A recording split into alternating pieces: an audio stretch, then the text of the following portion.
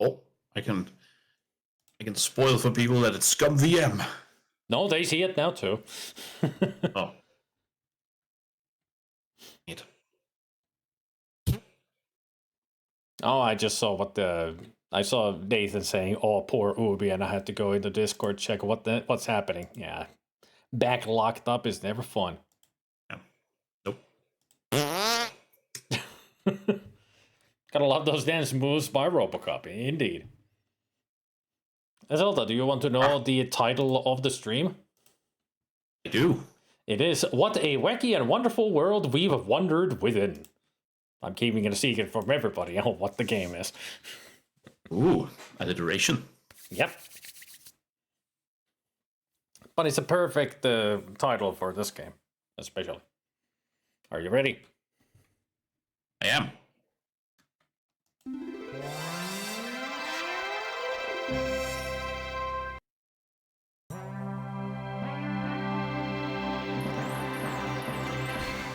Ooh, that's loud in my ears. Twice. The reason why I wanted Zelda to be here because he's told me he has never played these games. And here we are. An expert in Discworld, so you can tell me about the world of this game. Because you know the books. Ah. There was some interesting names there. Yeah, Eric Idle plays Rincewind. Yes, I've heard that. I've seen you play one of the games. Mm-hmm. I don't know if it was the first or the second one, though I do know I have a clip of you from the second one. And I think I might have seen some of the first as well. Well, we'll see. But I've never played them. There it goes. Look now upon the great Atuin, the world turtle, in a swimming second-hand set of dimensions. In an astral plane that was never meant to fly. Oh, it's that intro.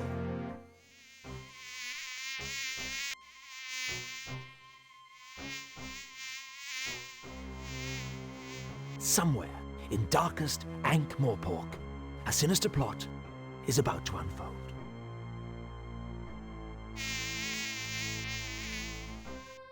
Dragon good, dragon good, dragon good, dragon good, dragon good, dragon good, dragon Dragon good. dragon good, dragon good, dragon good, dragon good, dragon good.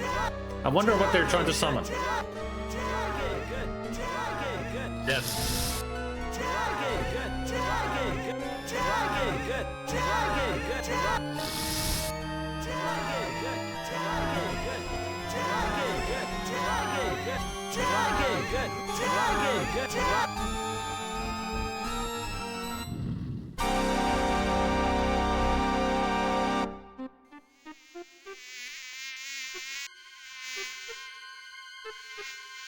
Hey, look. Speaking of, I'll see you again next week for my usual special.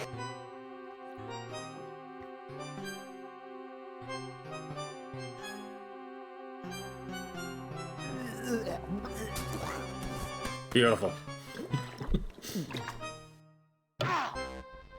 Hey, what's where you going? See you soon.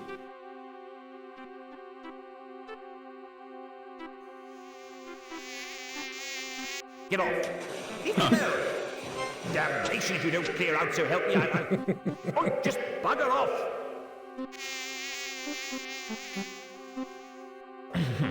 That's better. It's on nights like this I could just murder a good curry.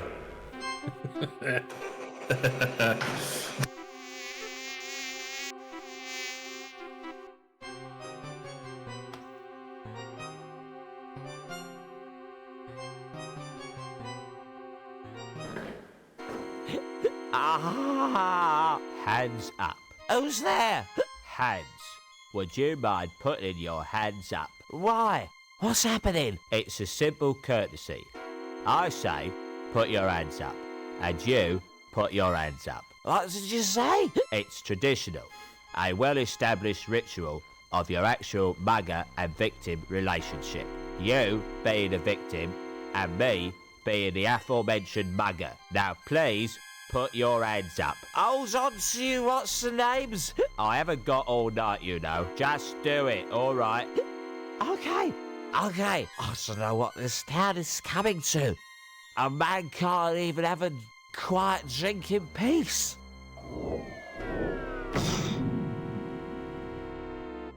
Now, that wasn't too hard, was it? Now, if you just...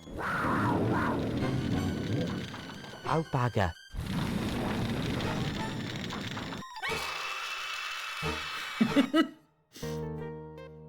Unseen University. The home of the greatest wizards on the Discworld. And one or two of the worst.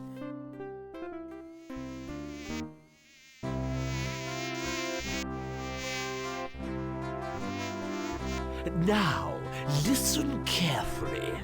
With all these rumors of a dragon... But sir, dragons don't exist. At least, not unless people believe in them. Quite. Nevertheless, with all these rumors of a dragon on the rampage, the wizards of Unseen University must fulfill their civic responsibility. We must seek out this dragon and destroy it. Yes, but how? Who? Leave the how up to me. As for the who, well, I know of the ideal person. Why don't you go and fetch Rincewind for me? Of all the people to choose.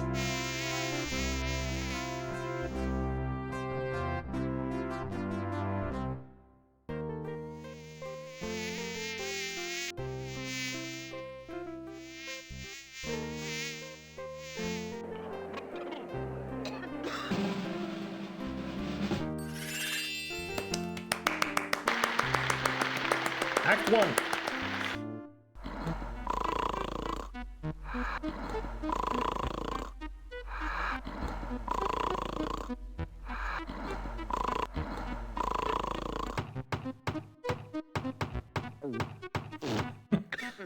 I think he swallowed the fly. Rincewind, wake up! The Arch-Chancellor wants to see you.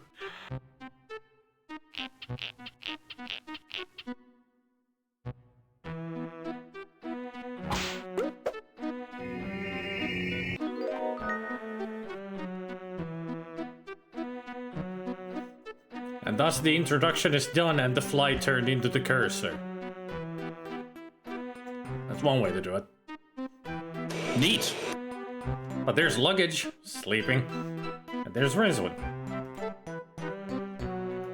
Who do you think you're poking? I'm a great wizard, I am. Turn you into a mindless, ugly toad. Gosh, it worked. Unseen. Gee, thanks. Thaumaturgy 101. Failed. Well, it's not little trinkets and paperwork that really count in life. I've got a really pointy hat. That's a start. And it's not really pointy when you look at it. I mean, if you look at it, it kind of ends up in a... I really must do some Question, heavy though. research into this bed. 8 or 9 solid hours should be sufficient. Does his hat have writing on it? No, we don't see a close-up of his head, I think. So... Oh. But In the books it says wizard with 2 Z's because he can't spell. Which is another level of joke because he's a bad wizard, he can't spell. Ah, of course, yeah. It's genius. I mean, it's like the introduction said that it's the greatest wizards with 1 or 2 of the worst, and there's one of them. Rincewind. Rincewind has been described by many as the magical equivalent of the number 0. Which is just the perfect description. Yes. A mysterious shape, a sinister shape, a shape fraught with shapeness. It must be a plot element. Otherwise, there'd be a better label. Nice fourth wall breaking.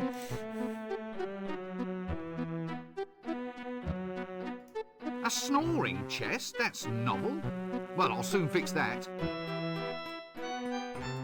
Nope! I can't shift it. This sodding thing hasn't got a doorknob.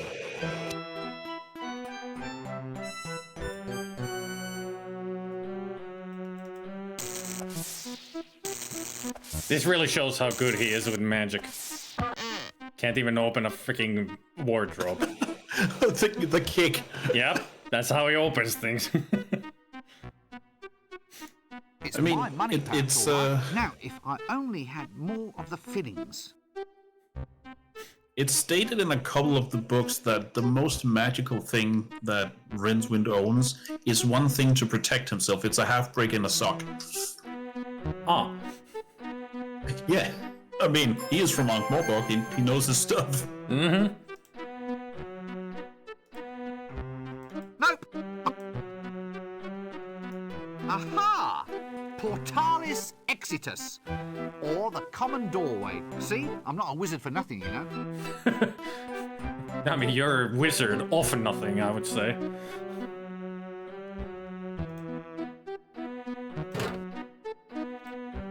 Also, given the intro with the mugger and the muggy, I think I know where the story is going. I mean, I'm sure you do, because this is definitely based on at least 2 of the books. Yeah, the one I have in mind is Gods with the dragons. Yes, well, art criticism was never a strong point of the University Trust. I wonder who's the Arch-Chancellor this time. Well, Because it's not Ridgely. I could tell that. well, you are going to see a lot of wizards soon, so... Well, Oh, sod it, I'm all lost now. That's what he says. Oh, If you Squidge. look, that's what you when you look at the room, like the doorway. That's what he says. Oh, sod it, I'm all lost now. How are you lost when you're just looking at a doorway? it's Rincewind. Yep.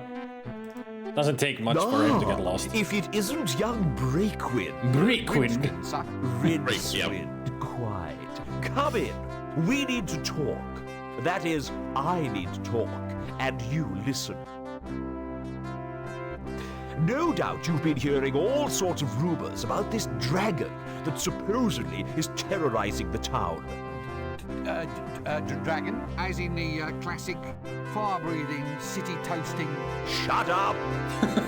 Yes, Shut up. pretty much. Scaly, vague, like shiny objects, that species of kidney. And what we need to do is to ensure that the unseen university is properly represented in the attempt to dispose of it. If some yokel simply slays the wretched thing without our help, the people will begin to ask just what wizards are for. Actually, sir, what are wizards for? Wizards are firmly behind big dinners, and if you want to keep on eating yours, you'll go and see about this dragon. Surely, sir, dragons don't logically exist. Shut up! Dragons exist if you believe in them, and the average man in the street does believe them, or at least believes in them enough to give us big rewards if they think we've gotten rid of the thing. Do you follow me? Shut up! Not interested in excuses. Too much sloppy thinking around here. Run down to the library and fetch me a copy of Featherwinkle's concise compendium of dragons' lairs. Once we've read that, we'll know how to track the scaly blighter down. You still here, standing around like something unhygienic? Do it now! Anybody think that the music is a bit too loud in the game? Not at all.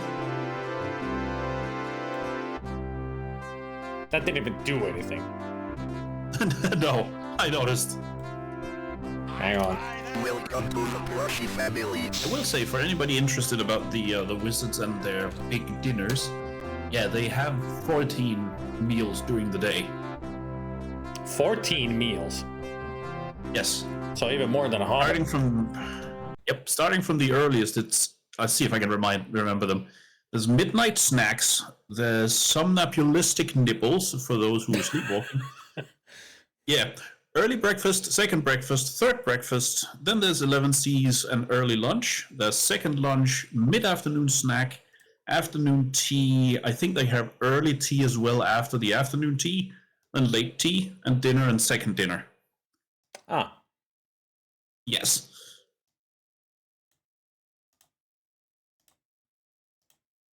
Oh, it's Ubi! Hey, Ubi, and thanks for the resub. That didn't fix anything. I went to the freaking settings in ScumVM itself and it didn't lower the music volume. I did something. Not much, but it's better. I just put the music to 0 in-game. See something different. You're a wizard. The music is still freaking loud. I've got a feeling that I should go back here, game options, and not use MT32. Instead, let's Probably try not. use your usual adlib. Yep. That should work just fine. I usually did use the adlib music, and it's fine enough. Oh.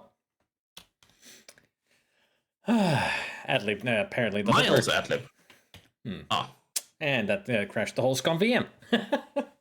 Oh, Apparently, the MT32 is really loud, Jokrask. And hello. Interested in the Switch 2? Kinda. I don't know if I'm gonna get one, like, when it comes out, just because I might still be looking for a job by then, but I am gonna get one, I think. It's a good handheld little thing. Like, for those of you who didn't read along, which is probably most of you, we had a planned power outage today. And during that time, I couldn't look for any jobs, naturally, because no power, no PC, no internet, all that stuff.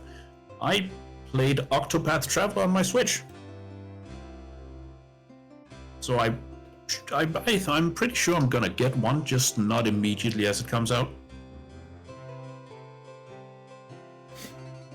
Now the music is much The better. only thing is, yeah, absolutely. The only thing about the Switch 2 is it has that one single connector in the middle for the controllers. Mm-hmm. Yeah, that's gonna be the biggest point of failure very quickly, because it's gonna snap. Yeah. You can just see it happening.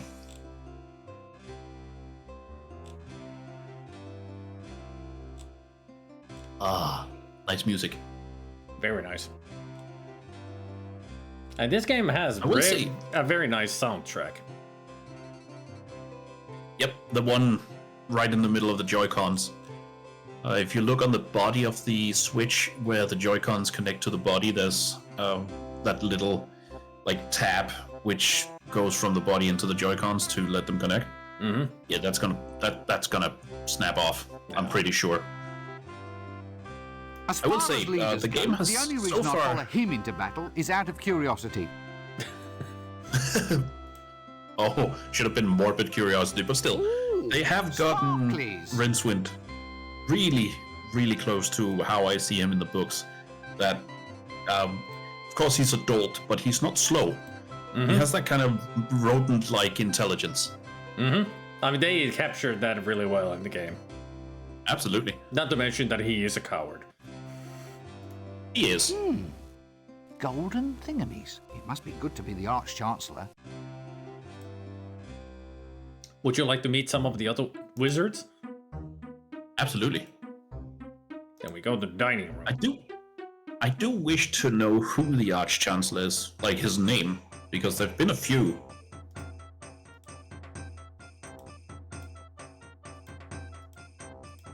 I'm sure you know this one.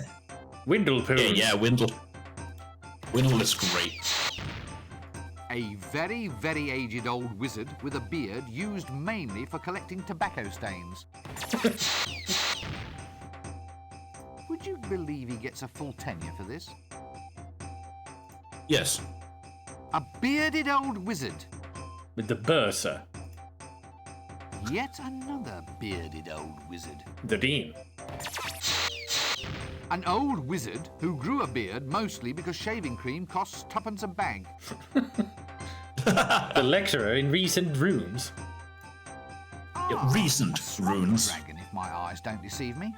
I thought these things were filled with explosive gas. Oh, right. They are. Oh, right. Let's see. Wildebeest baked in a poodle's eye sauce. Newt's liver pate with pickles and cream. Ex-senior wrangler legs in garlic butter. I do hope that door gives a clear run to the latrine. Please. Oh no. Stare. I'm rather shy. They killed off the senior wrangler. Oh no.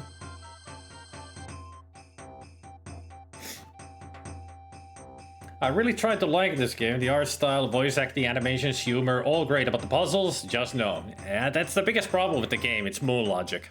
Like, it's 80% moon logic puzzles. But I know the game so well that I don't even need a walkthrough for this. I know the puzzles. It probably fits with the universe. Yeah. I mean, within the context of the fictional universe, it might actually not be moon logic. It might be perfectly reasonable. I got a feeling that Zelda might actually figure out some of the puzzles because he's read the books. He might understand the logic in the game. Or lack thereof. Oh, do you want to know something about some of the wizards? Oh, bye. Perfect timing. I mean, we're gonna go back to talk to them, but first I want to show you somebody else. Ooh. Because we're going to the library. See someone familiar? Yay. Librarian. Actually, on close examination, this would seem to be some sort of subtropical arboreal ape. A magical accident in the library. Yes, turned you the get an librarian explanation into in an David orangutan. Attenborough He style. has since resisted all efforts to turn him back, much preferring the handy long arms, the prehensile toes, and the right to scratch himself in public. With the camera around his neck and the glasses, I'm pretty sure that's Two Flower from the first two books. Ah, The disc's very first tourist. And then the quote is, tourist, Rincewind had decided, meant idiot.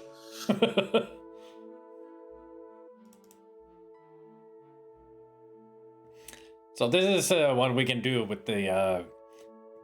These are all options in topics when you talk. Like this seems like it would be like hello, but that's actually goodbye. So this is like a normal conversation, wacky questions, ponderings, and whoever knows. And sometimes there's like the inventory items pop up here as well. Hello? Egat. You're not in charge here, are you? Oh, I see. Well, that explains the filing system. Look, I don't know if you're quite the person that I want to see. Yeah, well, it's hard to explain, really.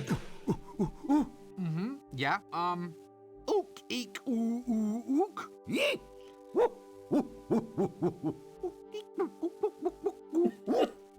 Well, this is wonderful. I never knew I could speak monkey. And Yep. That don't say that Did you word. get the number of that donkey cot? that's gonna be a running joke in this. He's an ape. And also that when he gets bonked on the head, yeah, did you get the number on the donkey cart? Yep. Hey, how about Joe? Yeah, I don't need Godspeed for this librarian. game. I love this game. The librarian is an ape, and that's another running joke in the books. Mm-hmm. And I think, if I remember correctly, there is actually one book where it's used as a plot device that they force somebody to say the word monkey just to beat him up.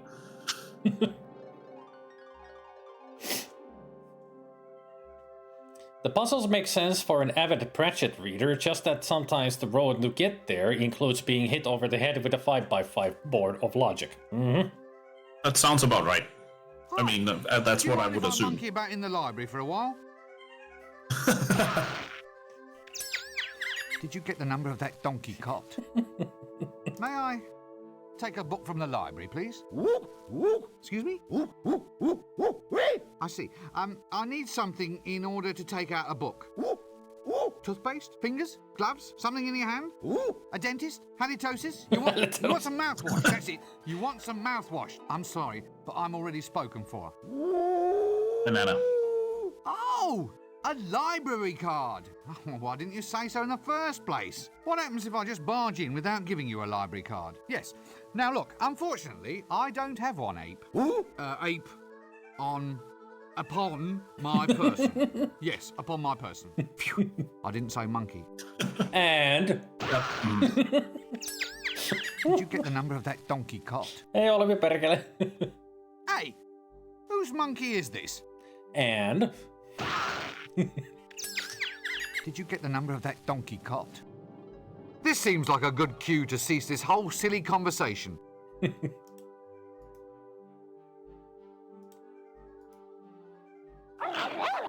Ah. Let's not press this curiosity thing too far then, shall we? No. Ah. Sex Magic, the book of the 32 unspeakable acts, with a compendium containing several speakable ones, and 6 more that everyone involved would rather forget about. No wonder it's on ice. yeah, that steam coming out of it because it's in an ice block. Yeah. Too hot to handle. Ratchet did have some good jokes about sex and that kind of thing. Especially in Masquerade, when Nanny Ogg makes her famous banana dessert, which is basically just meant to... It's an aphrodisiac, a very, very potent aphrodisiac. Yeah, the only one who doesn't react is Granny Weatherwax, and she's just... That's pure will that makes her not react. I wonder if we need to talk to the Chancellor again about this library card. There's You're something... still here. Run down to the library and fetch me a copy of Featherwinkle's concise compendium of Dragon's Lairs. Once we've read... Do it now!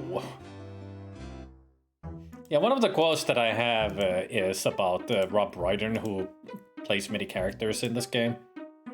Yeah, I've recognized his voice. Yeah, it's the quote of that I've seen him in many things or something like that. Like me brain dumb B. It was a great quote.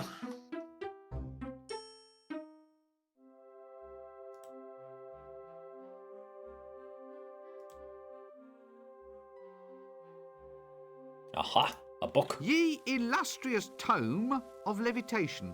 Oh yes, that's levitating, all right. There. Ah, there it is. I've seen him in many stuff. That's it. Oh dear, there's little pamphlets living in it. There's little pamphlets living in the bookshelf. Oh no.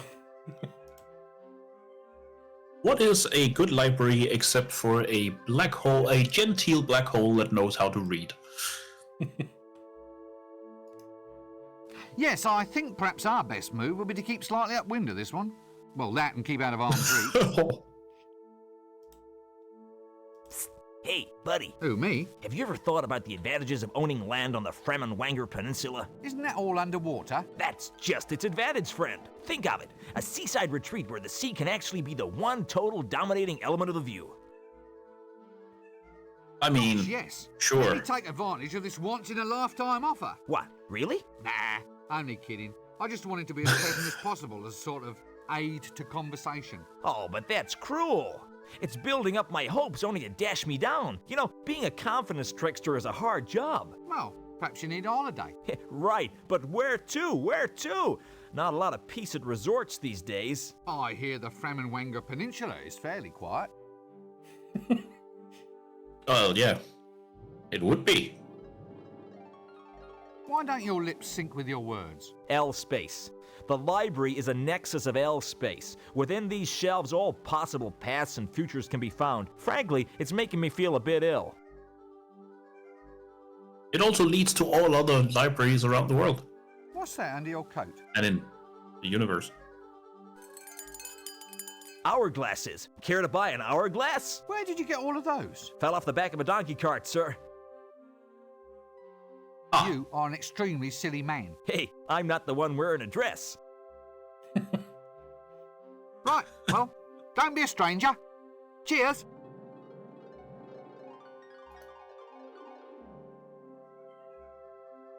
Reminds me of my old auntie's bedroom.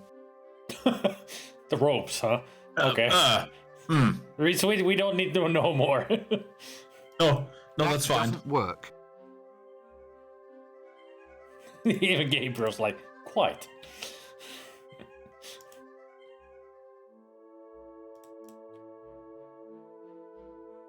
Hey there, old mollusk. What can you tell me about L-space?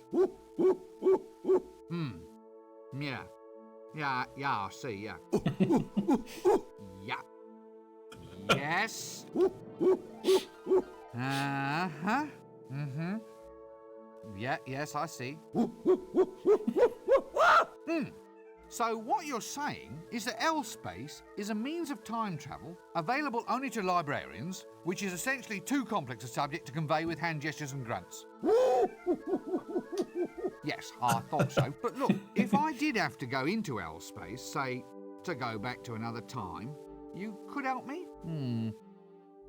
L-space is the distortion of space caused by big collections of books. Just picture some of those old second-hand bookshops, which look like they were designed by Isha on a bad day. They invariably have more staircases than stories, and rows of shelves that end in little doors, which are surely too small for humans to enter. This distortion of space has a similar inevitable effect on time. I like that they actually explain some of the lore of the world in the game. Yep. Hey, Clarabella. Hello, Spaghetti. Hello, everyone. Excuse me, my dear sir. Could you get me a tome called Featherwinkle's Concise Compendium of Dragon's Lairs? I see. Yes. Yes, I suppose so. Mm-hmm. Quite. Look, is there someone else here that I can speak to? Well, you know, someone who isn't a monkey. And Yeah. always. Get the number of that donkey cot. No, I'll come back and get a book later.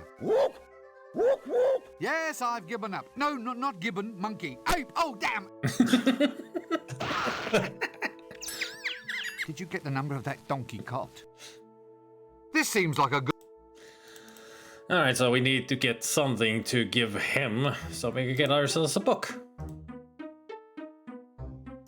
And also we need to somehow wake up our luggage.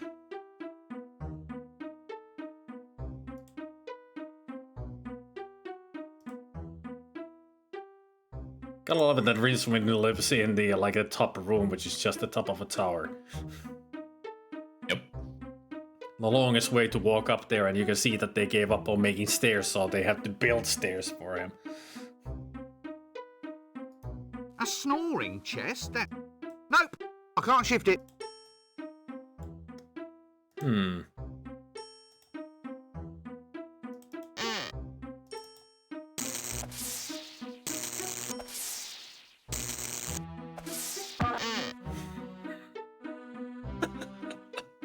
Oh, the kick.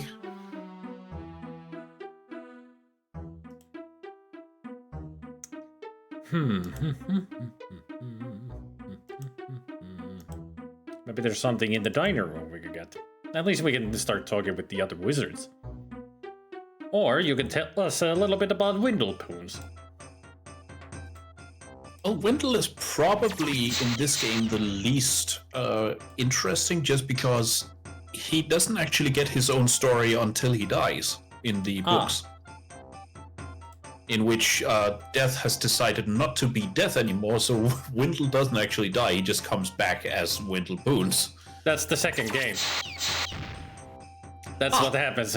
In the second game, Death decides not to be Death anymore. Windlepoons dies, but he doesn't die. So yeah. Yeah. The second game is exactly that. Nice. I will say the Bursa is probably my favorite out of those, just because I feel very greatly for the man. He is what's described as a neuro-war. He lives primarily on his nerves. Ah, His main function is to be yelled at by the, well, later Arch-Chancellor Mustrum Ridcully, who usually yells so loud that the Bursar has just given up on being a part of reality. So he just says weird stuff all the time because he's not present. ah. Yep, it's great. He's one of the funniest characters. He's got a great face too. So, you're the bursar. Absolutely. What does a bursar do exactly? Well, it's a very important job. Accounts, expenditure, occasional bouts of irrationality, the assessment of grants. Well, it sounds a bit, well, boring, doesn't it? That's the job's main attraction, my surgical sock. These tenures are for life. So, since wizards are naturally extremely long-lived, that means the only way to get promoted is to assassinate your superiors. They've been popping off like mayflies around here for some seasons. Sometimes we've got, wait for it, more wazards than wizards. They're in no danger from me. I never really thought about promotion. Wazards, you see? Ha ha! Oh well, Yeah. my post is safe though. Who wants to claw their way up to the top only to become an accountant in a silly hat? Mark my words, folding trouser press. Survival is all a matter of identifying your proper niche. Preferably a niche well removed from anything anyone else finds desirable. So you're the, The bursar. oh, thank heavens. I'd hate to have forgotten the name of someone useful. Oh, Look, you're the bursar, aren't you? That's right. I do the finances, books and things, and I'm quite totally insane, you know. Any calculations you need, I'm your giant frog. But that's just accounting. Surely to hold a I'm your major giant position in a frog. wizard's university, you must be able to perform magic. After all, that's what the place is all about. Magic is all very well, young sink disposal unit, but mathematics is the more powerful art. Oh, come on. You don't believe me? Very well, Mr. So-called scented furniture polish. Care to watch while I make your grant disappear? Right, well, No. don't be a stranger. Cheers. I will say, from the books, the thing that describes the Bursar the best is one of the books that they are at a party, and the only thing the Bursar says in that whole section of the book is, let's see if I can find the quote. There. "This is a lovely party," said the Bursar to a chair. "I wish I was here." You know, He's a great, I've always wanted to great read character. one of these. I have absolutely no desire to talk to that person at this time. The Dean is probably going to be interesting as well because he's, whenever he's described in the books, he's usually described as an unruly teenager. Like if some fad starts in the College of the Wizards, he's usually the one to jump on it first. Like when rock music becomes a thing in the disc, he starts wearing instead of his normal cowl, he starts wearing one with a leather vest and spikes on it. So look, as an aged wizard, I mean, you know, as someone who's climbed to the very depths, is there any advice you feel you might like to pass on? I mean, a few words of guidance, perhaps to one who hopes to follow in your pointy footsteps? Ah, yes. Well, young Fellow Wallpaper, well, I'd say that of all lessons in life, always learn to expect the unexpected. But if I That's Tony expect it, Robinson. then it isn't unexpected. Eh? Well, by definition, it can't be unexpected if it actually is expected. Quite right, my boy. Well spotted. In which case, my advice to you is to always It is Goblin. expect the expected. Yeah, Is that it clear? is. I expect so. Yeah, Rob I Brydon, think so. Tony Robinson. So, you're I saw faculty heads, Sean Pertwee the as well. giants of wizardry. This is Oh, it. John This Pertwee, is as good sorry. as life gets. Contemplating promotion? No, I'm contemplating a change of career. Good idea.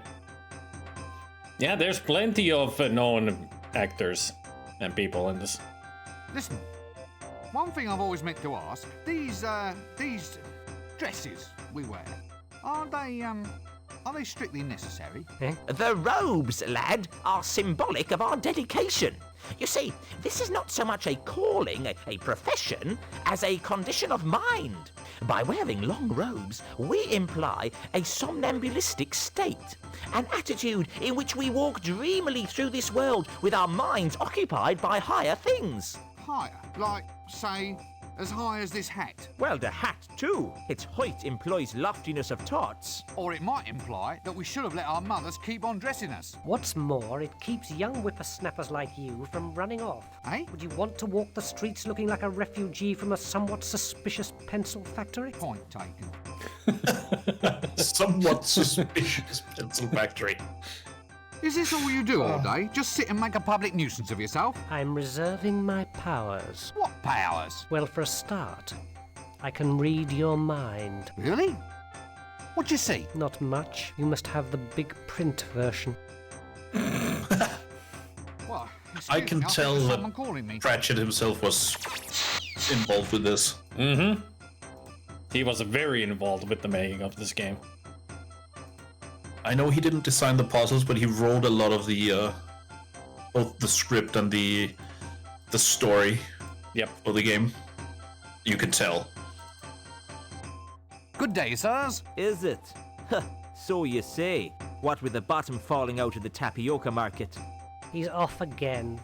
Past the dried frog pills. Laugh away, you old boy Valve. It's all this dragon business. That's what's doing it. Snatching tapioca out of the mouths of the deserving elderly. Dragons. Dragons in the town. A likely story. Swamp dragons, he means? No, a real dragon. Not one of those little marsh tiddlers. Poppycock, there's no such thing. Dragons only exist if you believe in them. I don't believe in them, they don't believe in me. So we're both happy. Well, if they don't believe in you, you shouldn't exist then, right?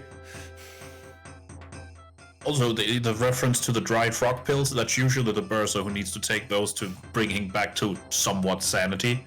Ah. At one point, the bursar spells his name as Dinwiddie, Dinwiddie, and says it's Dinwiddie with an O. Another busy day in the faculty, gentlemen? We are cogitating. I hope I heard that right, said Yeah, in a of course knowing they are. tone of voice, nudge, nudge. Cogitating, my Nudge, lad, nudge. is that process by which the wise make space inside their minds for more ideas. You make more space for ideas by sitting on your backside sipping a cup of milky tea. Hit him.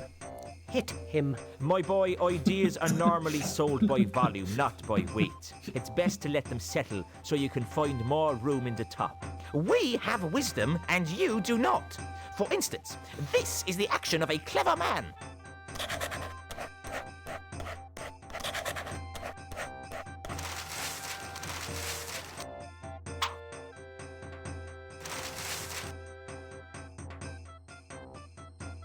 What's so clever about writing down the word monkey?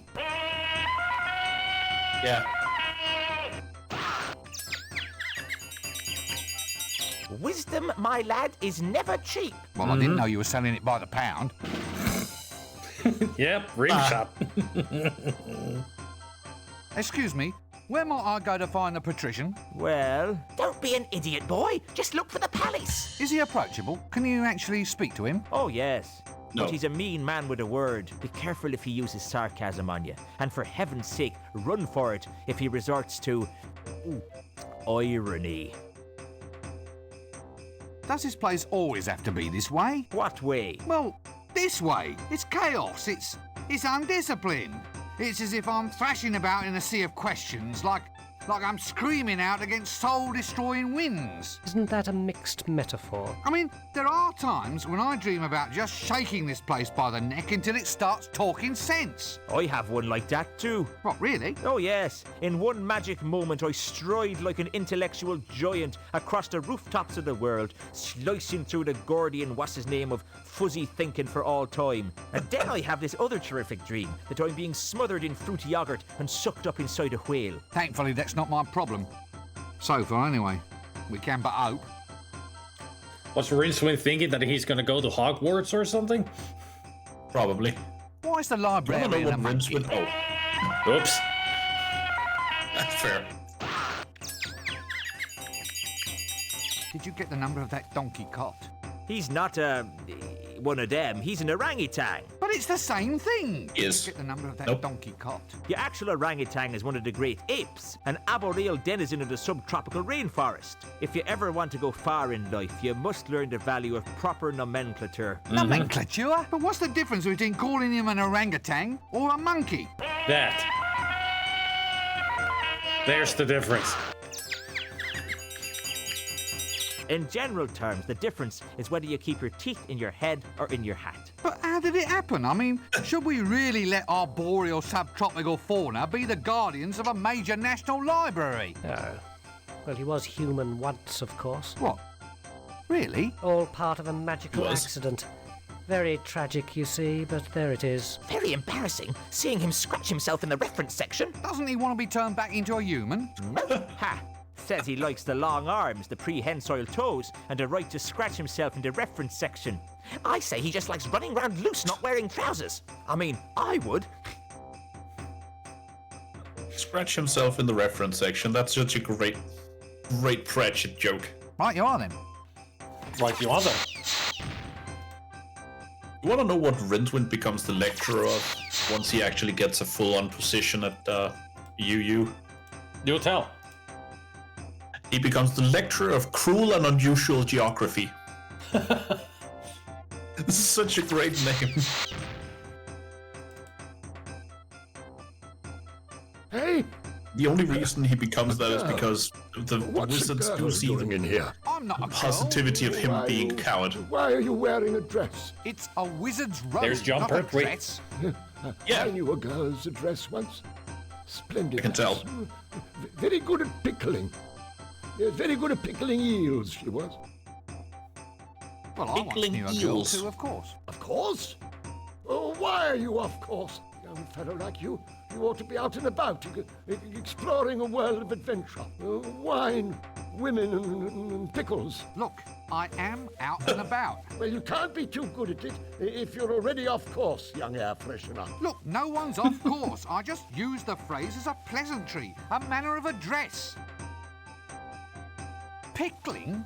Oh, how fascinating. Pickled? Who's pickled? No one's pickled. You started it. I don't even like pickles. What? Oh, they were wonderful pickles. How dare you cast aspersions on no, I've lost it. What were we talking about again? Pickles? What's pickled? What? What do you mean? Well, the eels were pickled, weren't they? What? Pickled elves? Damn their ears. I told them to lock that liquor cupboard. Go on, boy, get after them. No, pickles, not pickled. Pickles? Oh, try the kitchen. Get out. Stop wasting my time. So, what happened? Nothing. Nothing happened. That's just the point. Now young twerps like you think they can come in here, ravish our women and steal all our pickles. Steal? Now do I look like a thief? My stick. They all want my magic stick. So be off with you, you dastardly overcleaner. No, look. I don't want your wretched stick. So it's the pickles you're after then, is it? You devilish young trouser. Well, I'm on to you, you know. I'm on to you, you young bookcase. Now look, this is not the problem that I wanted to address. The names that he calls a freaking trouser and bookcase is like insults, huh? Look, I just It's want to find Windle. somebody who can talk a little sense. Sense? Perfumes? Oh, I'll not have it. No, sir, I won't. Dallying with womenfolk on the premises is against the rules. Otherwise, we'd all be doing it. You young bathrobe. I have you defrocked for this. Look, I haven't done a thing, honestly. What? Well, how can you be a man of the world if you've never sampled the finer things in life? Women, wizard staves, pickles. Well, if I go and do that, you said you'd defrock me. It won't do. It just won't do. Young tweezers like you coming in here and taking off their frocks, I won't stand for it. I will. This city is getting into a fine old pickle. Oh, please don't get started on the pickles again. Pickles? Don't eat pickles if you're wearing a dress. You'll stain the hem. Why are you wearing a dress? This seems like a good cue to cease this whole silly conversation. Yeah. Yeah, it's like talking to what was that awful AI on Amiga? Rancer? Or something?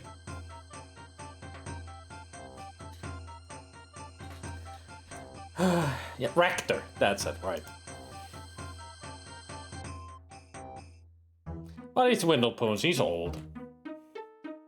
He is. The funny thing is, all of his senses, like his sense of vision and hearing, they actually come back once he dies. Because suddenly the body doesn't think of all the connections it has to make, it just uses them. Ah. Ah, so it was ice cream for dinner yesterday, eh? So many plates.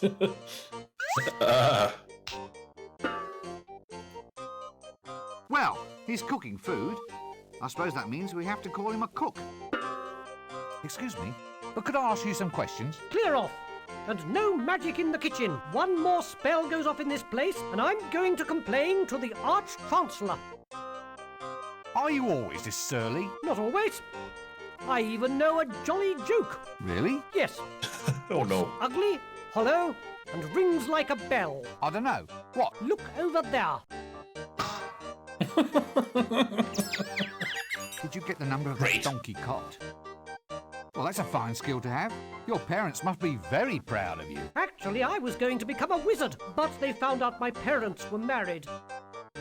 Huh? What? Ah, I don't know. that's a new one. Fascinating. Don't any of your pancakes get lost? What? From here? From my frying pan? You don't seem to realize the gravity of your accusation. 27 years I've been studying to be a cook's apprentice. I've got top marks for basic flipping left hand and right, and batter stirring, pan greasing, and pancake stacking. Oh, how many did you get for customer relations? 2%. Clear off. This is the worst Before you kitchen click- I've ever oh. seen. It Sorry. would be worse if there were That's worst. okay. What's worst? It's a what's name? A sausage. Worst sausage? No, What's if you name? want the worst sausage, try Dibblers. Oh, dear. Yeah. So it's to be puns, is it? Just watch the pancakes for a while. It's very soothing.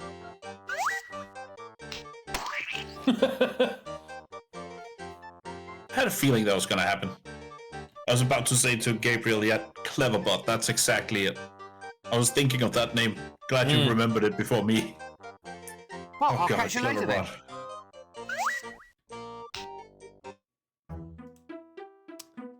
Are we gonna meet Dippler at some point? Yep. Cut me me on all through through Dippler. Dippler. He's a character in this and the second game. Actually, a big So character. sausages on a stick. Ah, an apprentice wizard with a bag. What's this then? Prunes? Finest quality? Extra dark old bowel buster? Yuck. Ah, Good grief. I thought the apprentices were all kept tied to stakes. How do you open a gate? I used the secret spell. All right then. How do I open a gate? Can't tell you. You're supposed to go and see the Arch-Chancellor. Oh, go on, just open the gate. Oh, it's more than my job's worth, mate. fair enough. So I think with the glasses there, I think that might be Pontus Dippins. Actually, it's been a while since I had a bath. Gonna jump in. You're right. That doesn't work. Damn it. Sorcerers growing to oppose theology, which includes marriage, and such as priesthood, opposes sorcery. I don't know. As far as I've heard Zelda say, that marriage shouldn't be a factor of you becoming a wizard at all. That's why even he went like, eh.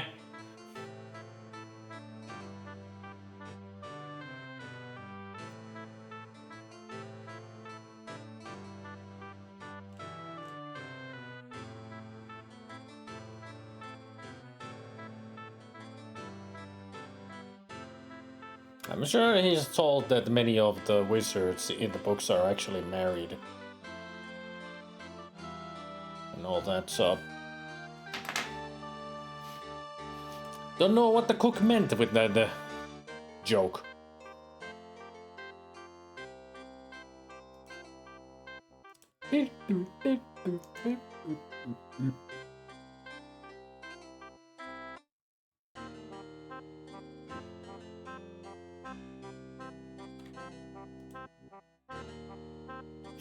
I'm actually trying to remember, how do I get my luggage?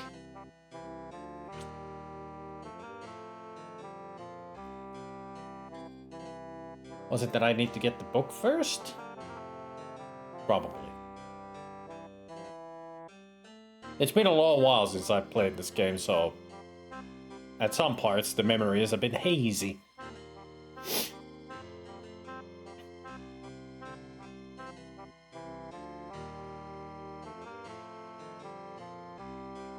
At least we get to see Rincewind's idle animations.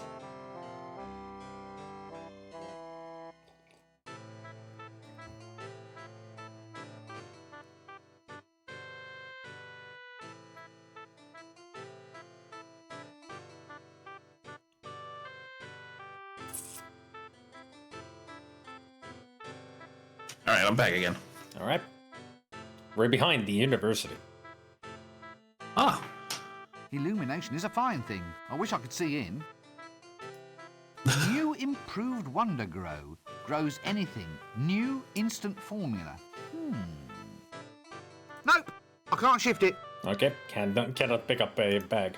Sod it! Another No. one of those doors without handles. Tradesman's entrance, I presume. I wonder what we traded him for. That doesn't work.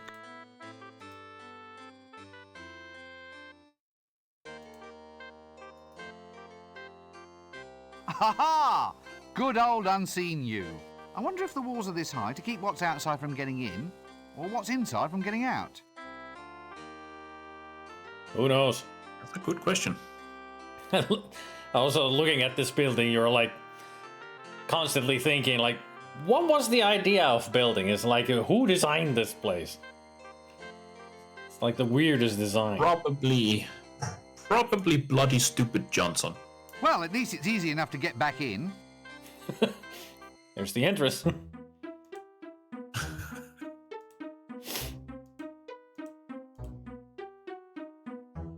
Ah, the closet. I missed it. I think this one leads to the Arch-Chancellor. Yeah. Ah, looks like a witch transportation device. One of the older It models, is. I presume.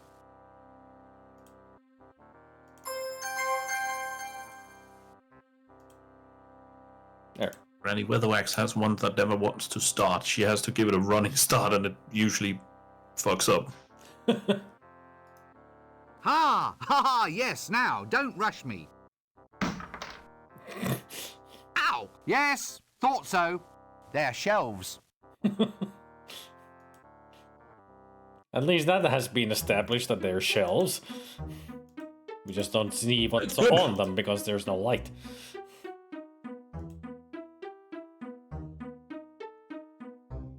Now let's get our good companion luggage to go with us.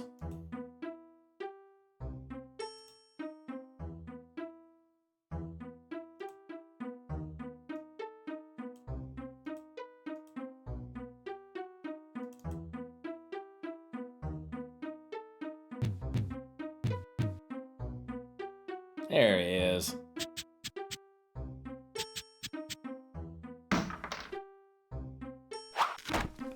Ain't he cute?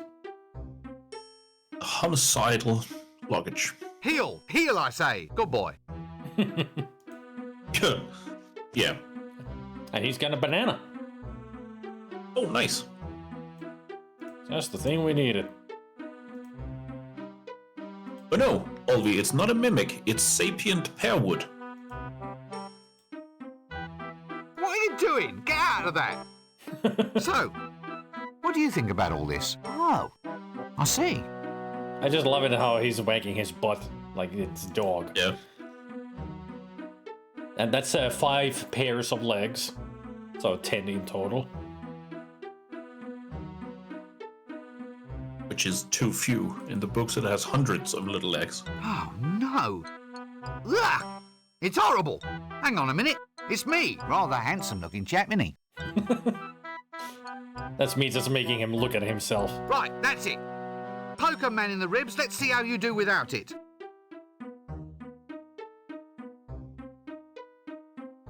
He took away my all right. You can have it back if you promise to use it wisely. he took away my cursor. Right, that's it. Yeah, he takes away my cursor. I can't do anything for a while. Poke it too many times. Right. You can have it back if you promise to use it wisely. That's a good joke. Yep. I mean, this game also has lots of good fourth wall breaking jokes like that.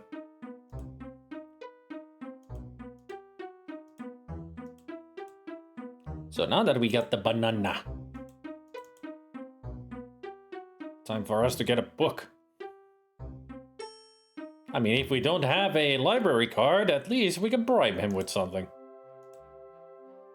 Yeah, that usually works.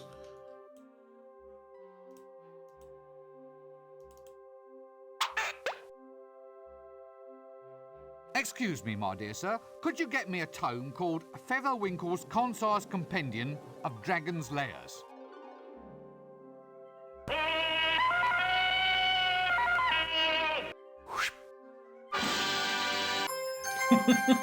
Ta-da!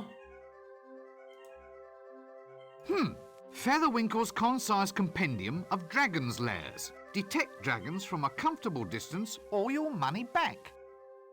The problem is not so much having the pouch as having the fillings.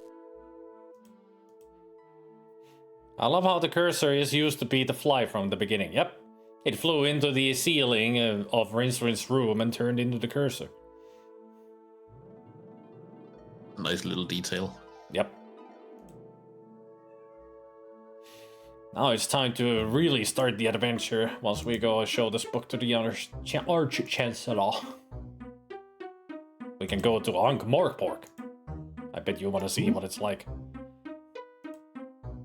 Probably not. It's supposed to be pretty disgusting.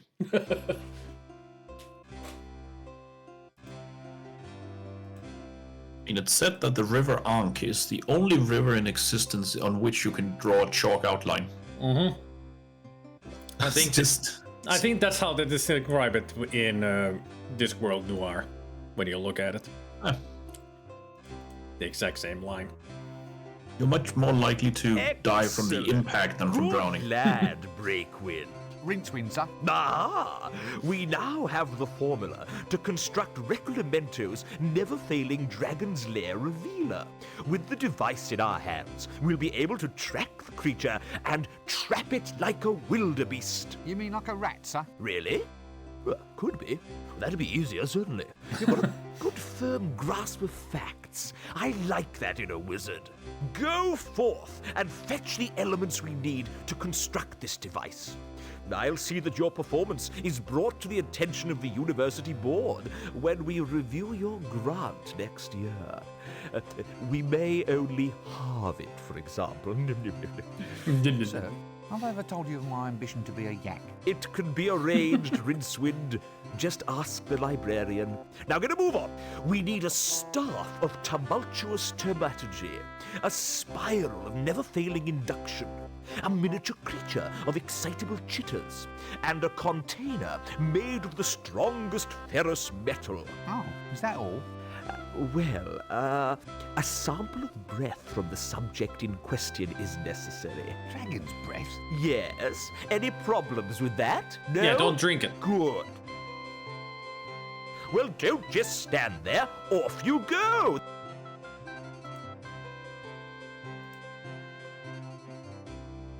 So I should do this.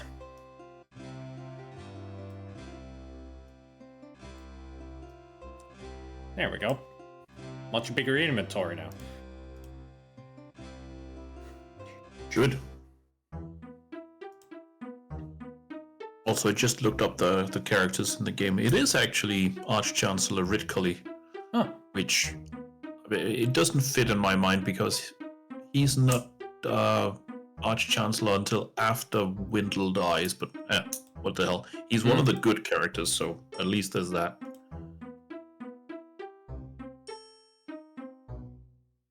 Come on, luggage. We got adventuring to do.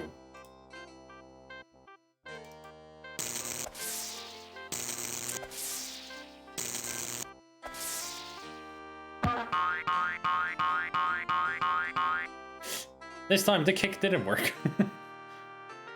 Oh, two big doors. How do you open the gate? They've changed the wasp names. The hand wriggles. It's a whole new spell. So show me the new spell. Can't. The spell's a secret. Nice weather. Since classes in wind whistling, rain making and lightning throwing are all scheduled for today, I think that's being a wee bit premature. Oh.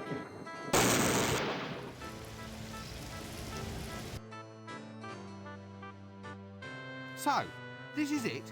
You just stand here all day getting a wage for eating prunes? Certainly. Someone's got to do it. It's a plum job. Ba-dum-ts. The hand wriggles, please. Yeah, right. Look, you just wiggle them like this.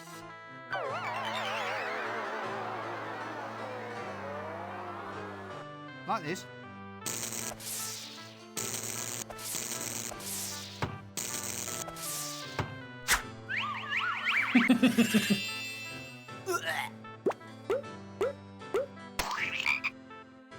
Yes, almost. Now try it like that. Like this. Right you are, son. Now, if you'll excuse me, I think I'd like a nice lie down. But what about the gate? Aren't you going to guard it? Oh, who gives a monkeys? At least it wasn't Rincewind this time. No. Did you get the number of that donkey cart? What's that you're eating then? Prunes. Just a little nourishment to tide me through till lunchtime. Can I have one before I go? Having one before you go is the whole point of prunes. And no, you I mean, can't. yeah. I mean, accurate. Well, I'll catch you later then. And now there's a frog. Another senior wrangler in the making.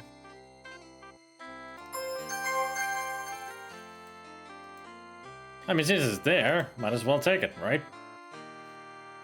Definite senior wrangler potential in this slippery little blighter.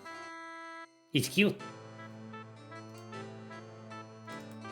I believe that's a reference to one of the books where most of the faculty had turned into frogs, if I remember correctly. Oh! Bisected by the river Ankh, the city of Ankh-Morpork is the oldest existing city on the Discworld. It is really two cities, proud Ankh, turnwise of the river, and pestilent Morpork on the Widdershin side. Although the pestilence is quite democratic and in fact covers most of the city, it is said that all roads lead to Ankh-Morpork. But this is in fact incorrect. The truth is that They lead all away. roads lead away from Ankh-Morpork. Yeah. Because nobody wants to stay. Yep. So there's the Unseen University. We got the palace. We got the square. Nice. Over here we have a park. Then there's the shades. We can go to an alley over here. There's the street.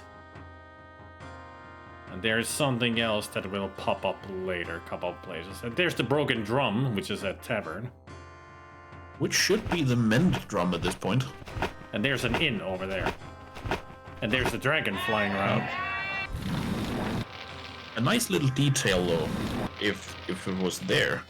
The round thing in the middle, right on the island, yeah, there, that should be the Temple of Small Gods. Ah. I think you go there in Discworld Noir. It is a prominent place, often described and discussed in the books, but never actually a big feature. Just something the characters always mention.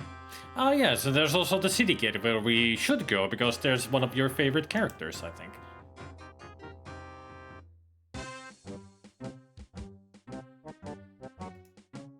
Oh dear. Yeah, You know, the that's Watchmen. possibly the closest I've ever seen anything come to being a human without actually being one. Must be Nobby then. You'll be the mandatory pink idiot youth with sword then. Sounds like Carrot. That's exactly And the the guy in the guard tower, that must be Sergeant Colin. He's usually the one with a Obviously bow. the commander of the guards. Always good to know the guards Yeah, are being look at the kept huge nice and safe. dwarf. Yeah, that's Carrot. That's he is. He even tells us that He is he's a huge dwarf. He is a dwarf. Evening all. Now, Nobby, do I book him See? now? Nobby. What for?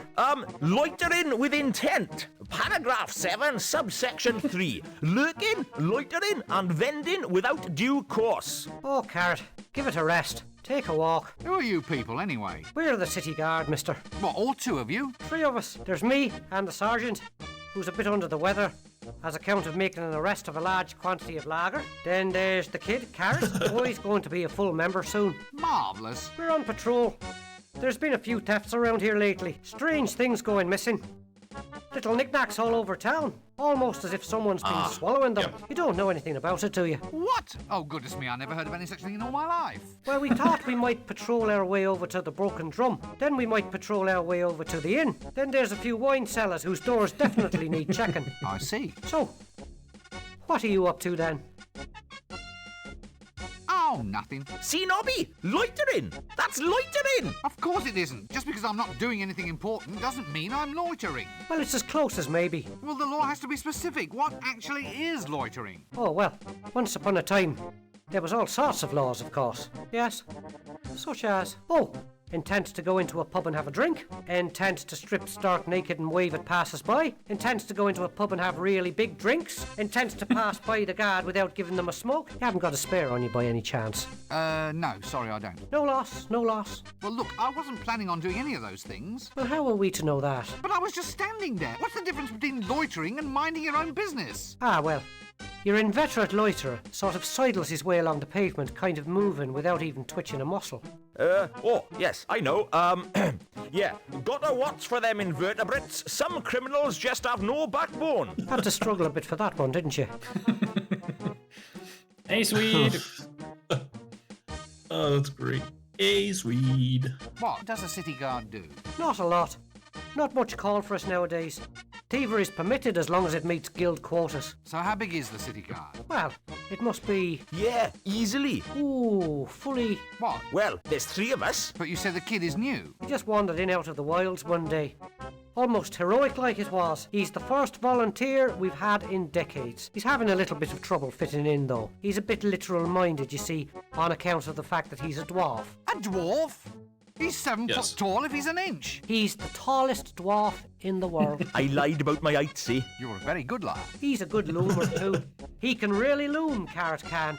Never known anyone for looming like Carrot. A tall dwarf. That's all right. He's growing out of it. Growing out of it. Look, It's I'm fun not in the gonna books stay when here. Carrot I'm starts having a talking very to the trying dwarves day. in Dwarfish. Exciting. They all Full of become action. flustered. Yes, I suppose so. Well, that's disturbing the peace then. Okay, these are your rights. You have the right to remain silent. You have the right not to remain silent, but to say, please do not do that again. You have the right to say, yes, all right, it was me what done it. No, not the fingers. Carrot? No. What? No, Carrot. We are not going to arrest him. But Nobby, he just admitted. But we're turning a blind ear. Well, I'll just move along then, shall I? Fine.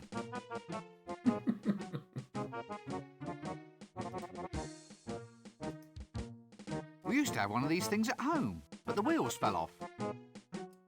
What? But the wheels fell off.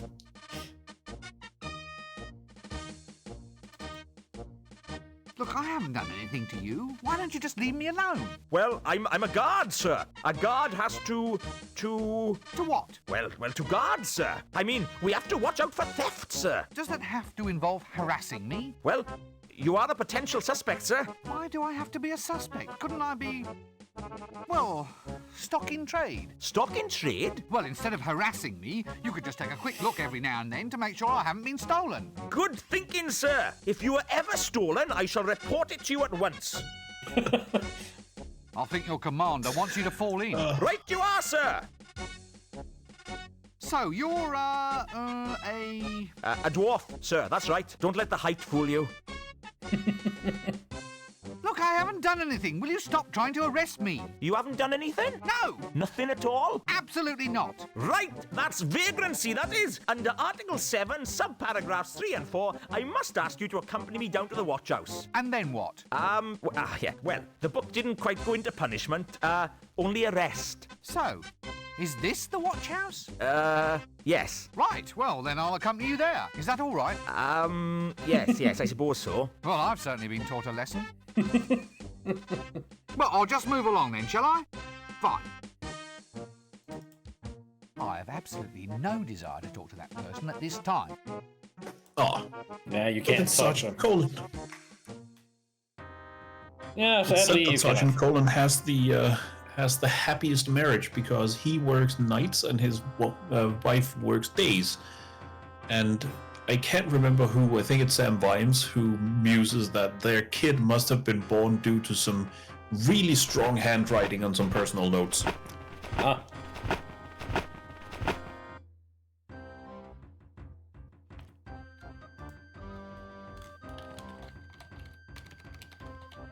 Square.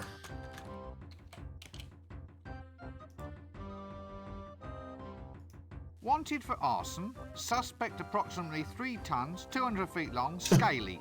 Wanted dead. Definitely dead. Reasonable reward. Counterwise wine tasting at Bear Huggers Wineries. Please bring bucket to winery the day before you arrive. Lost. Small dog. Answers to the name of Gaspode. Talks too much. If found, keep. Fuck you. Oh, it's Gaspode the Wonder Dog. There's some old timers here. And there he is. The Nibbler. I'm sure I've seen him round the place before. I wonder if he was the one who tried to sell me shares in that left-handed shoelace factory. Probably. That Most sounds likely. like Dippler. Yep. The art of signposting is apparently long, long dead. And what do you think this is? It's a person's head hidden with a hammer. What do you think this place is? Probably a barber's. What's this then? Psychiatricist? A psychiatricist. Yep. Dragon detector, sir?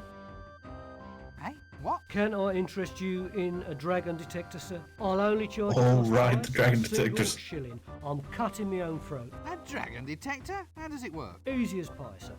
This rod has a piece of wood tied to the end. When you get close to a dragon, the wood turns to ash. How close?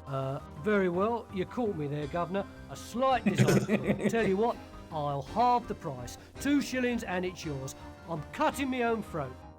He said 1 shilling at first, and now he halves it into 2 shillings. Yep. Oh no, let me guess. The lovable street merchant. Cut me own throat, Dibbler, at your service, sir. Care Yeah. to buy a dragon breath proof vest, sir? Is it guaranteed? It's never been destroyed by dragon's breath yet, sir. Not necessarily a Exactly. strong recommendation, though, is it? I mean, it's never been engulfed by lava or trampled by penguins either. There you are, sir. 3 guarantees for the price of 1. No, thank you. Well, how's about dragon pinwheels, sir? Cloisson pins, flags, or we have dragon repellent. Only 1 shilling gets you a bottle. Tell you what, sir, I shouldn't be doing this. I'm cutting my own throat. Money back guarantee. You get your full cash back if, in fact, the dragon eats you. Personal application only, of course. Not today, thank you. Not tomorrow either. What's that smell? It's like roasting loincloths. Sausage in a bun, sir. Wholesome and nutritious. I'll tell you what, I'll sell 3 for the price of 1. A single penny. I'm cutting my own throat. Nah, thank you. What, you don't want hot dogs? Care to buy? No. But you never even heard my pitch. I thought I'd save time. We can go back and try it from the top if you'd like, sir. Care to buy? No. But you never even heard my I thought I'd say... We Well, excuse me, I think there's That's someone great. calling me. Yeah, that's a good one. Just immediately, nope.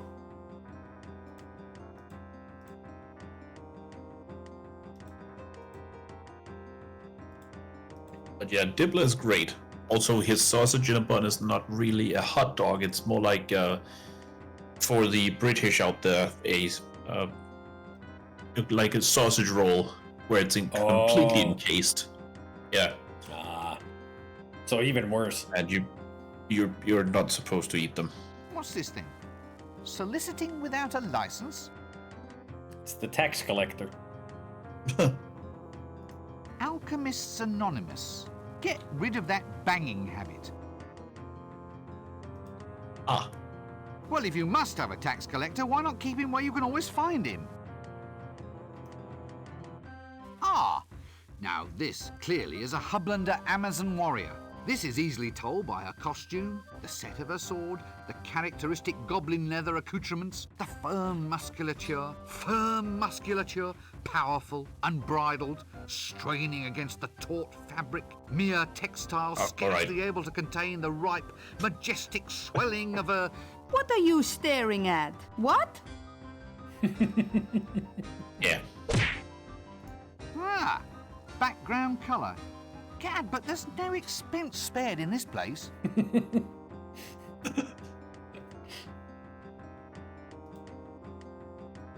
I wonder what he says about the old men. Aha! Crocus gittus, or the common old garden boring old codger. Is he one? One what? One of them, you know. What? With a whip? Yes, yes. He's one of them. Probably. He's wearing a hat. Well, I'm not standing for it. Young man, are you one of them?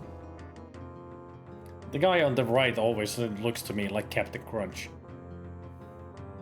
It does. Look, I'm not exactly sure what you... Yes or no? Oh, all right. Yes, then. Oh, funny. He doesn't walk like one. It's hard to tell in that dress. Ah, I think I can see how this is going. It's a case of humorous misunderstanding, yes? Sorry? What's that? I'm not going to fall for it. I shouldn't think so, in that dress. You see, you're just taking perfectly ordinary remarks and trying to make some kind of joke out of them. Oh, come on. There's not much to laugh at in our job. I can see that. We need a bit of fun. This might not be much, but it's better than being up to your knees in blood. What are your jobs? Oh, we're heroes, mate. You? That make me laugh. You just said we didn't. I mean, you? Killing dragons? Oh, we've killed dozens of them in our day. And if you think you're a hero too, you'll want to find the dragon. So off you go. No point wasting any time. You didn't see me wasting any time when I took out the dreaded Temple of Offler. Well, we are actually going to go to the Temple of Offler. Ooh, the crocodile god. Mm-hmm. One of them? Well, it depends who's asking. Who? Why, it's us, the rootinest, tootinest, shootinest. Hats and whips. And gold. Inside temples. What? Missionaries? No, the other ones. Nasty natives with spiders and snakes. Ugh, yuck. So you mark my words. Look, I think you should probably all just start again. You listen up, young fellow. We're all legendary heroes here. Legendary heroes. So keep your ears open and you might learn a thing or two. Incidentally, on a point of detail, we only root and shoot. We never toot. Well, hardly ever. Well, you never tooted because you learned how to shoot with a bow and arrow, but you never tooted because you didn't get a horn. Haven't you seen Colchester? Yes. Do we meet Cohen the Barbarian? Also known as Genghis Cohen? No, but I think we hear about him, and there are some barbarians in the inn, if I remember correctly. That they try to arm wrestle you. He's often said to be, he's like 80 years old or something. And the reason he's so fearsome is because he is so old. Because you should always fear an old man in a young man's profession. Because he's clearly lived long enough to not have died, so he must know something.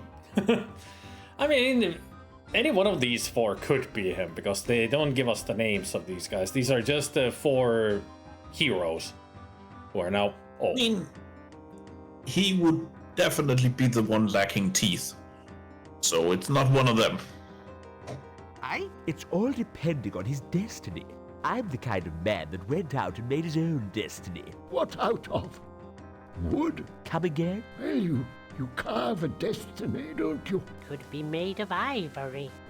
Can't get the elephants these days. How's about iron? Then you could These forge days. a mighty destiny. Too heavy. It has to be wood. What? There we are, young man. Your destiny should be made of wood. Don't go to the desert, though. It'll get termites, and then you'll have a holy destiny. Had to struggle a bit for that one, sorry. Bait him, Tish. Yep. Most certainly not. I've never been one of them. He doesn't look like one of them. He's wearing a dress. It's the best way to tell. Did you get the joke already? Or what they think Yes. Rincewind is? Ah, well, if you'll just Yes. excuse me, I think I hear destiny calling. The wooden destiny. Possibly the holy destiny. Shut up, sit down, no Ooh, a talking. troll. If you're mad, you don't want to run around infecting everybody else. So, this world you cannot stand. Tell me how it makes you feel. Ah, yes. Yes, I see. A case of latent aggression, no doubt. Now, I want you to relax. I wonder who it is. And tell me about your innermost feelings. When I say the word in question. That's it, that's it. Now, here we go. Monkey.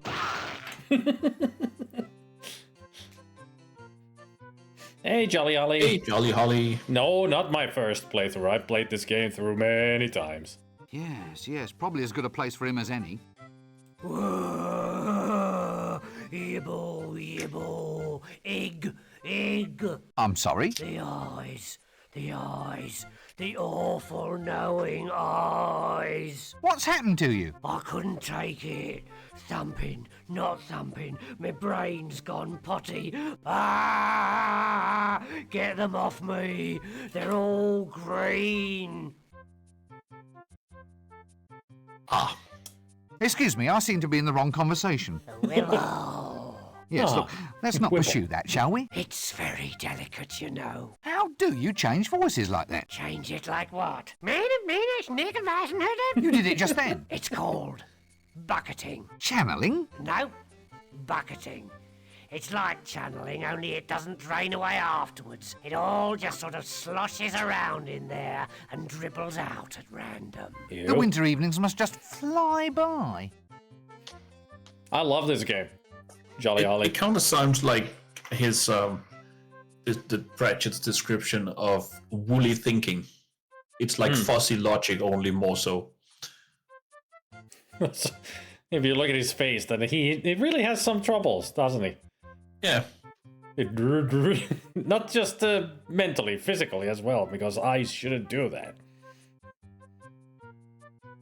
You he's a wouldn't be a troll. He can do what loony he by wants. any chance, would you? My dear sir, I'm shocked, nay, hurt at the insinuation. Eh? I am a victim of circumstance, nothing more. That and the fact that he's barking mad. Now, look, the young, the dark, the crab-wise. Oh, no. We're off to see the wizard, the wonderful wizard of Ankmore Park. Great. You know, his reference to "you're not a loony, are you?" I think that's a Monty Python reference. Could be. They specifically, Eric Idle has a sketch in Monty Python that's "Spot the Loony." Mm-hmm. I think that might be the reference.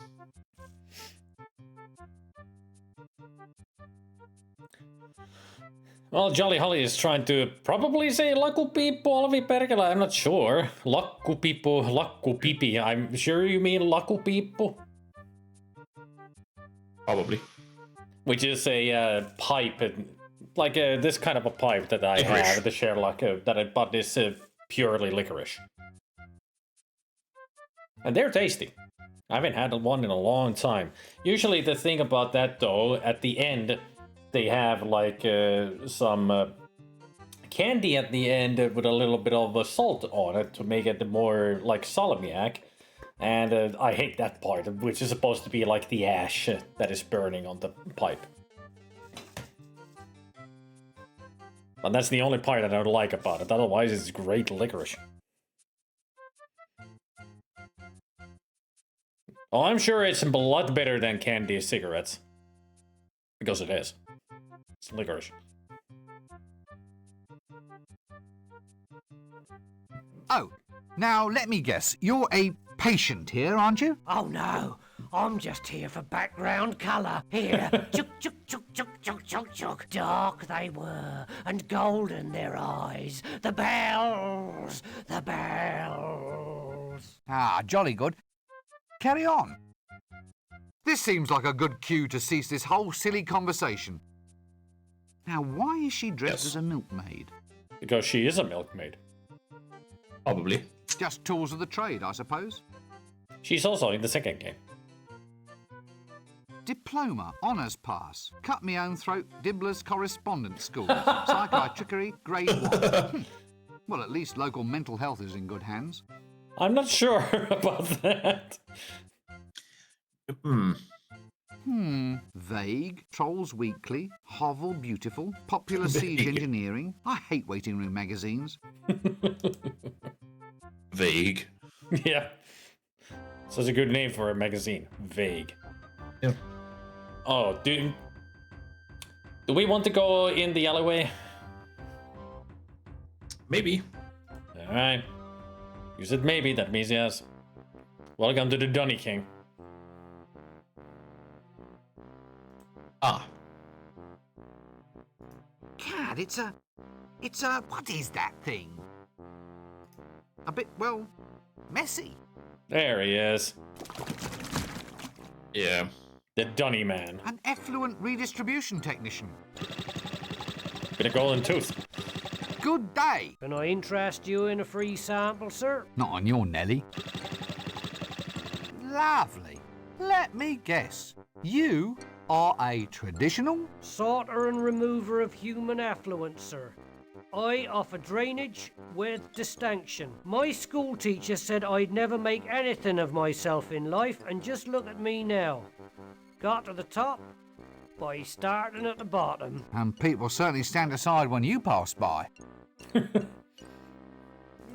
What's that smell? I mean, I guess they honey would. pots, sir. Honey pots? That doesn't smell like honey. Well, actually, that's a metaphor, sir. What's a metaphor? Well, in this case, sir, it's for covering up some unpleasant aspects of life what don't normally make for polite conversation. For instance, if I say, "Here, sir, may I interest your son in an apprenticeship as a collector of honey buckets?" you might stop and listen. Whereas, if I asked you if you minded if your son helped me with collecting crap... Yeah, well, quite. So, you're a sewerage collection man, is that it? Well, we in the industry prefer the term... effluent redistribution technician. Quite. Look, all joking apart, what in Offler's name is this thing? That, sir, that is your actual patented sewerage purification plant. Self-powered elastic belt propulsion. This thing heralds in a whole new age, sir. The mind truly boggles. So, it purifies sewerage, does it? That's right, sir. Meaning it takes raw sewerage and then produces... Well, pure sewerage, sir. The essence, as it were. I see. Jolly good. I suppose I'll just leave you to it. Always here whenever you need me, sir. Right you are, then. The only question is, so what do you do with the pure sewage? Where does it go? Who needs it? Why is it? Why do you do this?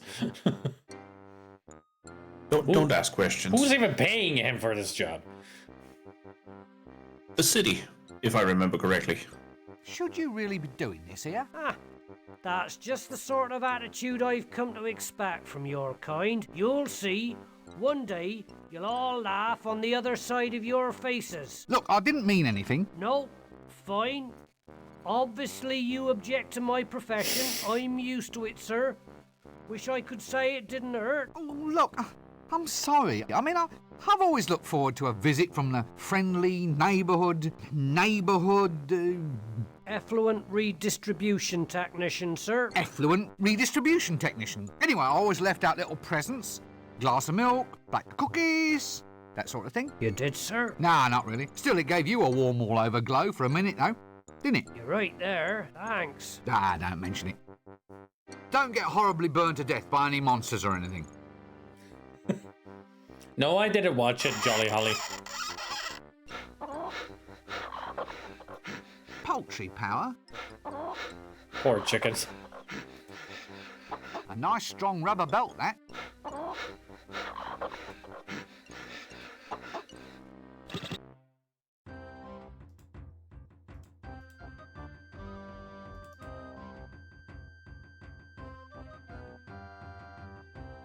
Care to buy a money pouch, sir? Very good nick, cost you 1 shilling. No, I already have a money pouch, thank you. Are you sure? Stolen! The damn thing's been stolen! Good thing I was at hand with a replacement then, innit, sir? Wait a minute. This looks exactly like my money pouch. You see, sir? You'll hardly even know your old pouch has gone. I mean- Better service for you. Now Street look. urchin. Did you just steal this? Don't look at me, sir. I'm just a lovable street urchin, I am. Urchin? Yeah, you know, one of them hard things that lives on seaside rocks. The ones that end in points. It's a starfish, isn't it? Is it? All right, sir. I'm a lovable street starfish, then. Sounds a bit fishy to me. I'm just keen to get you to shell out, Gov. Stop it with the puns. Like a second pouch, sir, just as a reserve, so to speak, in case the worst should happen. Look, if it's not too much to ask, how did you do that? What?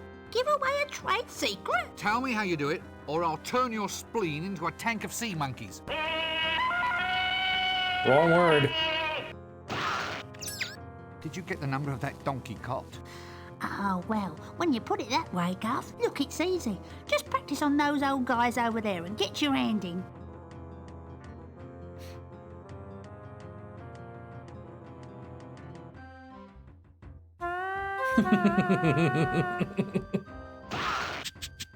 He used the hand purse, pink one as well.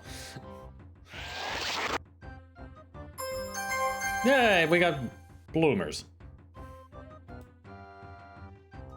Gee, great. Small bloomers. About my size, actually.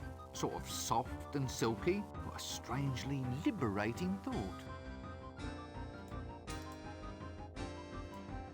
Heroes, everybody. Wearing silky, smooth bloomers.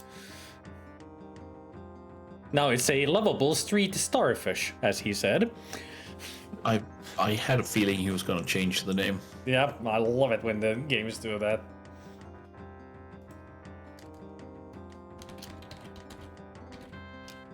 Starfish.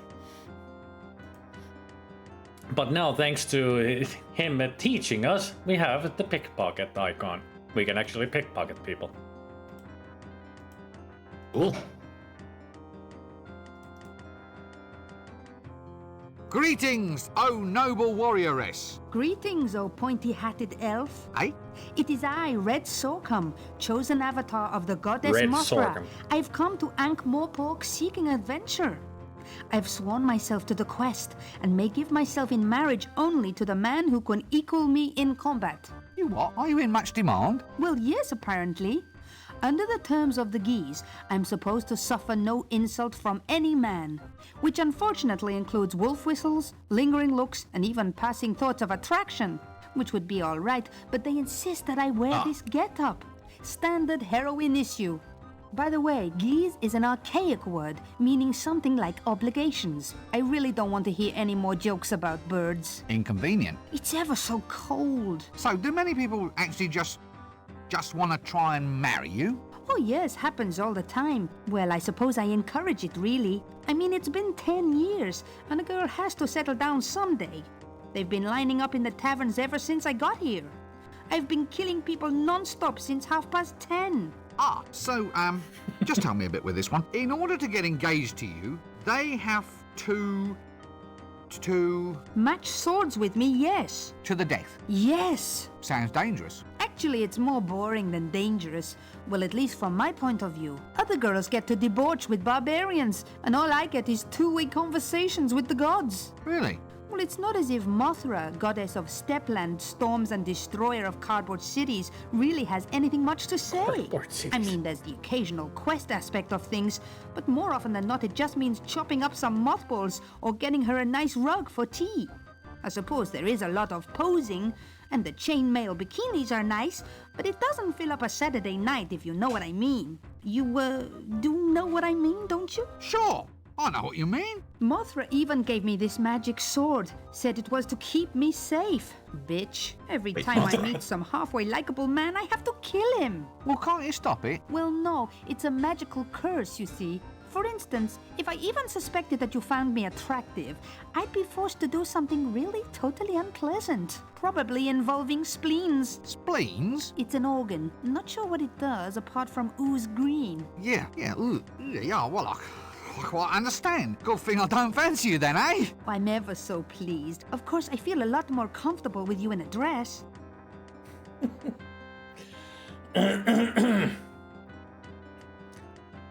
Goddess Mothra, the destroyer of cardboard cities. I wonder what that's referencing. It was a good reference. And also her name being Red Sorghum, and the way she speaks, it's definitely the Bridget Nielsen Red Sonja.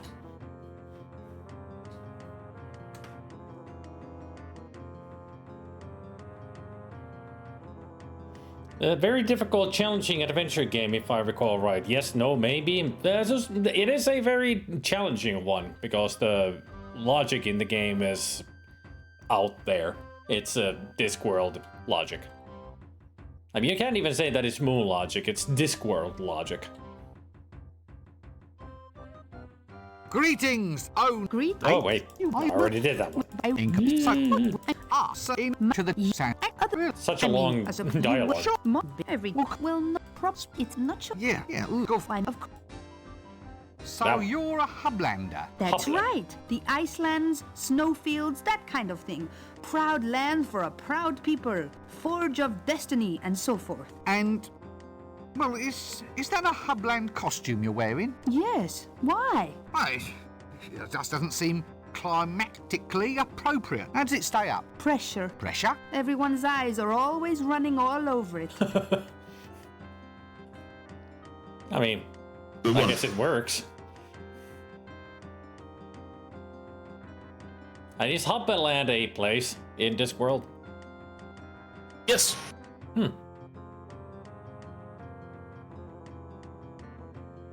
So where are you from? The Hublands. Hublands? At the middle of the disc. It's where all the barbarians live, but you don't see many of them about. They're all too shy. Shy? Shy hordes? Well, they get bad press, you see. Well, only because they crash civilizations, burn cities, and have a thing for the lamentations of women. They're just enthusiastic. They're Conan. Boyish high spirits. Oh, I see. All that nailing people to doors and setting fire to them is just a way of letting off steam, yes? Yes, they don't mean anything by it. It's just their way of saying hi. A brutal way of saying hi. Are you looking at me lustfully? Me? Madam, after a day like this? Not a chance. Oh, well, that's all right. It's just that if No. you were looking at me in a lustful manner, as it were, then under Article 5 of the Warrior Maiden of Mothra's Code, I'd have to chop you up into little bits. Good thing I'm not gawping at you then. I'll say. So you mean you really don't find me attractive at all? What? Attractive? Nah. I don't care a monkeys. And there he says it. Yeah, there we are. Did you get the number of that donkey cot? Well, goodbye. It's a frame-up. Pardon? They can't do this to me. I'm the tax collector. That explains it then. This isn't funny. I can't believe this. Maybe you should take stock of your situation. Now listen. Too bad. Now your reputation has gone to rack and ruin. Still, I suppose it's torture a lesson. Torture, get it? Not a good pun, but then, what is? Everyone's a comedian. Except you, mister. Help! What? You're the tax collector, aren't you? What are you doing in there? Begging without a permit. I asked some old codger for money, and he blew the whistle on me. Next thing you know, they got me in here. This is harassment in the course of duty, I'll tell you. Let me out of here! They can't do this to me. I'm the tax collector. Has someone collared your market? Watch it. Must be what they call a tax squeeze, innit? Oof, now do I think I'm up? Very funny. I'll remember you, pencilhead. I've a perfect thingy. Begins with M. You know, I never forget. Yes, yes. Get what? Faces. My business relies on my memory for faces. They must be your stock in trade.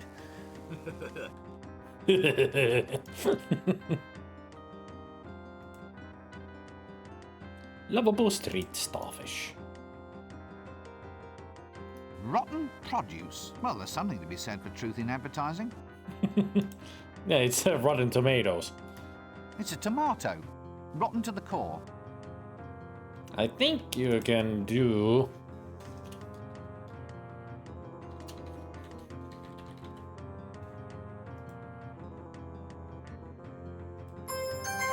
There. And then we got a Rotten Tomato.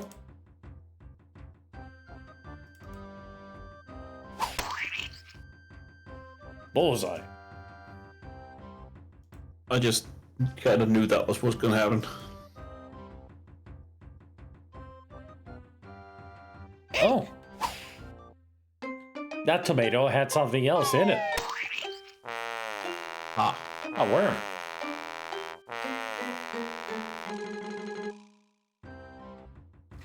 Actually, it's more like a grub than a worm.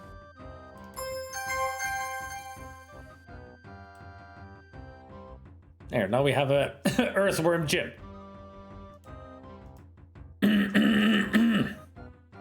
Excuse me. I don't think there's anything else that we can do here right now. So, where should we go next? How about the inn? All right.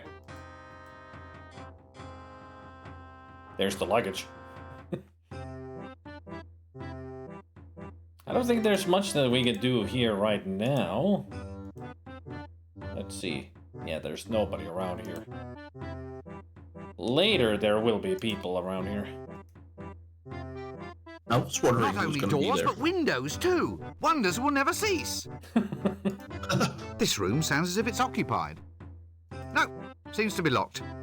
Well, either that or it's just pretty wallpaper.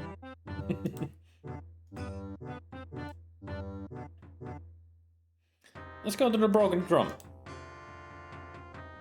Good idea. Nice drum. Pity that it's broken, though. Yeah, well, that's why it's called the broken drum. Ah, well, bouncing, being an active, happy sort of motion, obviously implies a playful nature. I hope he's going to be friendly to me. Not that It's kind of detritus. Not that kind of bouncing there, Rincewind. No. Greetings. Hello. Are you, it begins with a T, a troublemaker? No? No, why do you ask? Oh, well, I bored, see? That's the downside of being a bouncer. You have to wait minutes sometimes for a decent fight. It's too quiet, standing here with nothing to do. It gets so boring sometimes. I hit my own head for just something to do. I mean, unless someone actually asks you to thump them, there's nothing to do except wait. You're paid for this? Yeah, I just begins with a T. Thump people. What? At random? Ooh, I don't use no complicated stuff like at random. No, I just thump people what cause trouble in the bar, in the bar. Sounds like a better idea. Saves wear and tear on the knuckles. Only thing is the boredom. It's almost as if I hear people asking to be thumped. I might change my job to just thumping anybody who comes by. Do you think that's taking things too far? Well, it's quite a jump. Yeah. Man, he said jump, not thump. When you say that, I thought you say thump. Sorry, it's one of them mistaken identity things. Is your head all right? Yes, that's what it is. did you get the number of that donkey cart? Didn't hit you too hard, did I? Yeah, thank you, Mother. Oh, I'm fine. It's just a little lump. I thought you said dump.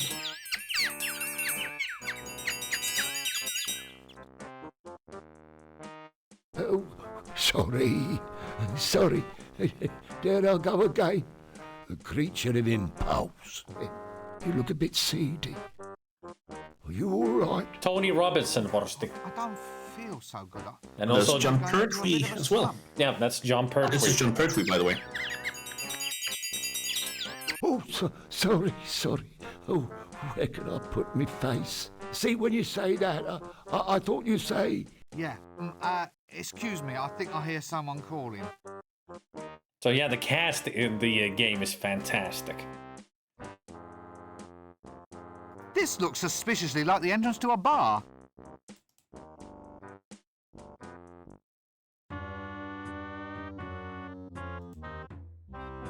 There's the Hublanders, the barbarians.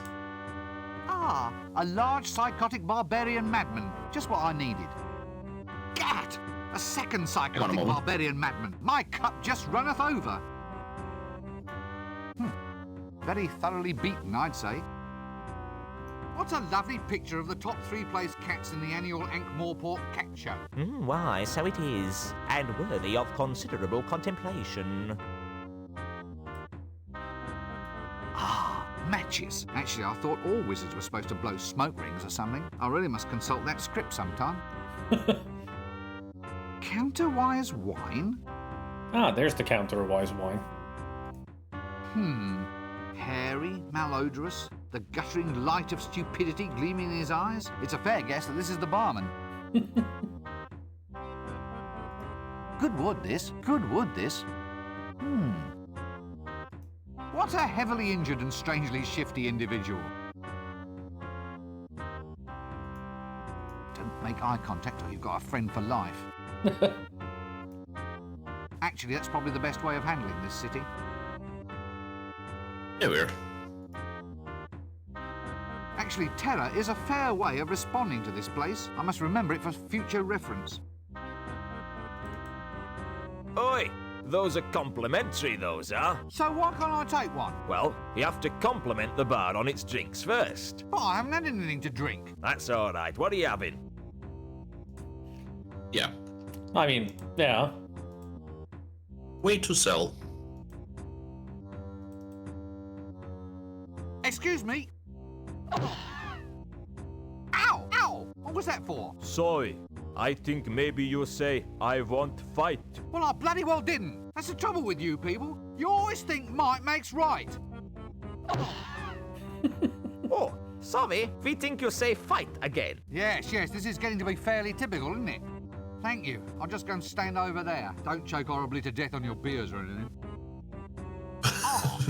You'll be this bar's resident psychotic maniacs then? Yeah. It's manic barbarian gut squishes.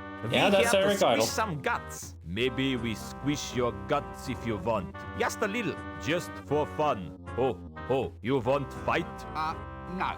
No need to trouble. I think maybe we kill him a little bit.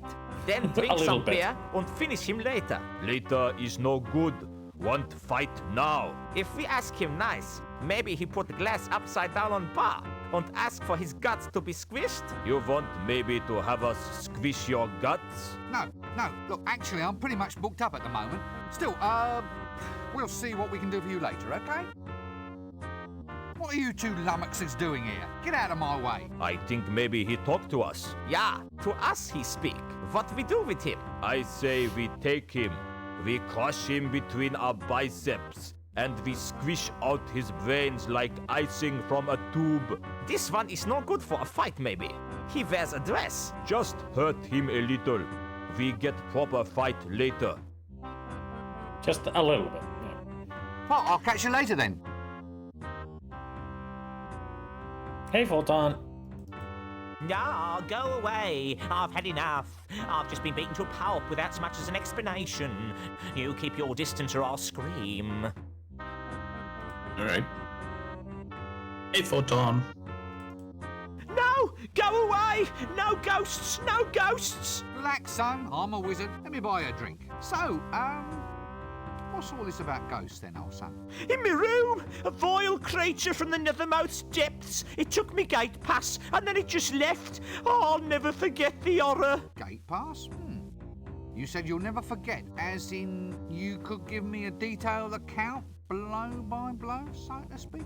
Well, yes. Oh, just for the record, so to speak. Mind if I take all of this down? Well, shouldn't I lie on a couch or something? Feel free. Would it improve matters? Nah. Tell me about this gate pass. Gate pass? Sorry, did I say gate pass? Tell me about this ghost. Oh, it was horrible. There it stood, all swirling and all spectral, a veritable vision straight out of the dungeon dimensions. It burst straight out of the doorway. I got a weak heart, I have. I fainted clean away. Ah, fainted without seeing anything? Like the activities of this ghost, for instance? No, nothing. Well, I saw nothing except it reach below my jewel box, get the letter opener from the secret compartment beneath, then open the letter I'd hidden under the mattress, read the note inside, and use the combination in the note to open up the safe. But apart from that, you remember nothing? That's right. When I came to, my city pass was gone. He remembers nothing of the events. Yeah. Nothing at all. Would it be the teeniest bit worth my while asking for some? Highly likely, sir. Well, could I have a glass of counterwise wine then? Hang on, sir. I'll just have a look. It's on the shelf. Sorry, sir. Just increasing the dramatic tension. Oh. Careful with your drink. It's a wee bit Well, strong. thanks.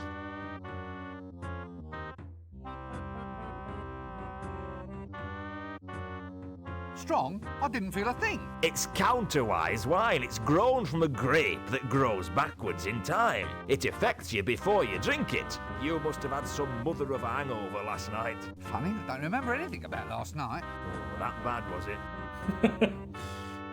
Counterwise wine is made from grapes belonging to that class of flora, reannuals, that grow only in excessively high magic fields. Normal plants grow after the seeds have been planted. With reannuals, it's the other way around. Although reannual wine causes inebriation in the normal way, the ensuing hangover is thrust backwards in time. Hence the saying, have a hair of the dog that is going to bite you. Interesting wine. Yep. It's mentioned a couple times. And now that we've had a drink...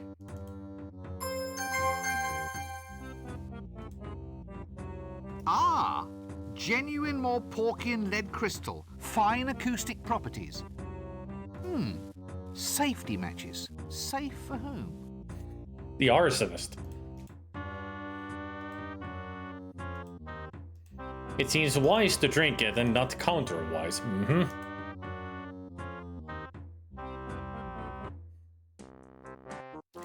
What a lovely place, this Broken Drum. Now let's go to the street. I'm sure there's a character that Esselta might recognize. Nice job, lad, sitting down all day. Alms, sir. Alms for the poor. Is he licensed? But I'm already poor. Well, you've got a pointy hat. That's not wealth, that's status. Oh, well, spare some status for the poor, Governor. I think you've got that wrong. How do you mean wrong? It's a simple request transaction. I underline a need and hope that you, in your wisdom, will provide. It's not a question of that, it's a question of practicality. Status, by its very nature, is ineffable. As a quality, it is essentially non-transferable. So are you going to give me status or aren't you? I can't just give you status, you have to earn it. For instance? Reach the top of your profession. Become the most famous beggar in the city. Get some real diseases. Well, I'll try. Business is just down a bit. What can I do about it? You need a more dominating image, something to demand sympathy. Otherwise, heartless people like me are just going to keep on passing you by. It's a thought, you know.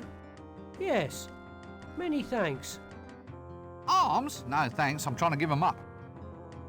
Why should I give you money? Well, it's your traditional medieval street transaction, isn't it, Gov? It's an expected part of your fantasy environment. You're saying that you're just here to add a little bit of colour? Authenticity, Gov. Authenticity. Well, wouldn't it be better if you actually looked the part? I mean, just look at you. Why?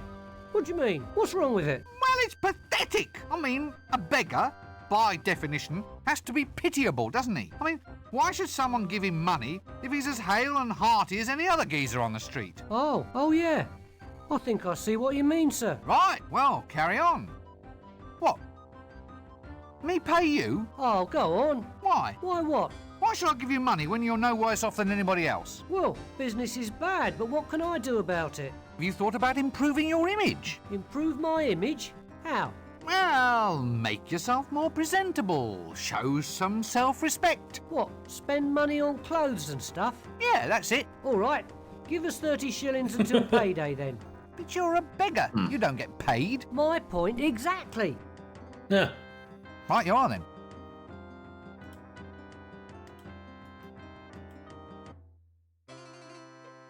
Diploma from the Academy of Barbering, Bloodletting, Leechery, Tooth-Pulling and Associated Self-Mutilations Academy. Now we're at a barber's. Dentists. Barber surgeon. Our first customer. I wonder if he was the last. You know what? That's explained in one of the books. The leitmotif of the barber surgeons is shave and a haircut, no legs. I think the medical and hair care professions still have a long way to go. Yep. Yes. Still fails to create that relaxing atmosphere, though. Apparatus. Extractors, drills, needles. Look, let's not go into this too deeply, okay? I wonder why she smells of brimstone. My, what deep pockets he has. Hang on a moment. All right.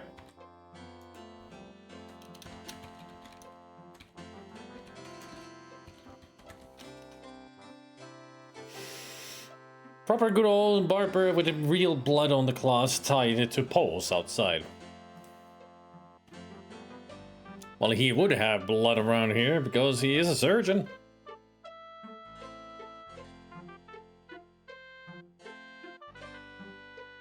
Why can't I just have an inventory window like anybody else? Well, it's right there when I click on the luggage. Rincewind.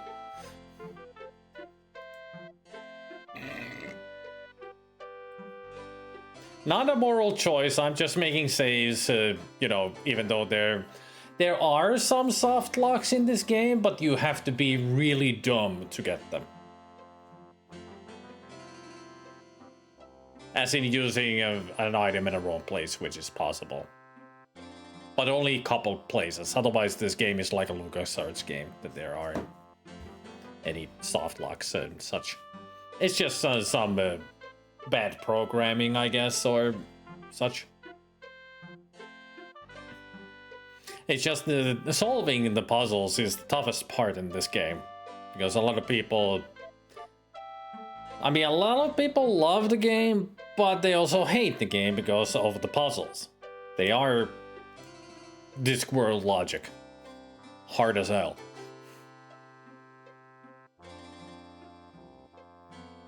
That is true, Olvi Perkele. That is true.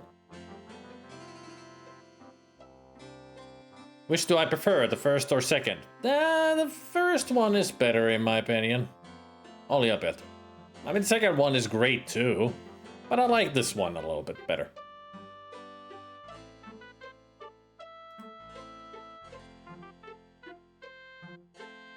Handy if I want to pick a pocket or two.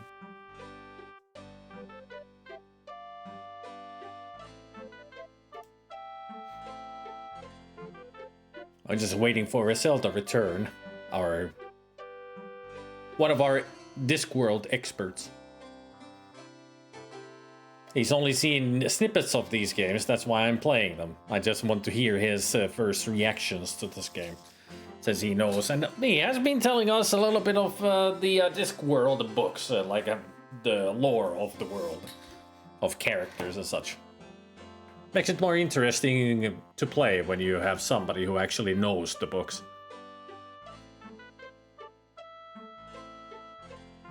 And especially when it's somebody as entertaining as a Zelda.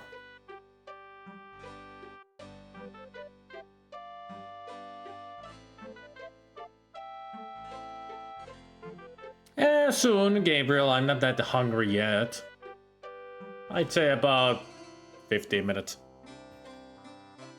Or maybe after all of this that we do here at the barber. After that.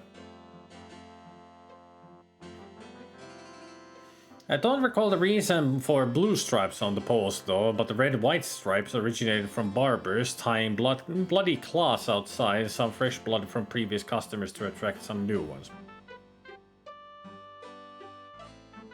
I only remember the bowls having red stripes, but not blue.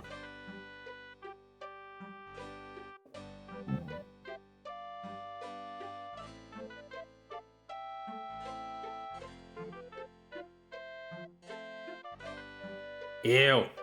No turkey for me, Swede. I don't like turkey.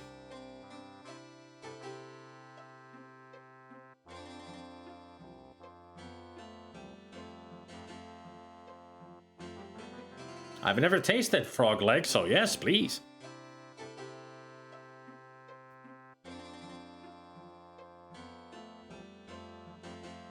Well, at least I suppose it's a hair roller.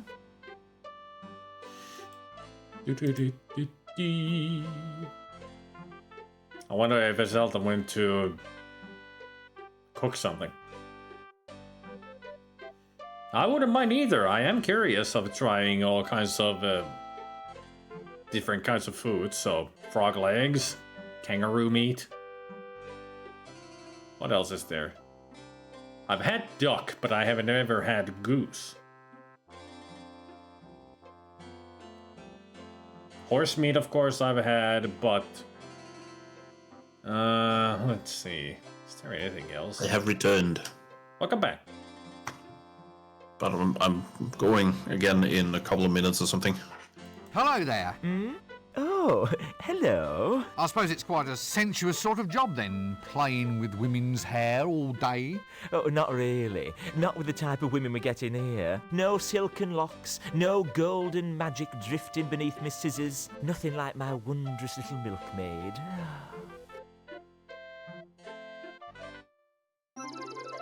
The milkmaid lady at the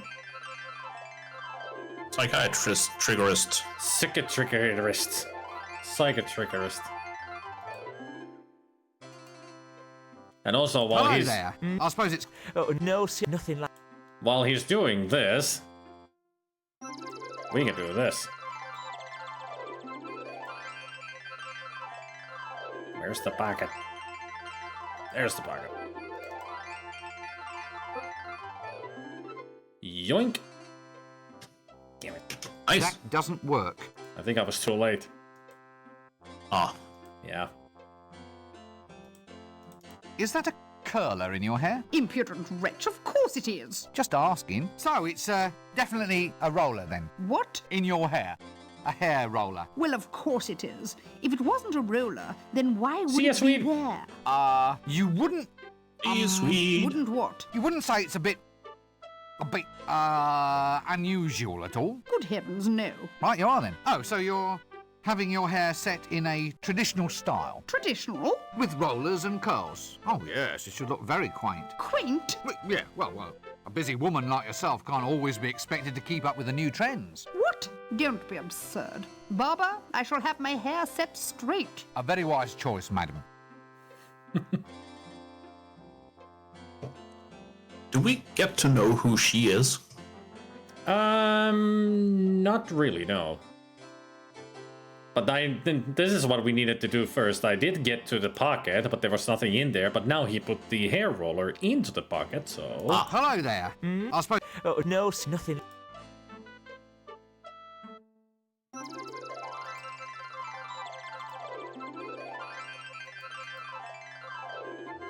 And, yoink. Voice. I've never seen a metal hair roller before. Yeah, it's metal. Now she's got a nice bun on her head.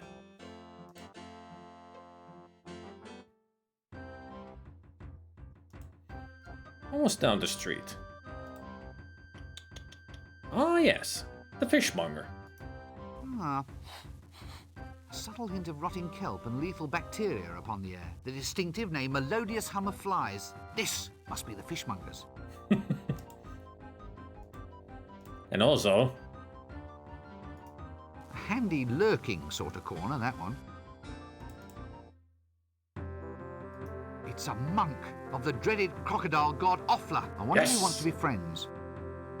And verily shall he bellow forth the 10 sacred names of the Forbidden Dawn. I tell a lie. The 9 sacred names of the Forbidden Dawn. Then shall he stride forth, and many shall be the number of his stridings. Full across the disc shall he stride, and those who gaze upon him shall say, Look, it is Offla, and he strideth. From this day forth ask thyself, sinners, ask, Offla strideth, but does he stride for me? Or will you too be cast aside into the great big nasty pit where there shall be a wailing and a gnash of teeth?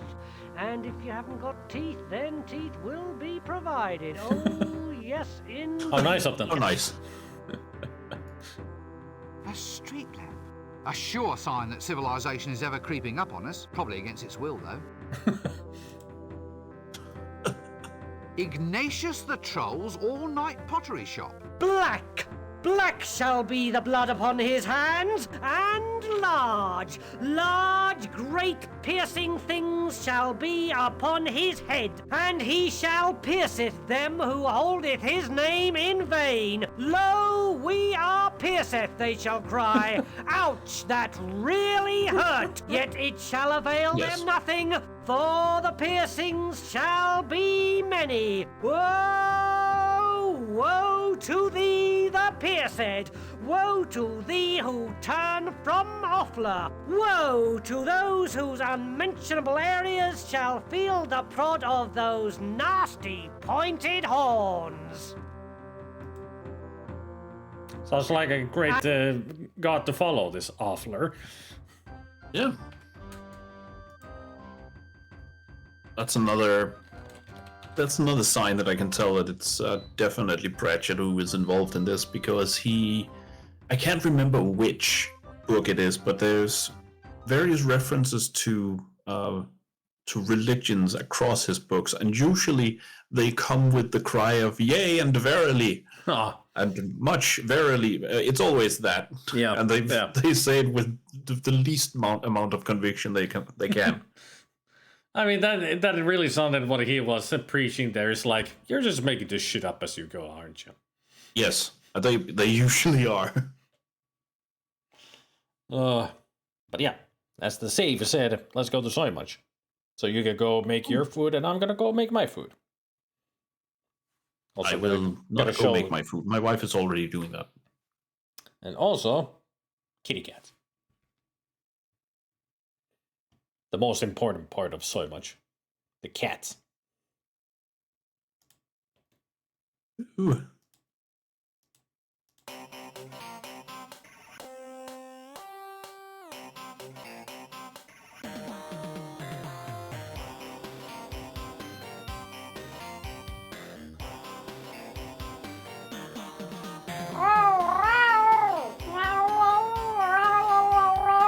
Not the butts. There. Butthole.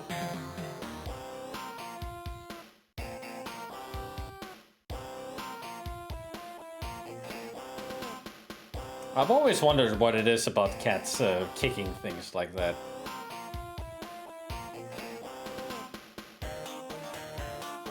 I mean, for all I know, it makes you go.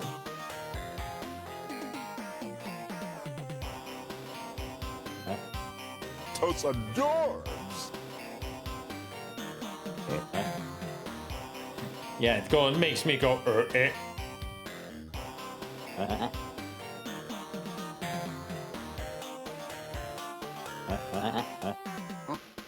Efficient way to trap and kill small-sized prey. Well, that actually does make sense. Huh, yeah. Combat practice, yeah. Ladies and gentlemen, red butthole with a second one. Ooh.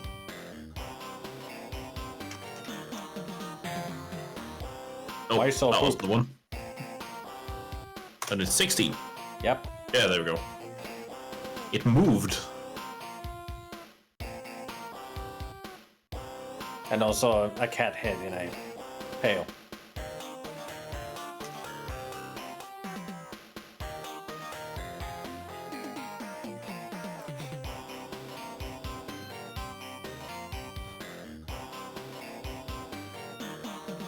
Lots of silly kittens today.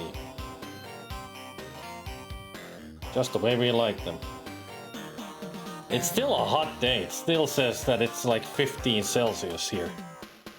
Oof. No wonder it's warm. It's been a hot day here today. It went up to 17 Celsius at noon. Spring is coming fast. Good. I'm gonna go away for a second as I go get myself some food.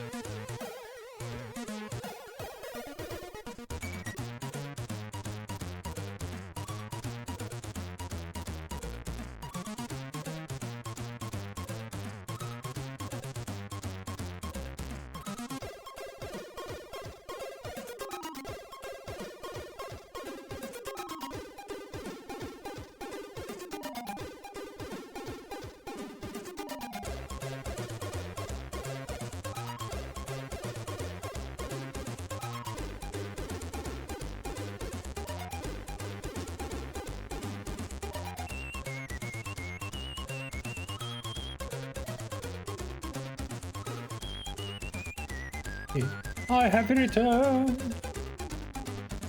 Fear me.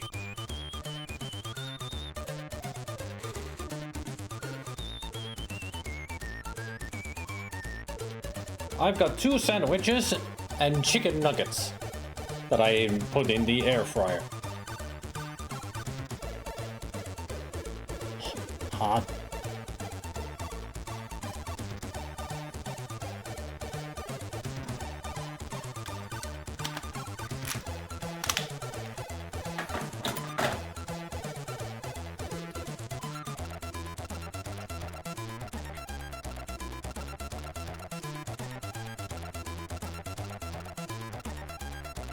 Chicken carrot soy wok with noodles, salad, kimchi, and pickled red onions.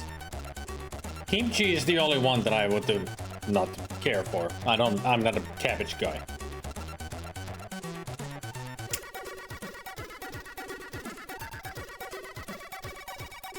How long in the fryer? Only 6 minutes. But they've got a nice crispiness to them and they are hot.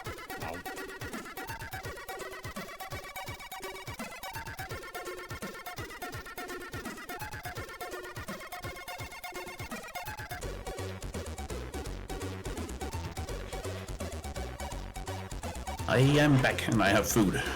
I just returned myself with food. Cool. I do have something to tell, actually. Okay. Which I haven't added to Rants and Raves, though I could.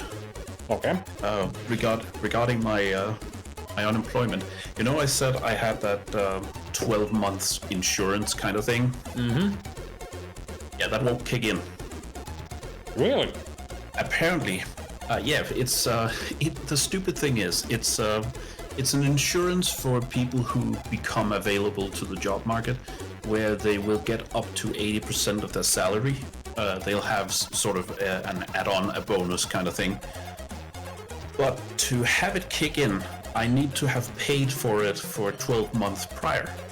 Oh. The trouble is that because I started paying for it in June, in the start of June even, and my last day technically is in the end of July. I thought it would kick in because that means it's over 12 months. But no, I got the notice within the 12 months, and that's why it doesn't kick in. Oh, that sucks. Fine print. But I still have 4 months with full salary, so that's fine. Oh, yeah. At least there's that. Yeah. So, and the last time I was without a job when the little startup company I was part of went bankrupt, and I had to get the one I was just at. It took 3 months. So, I mean, I'm fairly certain I'm gonna find something rather quickly. But yeah. Let's see.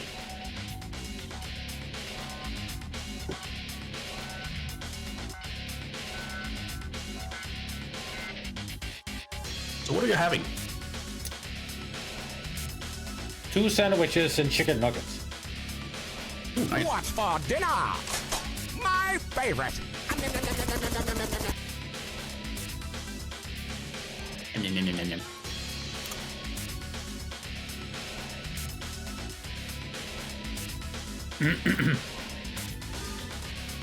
I'm having homemade porkors.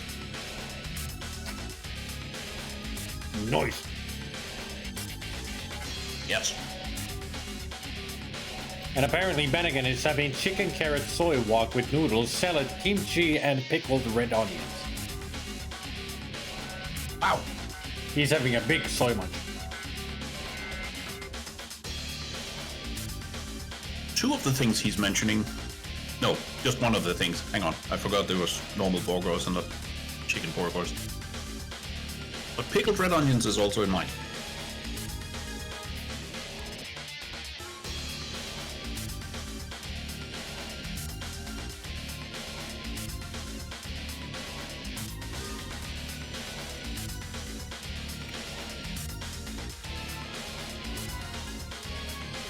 Absolutely got them.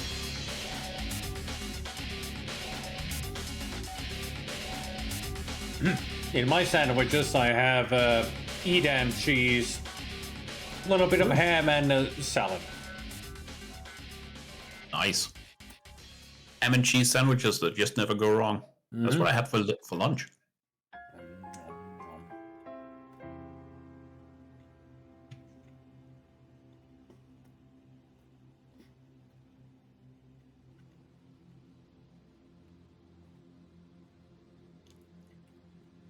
Too bad I don't have any mayo or such. I would have put that into the into the sandwiches. Probably you would have used it as a dip for the chicken nuggets.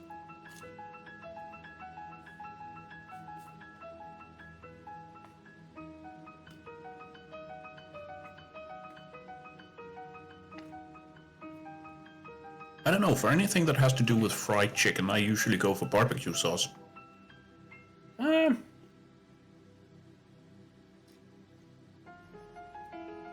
I'm not the biggest guy for a barbecue sauce. That's just my preference. I go for either some kind of a salsa or a hamburger sauce. Oh, hamburger sauce, that's good. Yeah, that works really well with chicken nuggets. And also just some kind of mayo. That works well too.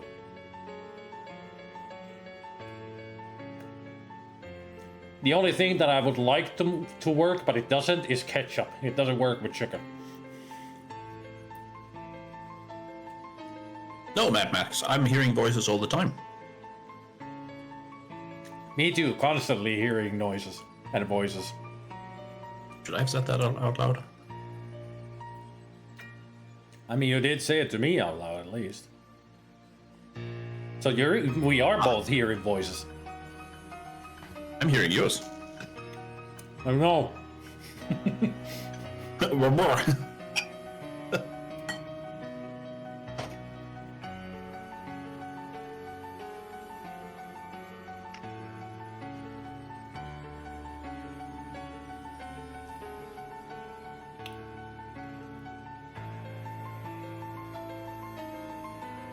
On the other hand, Mad Max, what were you expecting? To see voices? Maybe he sees voices and hears faces. I can smell your voice. Wait, what?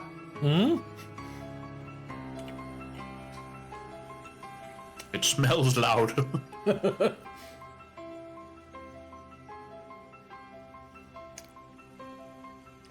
I can touch your voice. I can smell your face. What? I'm not good with senses.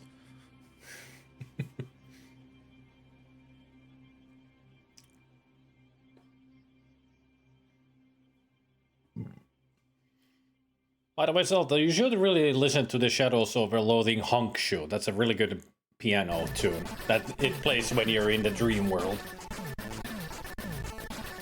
Just as you said that, I started the sound on the stream and it skipped to the next track.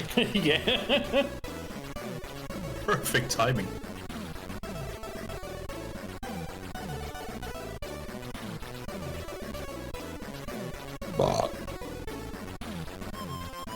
But you should look it up. Honk Shoe, as in the sleeping sound effect. I think I have. I mean, I'm sure you've ever heard it. Ring a bell.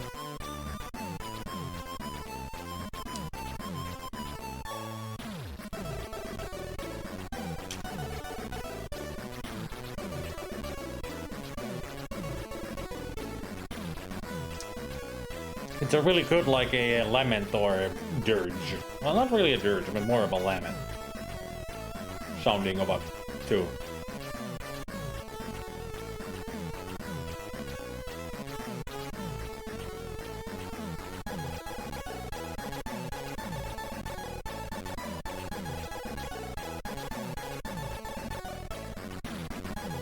Yeah, it's one of the ones I was considering learning to play, but then I found out it requires 3 hands.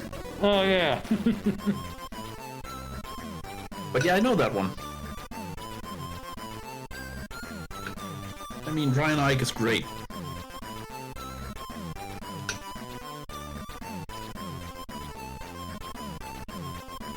Go ahead, Oliver, better get up.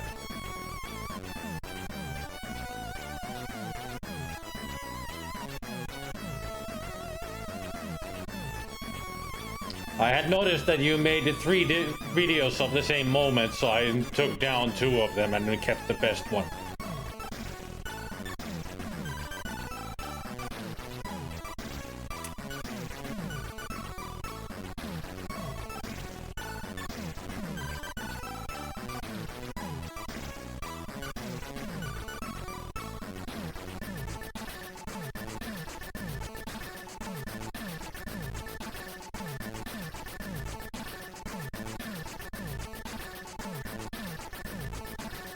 But yes, Mad Max, this place is fun.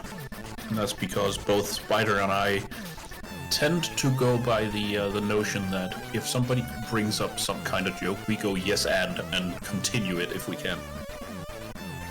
The beauty of improv, baby. Exactly. If you don't go yes and, you kill the joke. And that's the thing. I don't want to be seen as the comedian. I just want people to laugh. Mm-hmm.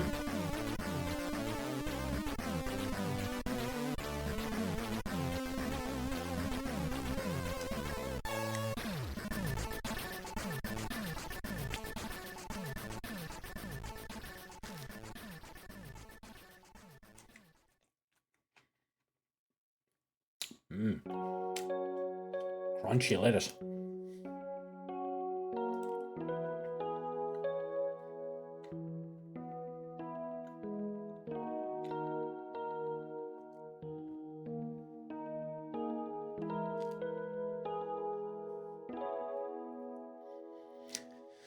Gotta love the link names that Twitch has for the clips. American Tired Kale Brain Slug.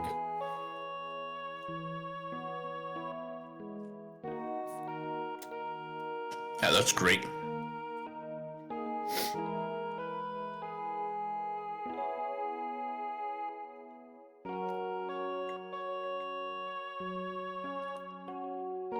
I mean, you know what kind of humor I really strive for? What? The best example I have is from my now previous work. My colleague, the one I was sat next to, we were the only two with, specific spots where we had to sit.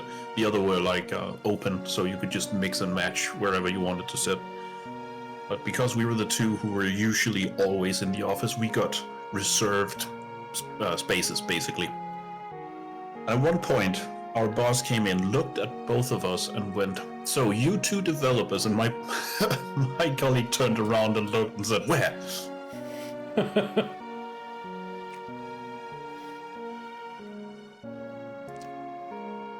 It's that kind of humor. Mm-hmm. Non-offensive and really just a great moment. Yep.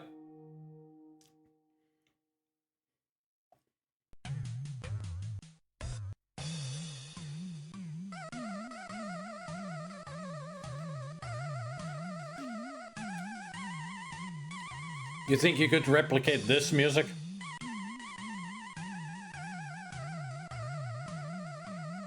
The Mother 3 Dirty Cafe music.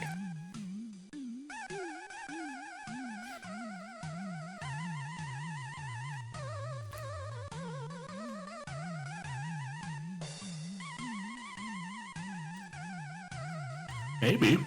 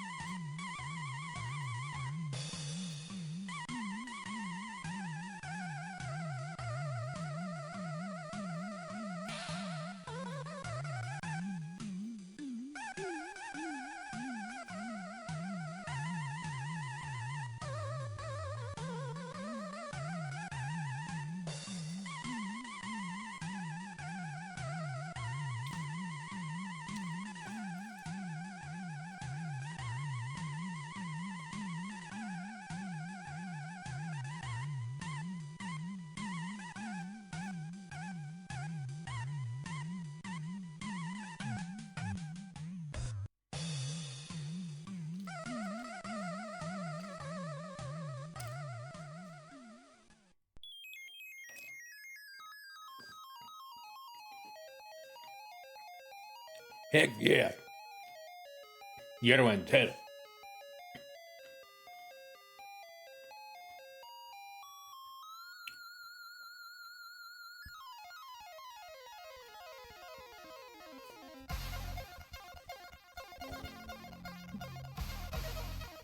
This is usually the tune that I start playing along with my automaton.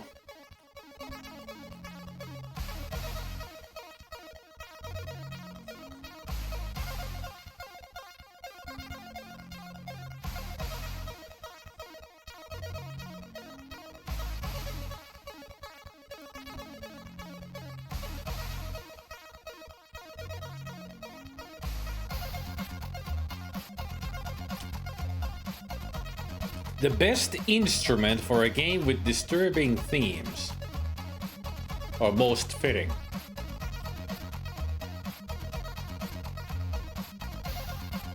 Well, depending on the moment, usually a sousaphone is a good one because it's got that guttural horn sound.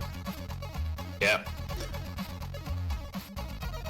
I mean, horns specifically are good for disturbing moments or disturbing themes. It depends on what kind of disturbing weed we're talking about. Yeah. Because otherwise it could be violins, like high-pitched violins also work for disturbing moments. So it pretty much depends on the moment, with what kind of a disturbing moment it is.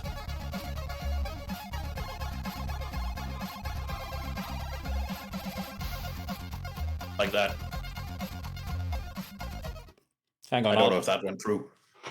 It went through, but the music was playing over it, so try it again. Ah. So the high-pitched violins. Mm-hmm. That kind of thing. Yep.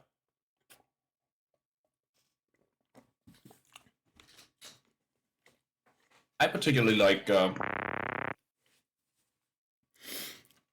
mean, a good example... a good example of where they actually used both sides expertly when it comes to music fitting a disturbing theme is the psycho shower stabbing scene, because they start with high-pitched violins and then it goes to the horns when the death happens. So that's a good example of using actually both in a good way. And that's why a lot of people use, when it comes to a disturbing moment in a movie, they start using either violins or low horns, because they both work. They learned from Psycho.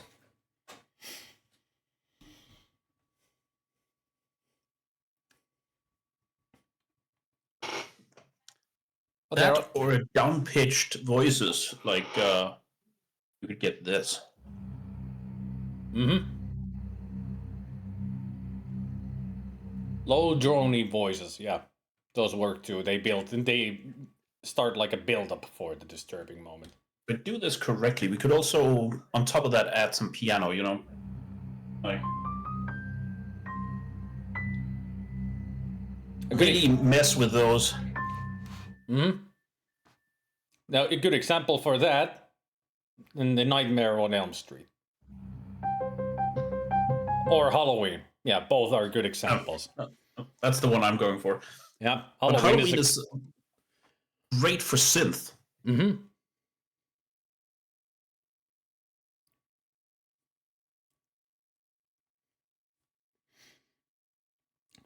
The Halloween sound should be that. Mm-hmm. And let's see. Right? That's pretty much it, yeah. When it comes to like slasher movies, those are a good example, both of them, because the Nightmare on Elm Street is a low tone, build up a bass line, and then it has the piano with some other instruments with it that plays the main theme. And with Halloween, it works well because it's the low drones and the fast-paced piano, as it is like it's supposed to be creepy and scary. What you don't want to do, if you want to build up a creepy theme for your movie, do not do as the awesome intro for Friday the 13th Part 3. Because that is a rocking tune. But it doesn't give you the inclination, hey, this is a slasher movie.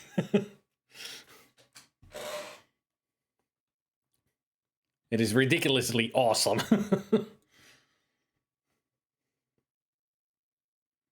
The other thing you could do is go with what sounds like a toy piano.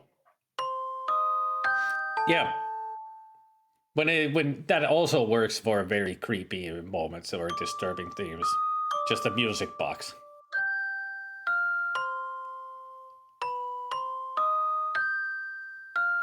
I mean, best example for it, Silent Hill 2. The music box. Music box. That's exactly what this sound on my piano is named after. Mm-hmm. I mean, it comes out of nowhere, and you're like, this adds so much creepiness to this place now, when you start hearing that music. And all you want to do is just to get through the puzzle quickly so you can end the music, because it's creeping you out.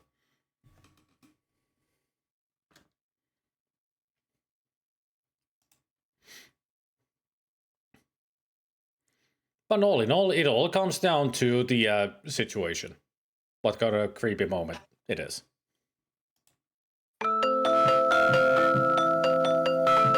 That's loud.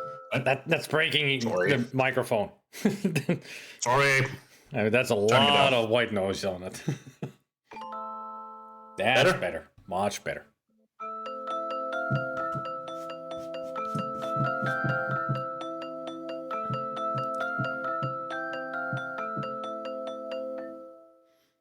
Yeah. Silent Hill. That's Silent Hill. The other one I use this for is I was trying to learn the music box theme from Pirates of the Caribbean, but I can't find a good version. Ah.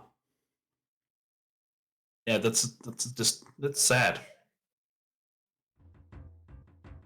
But depending on who you are, the other thing you could do for creepy stuff is just play something that's pop. Like, it gets too sappy. I mean, those work really well, especially David Lynch really knew how to get his composers to do exactly like that. Oh no, Papa!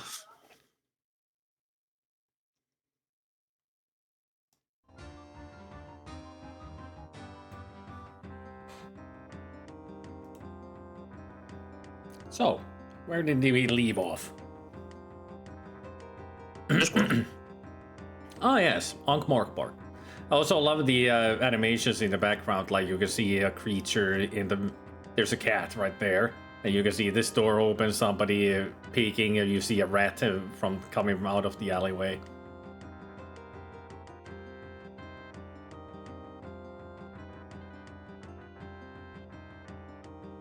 Is the cat gonna come back? There we are. Puss, puss, puss, puss.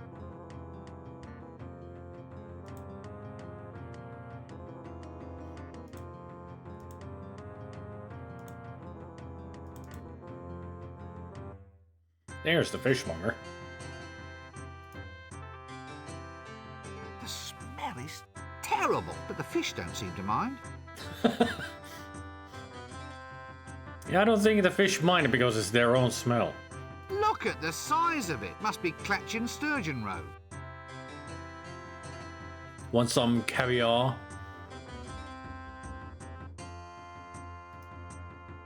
No, it's Clatchin sturgeon roe. But it says caviar when you hover over it. I know. Cute if you like that sort of thing. I'd say octopus. A picture of a green octopus. That's a rather unusual fish. It's a swordfish. Nothing unusual about it. Or a sawfish. Well, if times ever get hard, at least he can masquerade as one of the stock. Is this fish fresh? Fresh, fresh. One of them just made a pass at me wife, sir. Badum Tish.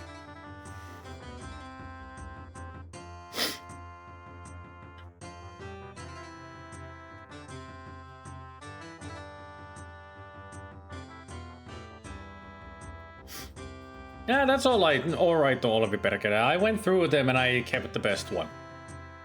Good heavens, did it really? I don't mind, sir. I think fish are quite attractive, don't you? I love my wife, but oh, you octopus. There might be something wrong with the fishmonger. You're a silly man, and I don't think I shall speak with you. But you are speaking with him. What's that under your arm? What's what? That fish, that enormous swordfish. It's a swordfish, sir. I can see that. Nothing wrong with your eyesight, is there, sir? Wizards are fine people, no matter what everyone else says. Don't be impertinent. You're skating on thin ice. Skates are over there, sir. All in a row. In a row? No, all in a row, as in fish eggs. It's delicious. You should try some caviar.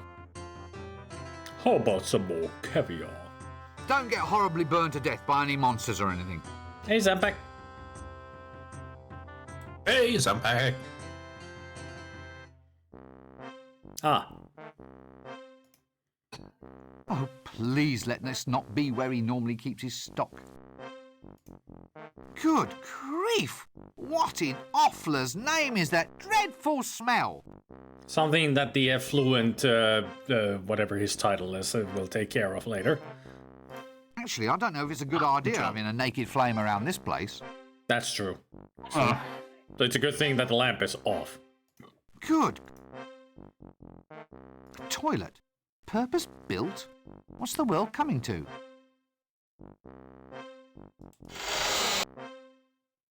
No, I'm not going to look into there. There are some things best left unknown. What's this then? For a nice time, eat well, drink happily, and find an amusing and rewarding occupation on a sunny day. I mean, yeah. That's a good time, all right. I mean, you cannot really call anybody here because they don't have any phones in Discworld. As far as I know. Not yet. Ah, there's a man peeking behind the fence for some reason.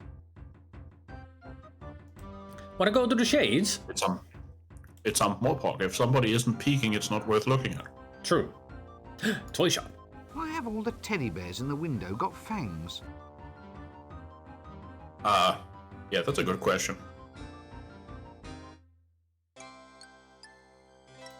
Ah, prime knickknacks. Purple piñatas.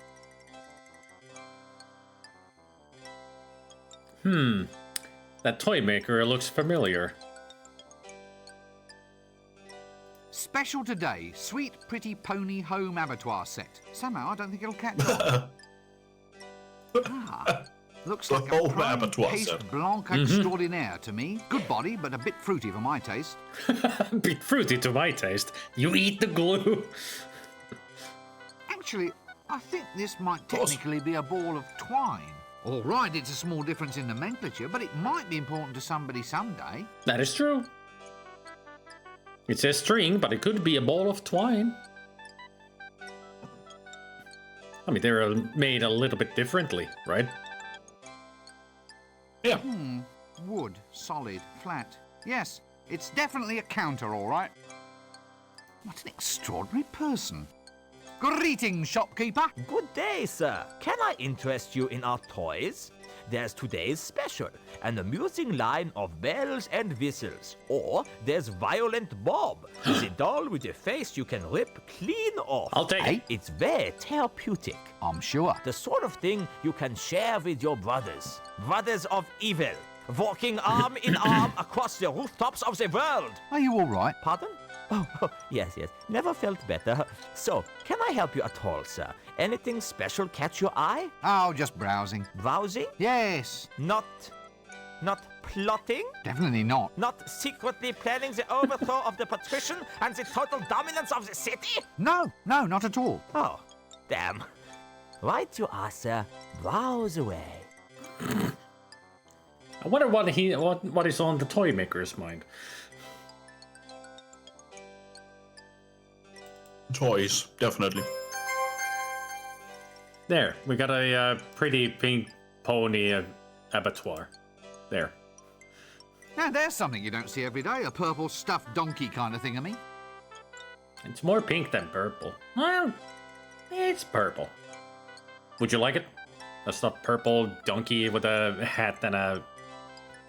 It's a donkey thing, Emma. Yep. Gotta get the nomenclature right. But it is cute. Yeah. That's another very Pratchett thing. Just keep repeating the words like nomenclature in places where you wouldn't expect it because it's funny.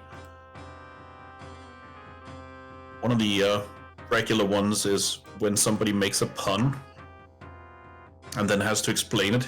They will usually say it's a pun or a play on words. Those exact words. But that's just something that referenced in most of the... Yep, a pun or a play on words. It also... it has to include that second part. Oh no, the dragon.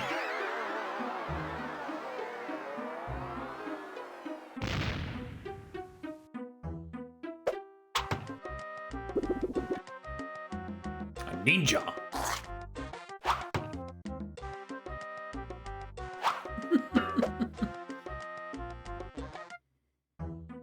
Probably part of the Assassin's Guild.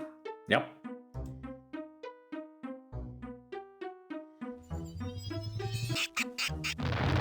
Whee!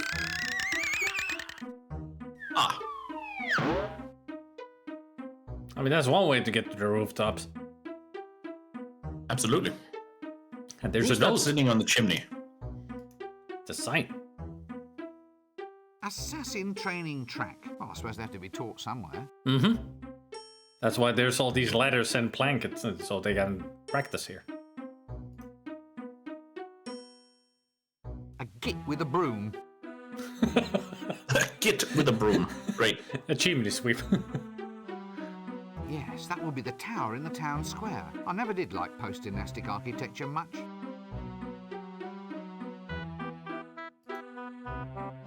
Chimneys. Ah, the march of technology is a fine thing. Good morning, Timmy. Fine day for it. For what? Well, for whatever innocent folk like we can find to do up here on the rooftops. Have you ever fallen down? Oh, yes. Tons of times. Well, if you don't want a repeat performance, try shutting up. The day is coming when people like you will have to look up to folk like me. Probably easiest from the ground, then. What? Looking up at you, I mean. Probably easiest when done from the ground. Actually, I think I might just get in as little looking up at you right now, in fact. I'll just go down to street level in a quiet, orderly fashion, then, shall I? It is just great. Just great that Rincewind starts the conversation with somebody, and then he's like, "Oh, shut up." It's very Rincewind. Yep.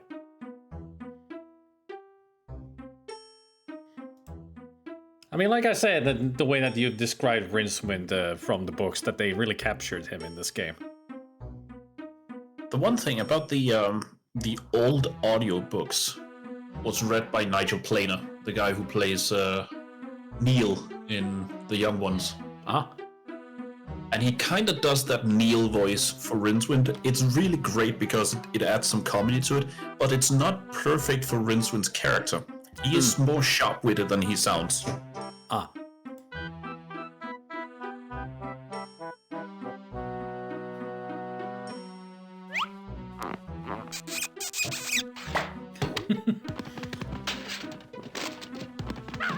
It is a good question, Oldie, but the old word for Rincewind is actually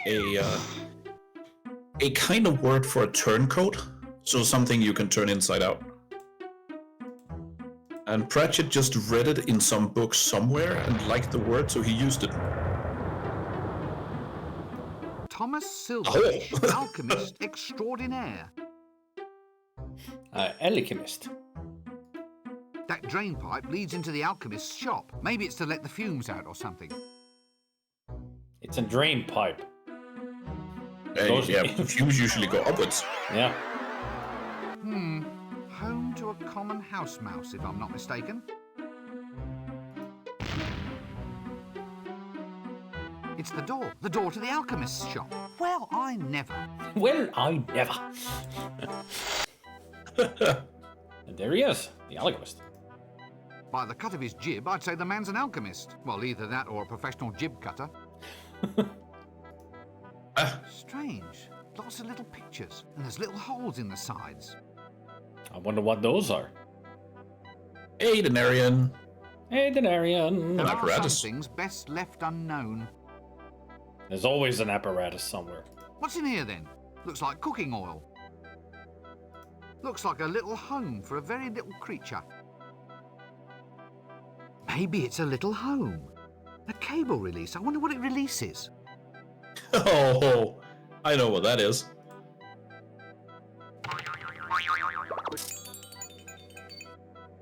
Maybe it's a imp. little home.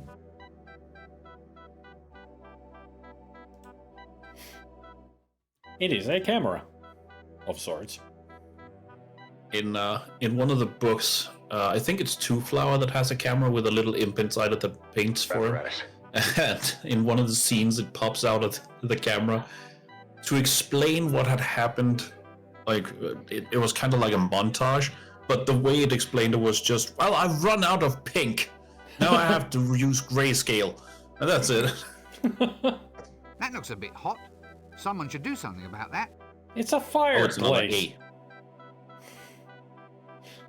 Thank you, Gabriel. It's a fireplace, Rincewind. That looks a bit hot. Yeah. Someone should do something about that. The world just swims with possibilities. Yeah, bellows.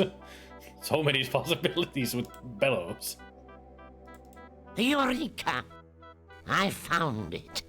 Finally, it works. My octocellulose has been perfected. What works? Octocellulose. Nothing works at all. Oh, go on, you were saying something right now. No, I wasn't. It was all about octo something. Shh! Not so loud. All right, but wizard's oath on this. You have to swear That's John to Pertwee as keep well. all this a secret. Oh, all right. Well, Well, what? great. well, let's hear it then. It's a secret oath. I promise I won't listen. No, that's no good. Tell you what, I'll have to say it in mime. Well, you can't say better than that. Anyway, here before you, you see a new age in entertainment. With my new octocellulose, I'll revolutionize the world. Think of it. Pictures that move. Eh? My fortune is made. Moving pictures will soon be the talk of the age. You've been standing too close to the boiling mercury again, haven't you? Every true genius has his vice. It helps us to get ahead.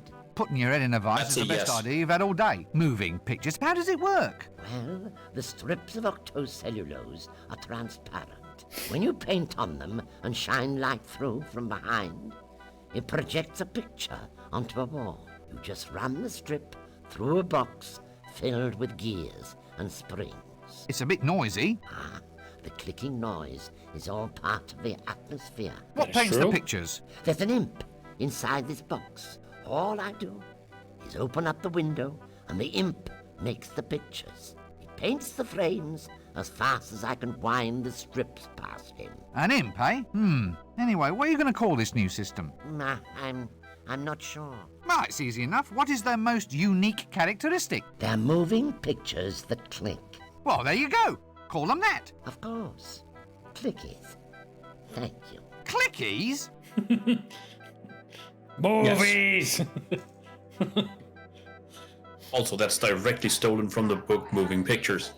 But this is the alchemist apparently who in this version of Discworld It has is. created clickies.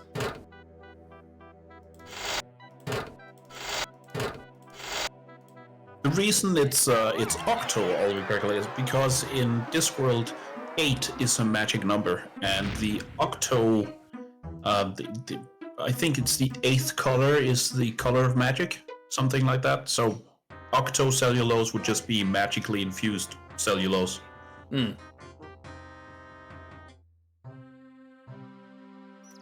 Let me guess, that sign's gonna say stay off the grass, right?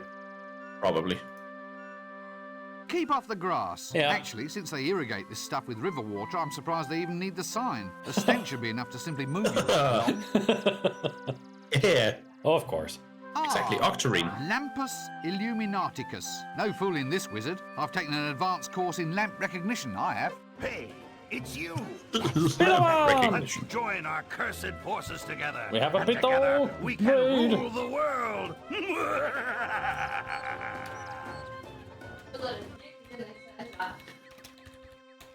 I'm gonna, damn it. Ah, still playing Just Cause 2. Nice. Why? Just cause. Exactly. Adam Tish.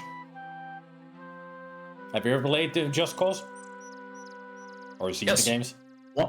1, 2, and 3, I think. I don't think I've played 4. I have. 2 is great, 3 is a little bit better, 4 is meh. And I know it's 3 I've played. Got a bit to go, but mainly working faction missions and occasional races. Haven't played 4 yet, I've done 1, 2, and 3, yeah.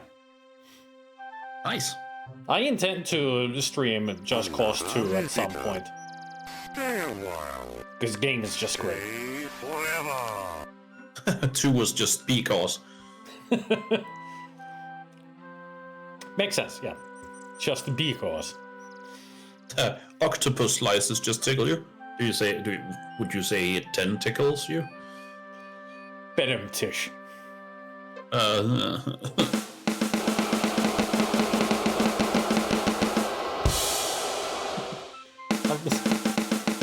Thanks. There. So many puns in a row, it deserves lots of rim shots. Comfy looking bench, that. This is the whole park, by the way. This is it that we see. Just this one screen. That doesn't surprise me. And now, time for the shades. I'd need a very good reason before I go into the shades.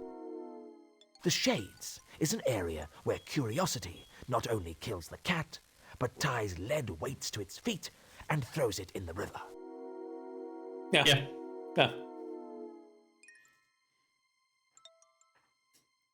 I love this game, but my god, it needs a walkthrough. Not with me. I played this game so many times. I love this game. Kind of remember everything. So, anyway, how's the wife? Oh, not so bad. How's yours? Oh, doing well. We thought we might invite you two around for dinner tomorrow night. I've made a chocolate cake, strawberry pudding, and duck's foot casserole with leaf mould. Duck's foot? Leaf mould? Oh, sorry. Did I say leaf mould? I meant caramel. Anyway, there'll be lashings of everything. You know the wife. She likes to cook. Yeah, but is this a good idea? I thought she was watching her weight. Why should she watch her weight? Well, you know, after last time, when she accidentally ate that camel. Oh, she's not overweight. She's just, accidentally. Just cuddly. Yeah, cuddly. Very, very cuddly. With humps. So, how's your wife then? Did she get that thing off her face? Thing? What thing? The hairy thing. That's a beauty spot, that is. Oh, I see. A bit long for a beauty spot, isn't it? No, I mean, you know. Look, moustaches are supposed to be a sign of sensuality. What, on women? Listen, Oh, right. Are you calling my wife ugly? No. Good. I'd have been ever so cross if you did. Guess how we're gonna get inside the palace. Probably make those two bicker and walk past them. And also, hey, Bum Rookie. I've seen you around in some other streams. Can't remember where exactly right now, but I know your name. And also, if you're wondering about that scream, it's the guy who's trying to get up from here. From the moat. Come on, you can make it. Come on. You can do it. You can make it. Oh, he's slipping. He's slipping. And there he goes. Dang it. He's not calling her ugly, just hairy. Oh, true. All point and click game adventures during this time were made to sell the guys. Sierra especially, yeah. Yeah, just ask Ken Williams, yeah. Not much LucasArts. I mean, LucasArts Point and Click Adventures from 1995 you could easily play through without a walkthrough. Well, except maybe not Fate of Atlantis, depending on which way you're gonna go with it.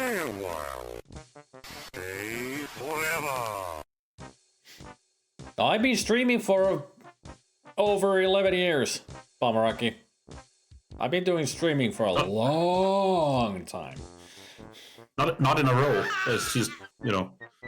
I mean, you have taken breaks, like, to sleep and to eat. Of course. Every now and then.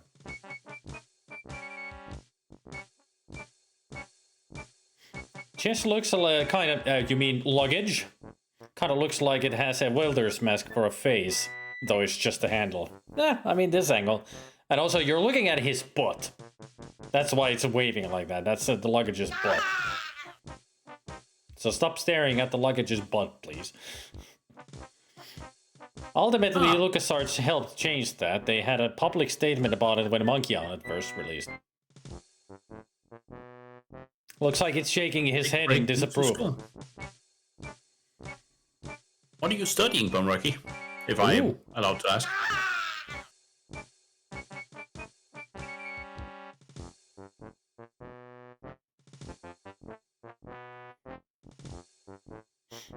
Shaking his butt in disapproval. No, he's just happy to be here. What are you doing? Get out of that! Computer science, specifically data science. Ooh. Nice. We can't look at his butt? Man, we're all bummed now. Okay, stare at his butt. Aha! My trusty luggage. Ah, that makes sense. Oh, good. A palace goon. Bad luck comes in pairs, I suppose.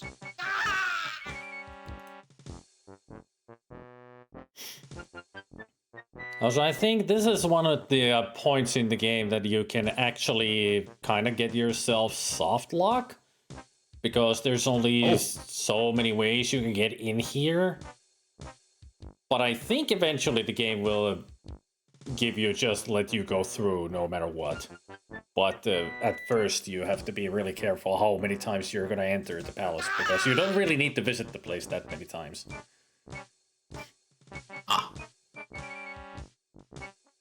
But which should we go with? The polite way? The wacky way? The questionable way? Or the hard way? Let's take him from one end to the other. So let's go polite. That's okay. Also, Bitterman, go eat. Yeah. I mean, we just ate like 30 minutes ago, so that was our dinner time. You have your lunch. I think it might be lunchtime for him now. So enjoy your lunches.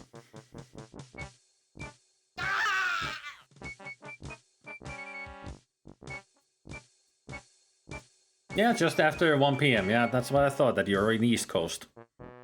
7 hours behind. Look, could you just let me in, please? Clear off! So that didn't work.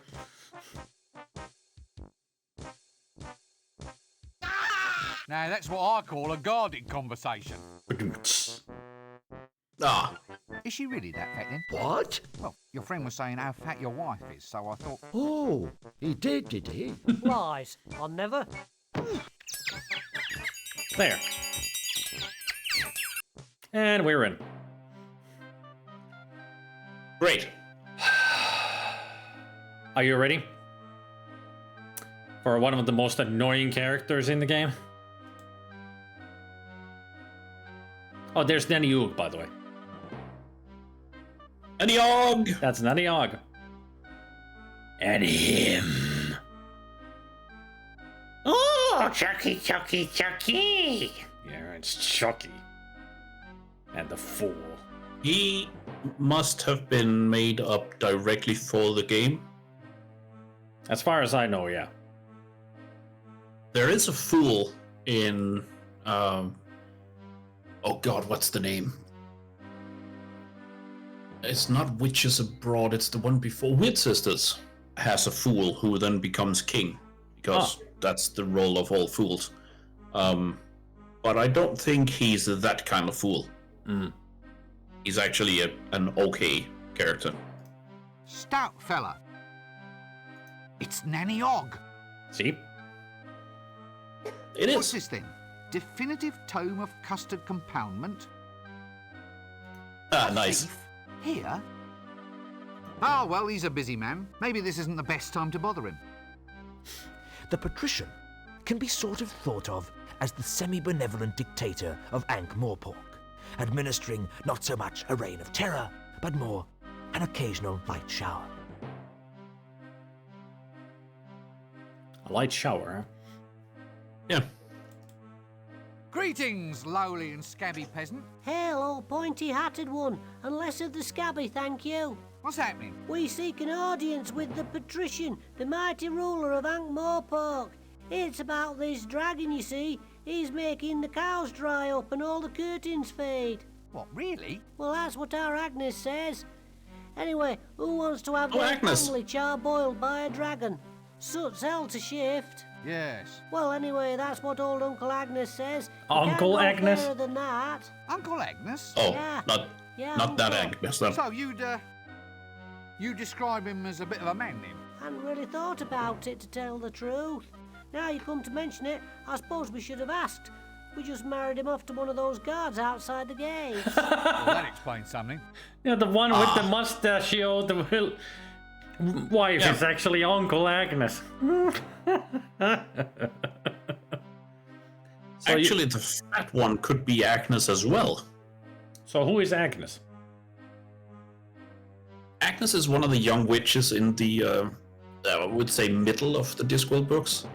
Especially in Masquerade, she's mentioned and has a bigger part, and she's actually one of my favorite characters in that book.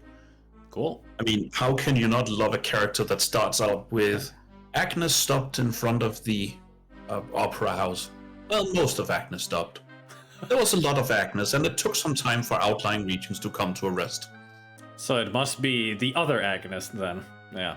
That Agnes is the other guard's wife. The funny thing is, she's really competent in terms of opera. She can sing not just duets, but, triple with herself. She can throw her voice to be sounding like it's coming from the back of the auditorium and stuff. That's her form of magic. Wow. She's a great character.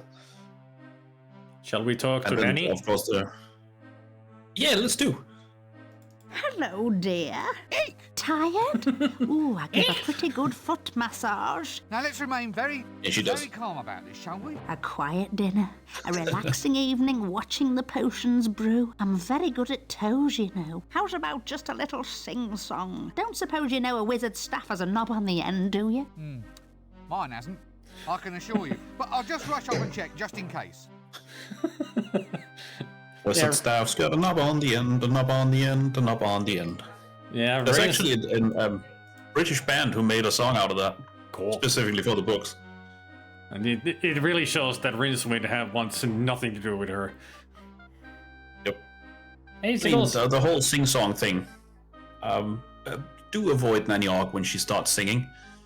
It's said that I think it's once a year she takes a bath, and once she starts dragging out that huge copper kettle she uses as a bath, everyone in the country of Longcroft goes inside and hides because she starts singing, and that starts, avalanches and breaking glass and all that kind of thing. Yeah, it's great. Good singing voice. Hey, Ziggles. Whoa, I was like, did Sierra made this? And then came the realization it's April already for 2 days. Yep. Yeah. Sierra month is over. Now I'm just playing Discworld. You With want the Zelda. You want a quote about the patrician then?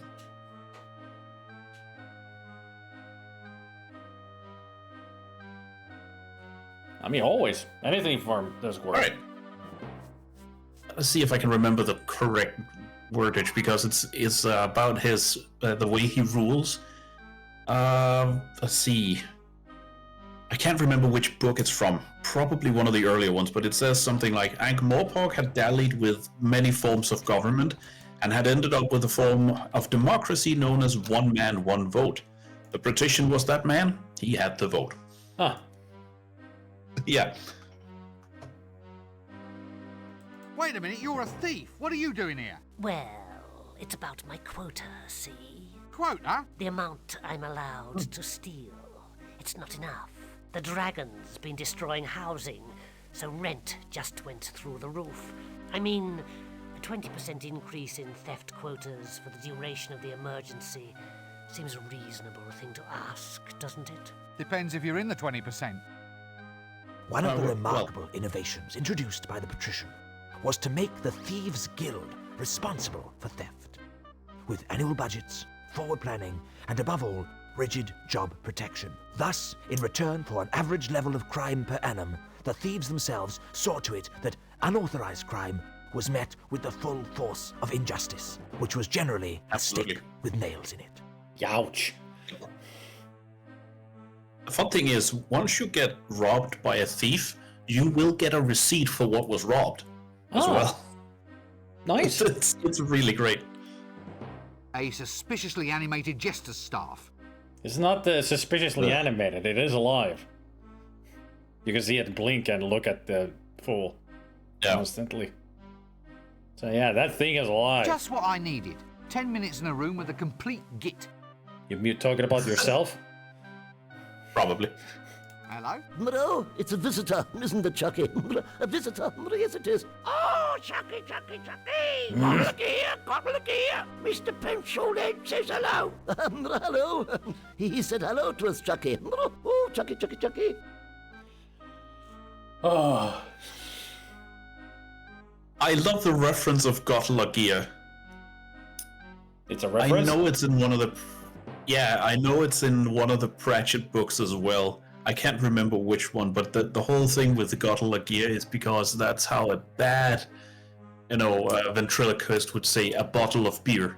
Because you can't say bees, that's moving the lips, so it becomes Gotlagear. Oh, but he is a ventriloquist, making the staff talk. Yes. So, it makes sense in Gotlagear. That's a great one. And I know Pratchett has mentioned it in one of his books. I can't remember which one, though. Yes, what might your name be? It's secret. Eh? I can't tell you, but Mr. Flower knows. Oh, well, if you like. Hello, Mr. Flower. You really fell for it, didn't you? Of course he did. It's Rincewind. Wet! He's all wet! Oh, Chucky, Chucky, Chucky! Well, excuse me, I think there's someone calling me. Yes. It's... Eh? Just wanted to see it again. Wet! Oh! Well, excuse me, I think I must have missed something. Missed it? Missed it? Oh, very good, very good. He's good, isn't he, Chucky? He's good, he's very good. Yes, he's very good indeed. Oh, Chucky, Chucky, Chucky! Are you all right? Oh, are we all right, Chucky? Are we all right? Look here, look here! I think I'm just going to lie down for a little while. Yeah, I think that just listening to this guy is going to give you a headache. Look, I was wondering if I could get some information off you. Information? Information, Chucky? About lizards? About dragons, yes? Well, yes, all right. Dragons. All about dragons then, Uncle. Look, could you just keep it down a little, please? Dragons, Chucky. Chucky doesn't like dragons. Shut up! Quiet! Now just tell me what you know. Tell what? What about the dragon? What dragon? The dragon that threatens the city. Oh, Chucky, Chucky, Chucky! He knows about the dragon. Shh! Quiet! Dragon, Chucky, dragon. Now look. Guess what I am now? Boring? No. No, guess again. Annoying? A teapot. Yes, teapot. No. Teapot, Chucky. Oh, Chucky, Chucky, Chucky. Oh. Stop it! Stop acting insane! Insane? Did you say insane? Yeah. Yes? Chucky doesn't like it when I'm called insane. My mother called me insane once. Uh-oh. She said it right before she died. Ooh. Right. Well, that was a me, change in voice. Calling me. I think we're done talking This with seems him. like a good cue to cease this whole silly conversation. Now let's talk to the patrician. So, I hope you've come here on pleasant business. Yeah. Yeah, well. Non-disruptive business. Reliable, solid business. Rather than mere disruptive rumor-mongering. Would I be right? I'm not crazy. My mom had me tested. Well, my motto is, I'm not crazy. I just have a different point of view. Hey, Pest! Hey, Pest! Rumour mongering, solid business, maybe. Well, are you? Or aren't you? Make up your mind. So, you wouldn't consider anything dragony at all to be... Valid. Valid conversation. In a nutshell, I think. Yes, I see your point. If, however, just for argument's sake... Argument? Well, I say argument, more a suppositionary discussion, really, but if something, say, vaguely reptilian were actually to creep into the conversation... Yes? And the weather being seasonal, a flame or even fire-breathing theme were to, as it were, intrude across into the subject... Huh. Yes, I see your point. Well, you see where that begins to lead us, then? Quite, yes, quite right. Well, I think this sort of information deserves a very thorough treatment. Exactly so. Perhaps the dungeon's information retrieval technicians might be willing to offer their services in such a case. Refresh your memory of details, that sort of thing. Information retrieval technicians. Yes, they're the ones. The ones with racks and windlasses and that long sort of bent thing that they poke. Now you're with me. All supposition, of course. Of course. Yes, as you say. In any case, was there anything you wished to broach with me at all? Taxes, law reforms, dragons? Dragon? Goodness, no. What dragon? Exactly. We'll let it rest there then, shall we? Don't let me detain you. Yes. No need to stretch the point. Would you be surprised that if we at some point actually get to go to the information retrieval technicians? No, not at all. I mean, the information retrieval technician is the kind of thing that Pratchett does a couple of times in the books. He has someone named Dr. Hicks with an X, who, by all accounts, is a necromancer, but he doesn't really want to be called a necromancer because that has a negative connotation. So he's a post-mortem communicator. It's that kind of thing. Good title. Yep, he's great. Any idea how difficult it is to get through to see you? Not really. Funnily enough, I've never had cause to do it, you see. Well, I think it's appalling. Whatever happened to open government? Well, since you put it like that, the last ruler who tried it ended up extremely open.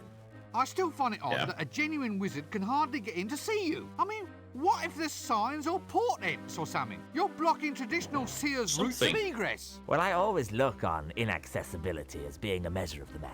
Supply and demand, that sort of thing. Still, now you're here. At last. Quite. Well, now you're here. We should extend you some hospitality. A little refreshment, maybe even a quick whiz around the palace. A walk along the highly dangerous battlements. Or a brief tour of the dungeons, perhaps. No, you're a busy man. Exactly. Serious business? Well, yes. Really?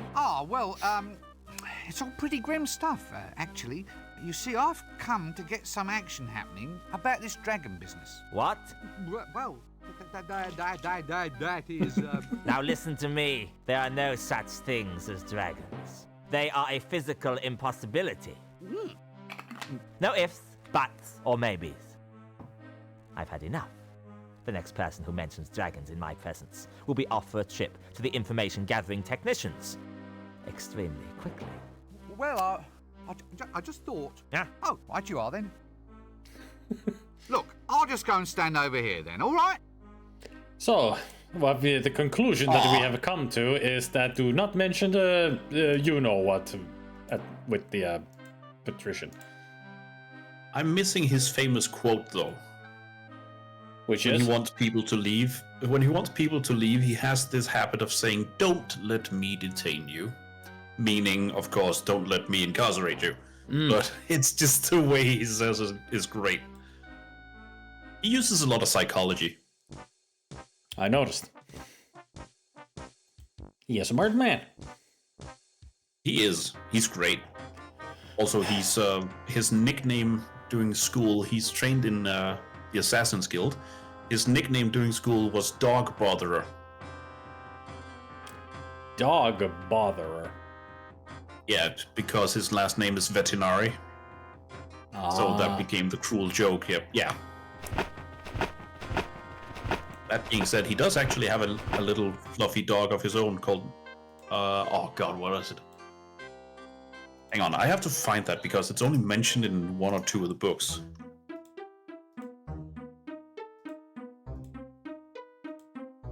Woofles is the name. Woofles? Yes. Good name. It's an extremely elderly dog as well. Stud, not a steed. Yep.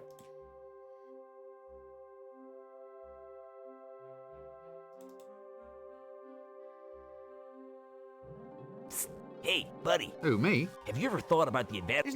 He still says the same thing. Right. Never mind. Must be the next act when he says something new. New?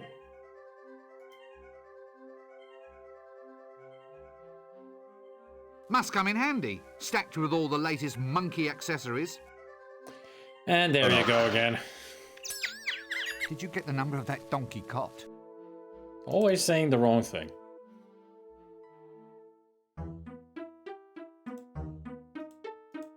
I will say though, it's in the very, very, very first book that it's actually Rincewind who's responsible for the librarian being turned into an orangutan.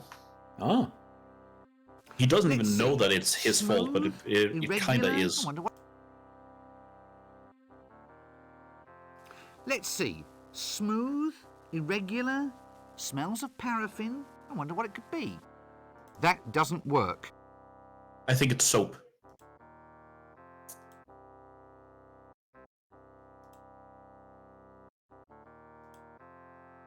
I don't exactly remember all because the first book is not my favorite, so I haven't read it that many times. But indirectly, he does a spell that sends a cascade of magic through the building, and that's what eventually turns the librarian into an orangutan. But I can't remember what it is, because it's one of the reasons that Rincewind doesn't know how to do any spells in the books, is because his brain is taken up by one of the forbidden spells. There are three, which were used to make up the world in the beginning. And one of them has jumped out of the book and jumped into Rincewind's head and lives there, just waiting to be said. Huh. Oh, cleaning material. I didn't know we had a cleaner. It's very hard to keep staff in this place. Well, hard to keep them human anyway. Oh, yeah. New Jiffy Brill Instant Starch. Stiffens anything. You never know when that might come in useful. Yeah. Stiffens anything. Yep.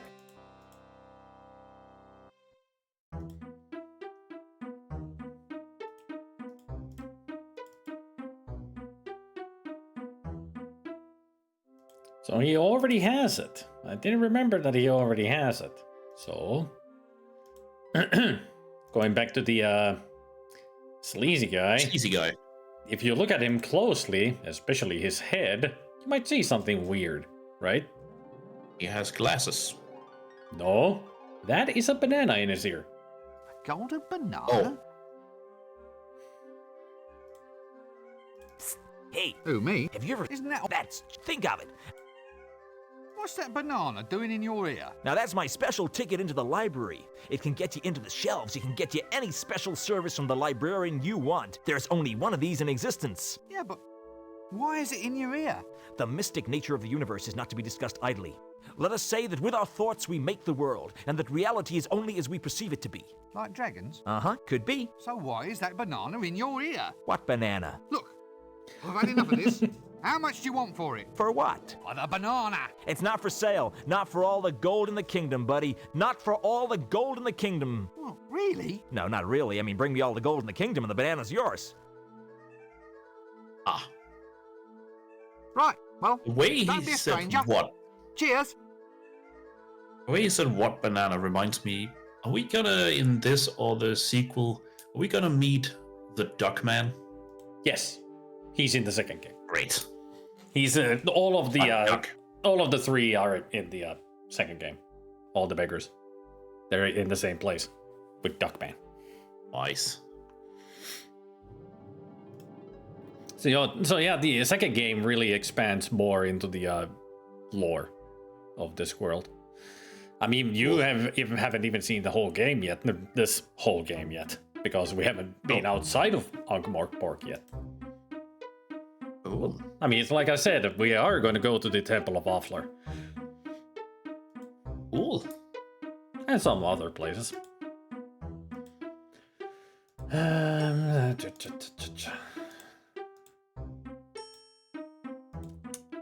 So now that we know about the banana in his ear,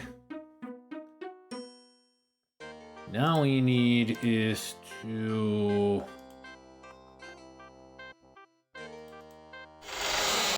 Oops.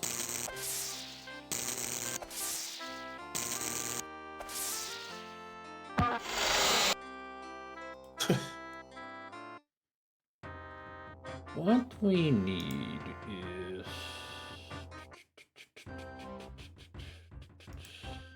Let's go discuss with the crazy troll in here again.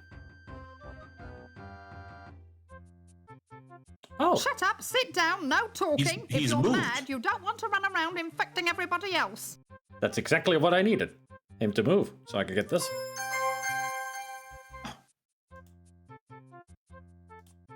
And we can get to talk to her. Are you him? Pardon? What? No, you couldn't be. He would know who he was. I suppose I should come to expect this kind of thing in my life. So who are you then? The mighty wizard, Rincewind. Oh, is that all? Well, I'm sure he wasn't a wizard. I think I remember him smelling of fish. Look, who do you want to meet? Him, my beloved, my long-lost paramour. He's been missing ever since I was a child. God, give me patience. Well, it's all very traumatic, I think. They said I really ought to find myself a trauma and go and see the psychiatrist. Everybody's doing it. I can imagine. So you're here for a bad memory, then? No, why'd you ask? Well, that's a dunce's cap you're wearing, isn't it? You look like a pencil. This is a wizard's hat. A garment of great austerity and history. Oh, it must be ever so good for storing things. I don't want to talk about it. The uniform is not negotiable. Fine. What's this about a beloved of yours? True love, is it? I last saw my true love in the Ramtop Mountains. It was a sign, you see. A sign that my life was to be spent in alpine pursuits. That's why I became a milkmaid. Really? How fascinating. I learned to yodel too. Oh, dear. I mean, the wizard hats are good for storing stuff. I mean, that's what Simon the Sorcerer does. That's his inventory, his hat. Another quote about Rincewind, speaking of the, it was the way it wrote the wah before that reminded me that with Rincewind being a coward, it states in one of the books that Rincewind knows how to scream for mercy in 19 different languages, and he knows how to scream in another 44. That's possibly the most heinous woman I've ever seen in my life. Stunning how they managed to find these people. Shut up, sit down, no talking. If you're mad, you don't want to run around infecting everybody else. You do know, man, this is not a sickness that spreads like other diseases. Maybe she doesn't know. It could be. Yibble, yibble, egg. I'm sorry? The eyes. What's happened to you? I couldn't take it. Thumping, not thumping. My brain's gone potty. Ah! Oh, now let me guess. You're a patient here, aren't you? Oh no, I'm here. Yeah, background color. This seems like a good...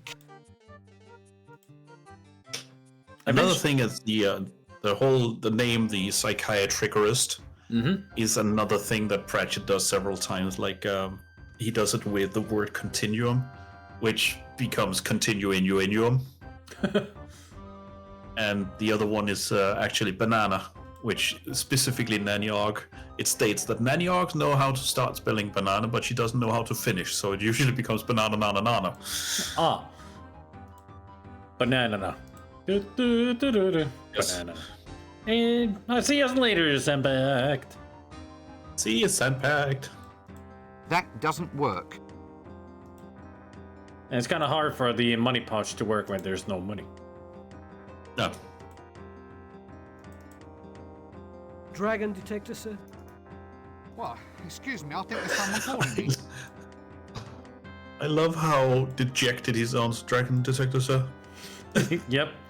They got the voice perfect. That doesn't work. I mean, I've always imagined him kind of more like Stan from the Monkey Island games. Like, really in your face. But, but Tony Robinson just doing that is great.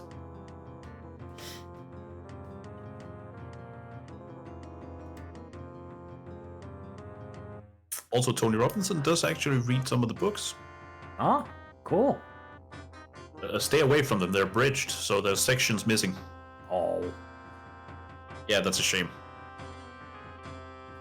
What did I need with the, Alright, now I remember. I need to go back to the alley. Oh. I missed out on an item.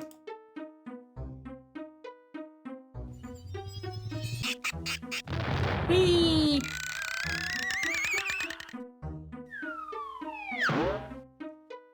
Welcome back, Swede.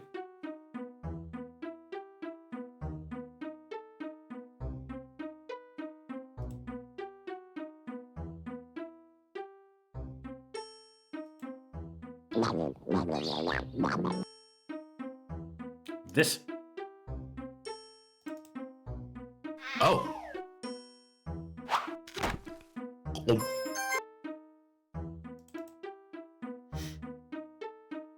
Game's going fine. Game's funny. It is. I've pretty much been all to the places for now, you know, on more ports, so now it's just focusing on puzzles.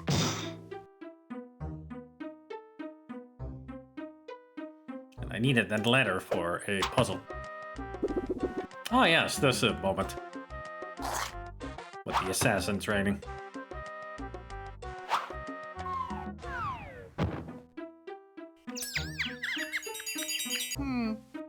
From the Assassin's Guild, I presume.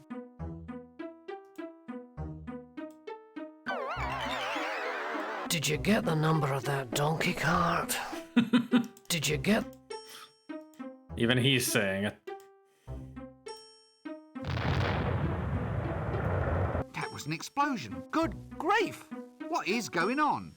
I mean, it's an alchemy street. What do you expect? They're making it bombs and whatnot.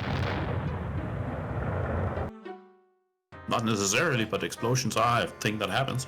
Yep. Now back to the UU. Back to the ooh.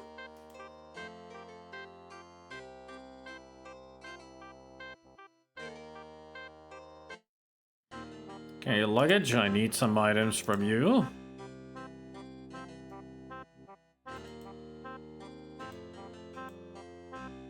To have this in Rincewind's pocket.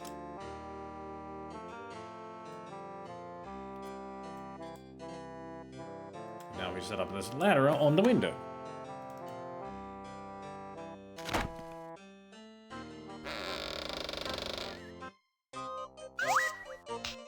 And here we are above the kitchen. Ah. And now...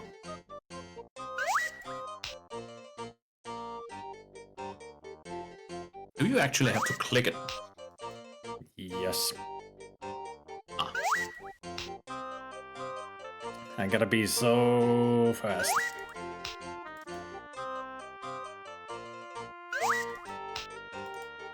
There we go. No. Yeah.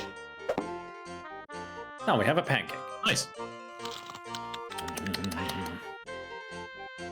Reversing gravity is the last straw. I've had it. I'm off to complain. Spells, wizards, anti-gravity. It's unnatural, that's what it is. So who pays for it, I say? Me, that's who. Up the stairs to complain, then back down to the kitchen. Up and down, like what kids play with on a string. A kite? What?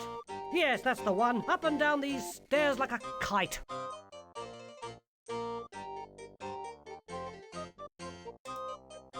I'm sure you meant yo-yo. No, it's kite. Oh. Now we quickly go to the kitchen. Although you're not in any time limit here.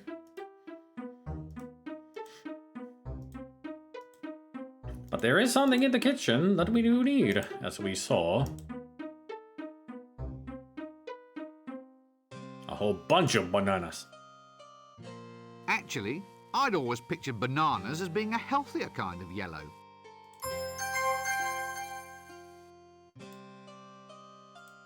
I already have one of those. Skilletus hoticus. Yes, I've seen one of these before. Skilletus hoticus.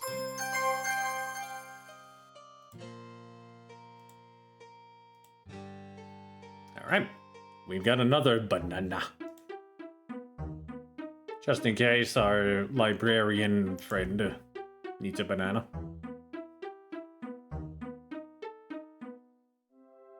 I don't think we can exchange the golden banana for this banana.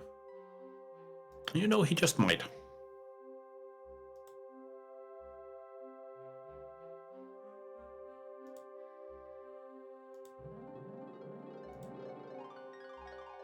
That doesn't work. That doesn't work. Shame. Yeah. It's like I said, there are some things that I just don't remember and how to do. That doesn't work. Would it surprise you that we are going to go to L space? Not at all. It's part of the Discworld, so... It happens in the book as well. Though it is the librarian going to L space. Hey there, old mollusk. Yeah. Yes, but look, if I did have to go into L space, say, to go back to another time, you could help me? Elves just pick Yeah, we know about the L space, thank you very much.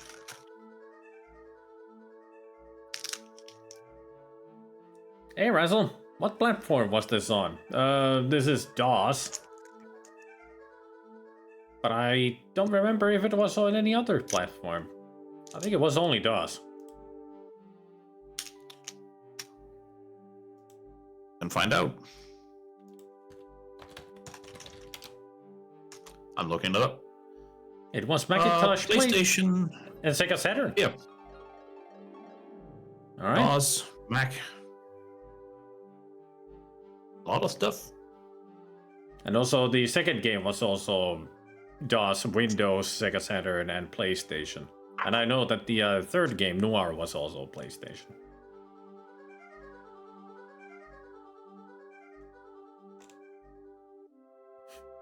I also like that I did go to Moby Games. I looked up Discworld, and one of the options is you meant Disco Elysium. It's like, yeah, not really. No, but yes.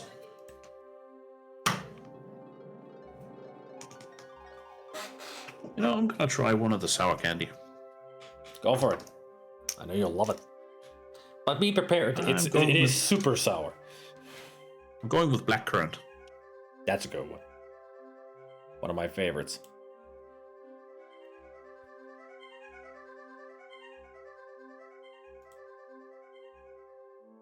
Oh, that kind of candy. It's got it is in own baggages because they got the malic acid coating. That's why. So don't touch it with your fingers. Just try to get it Too late. Straight into your mouth. Oh, too late. Oops.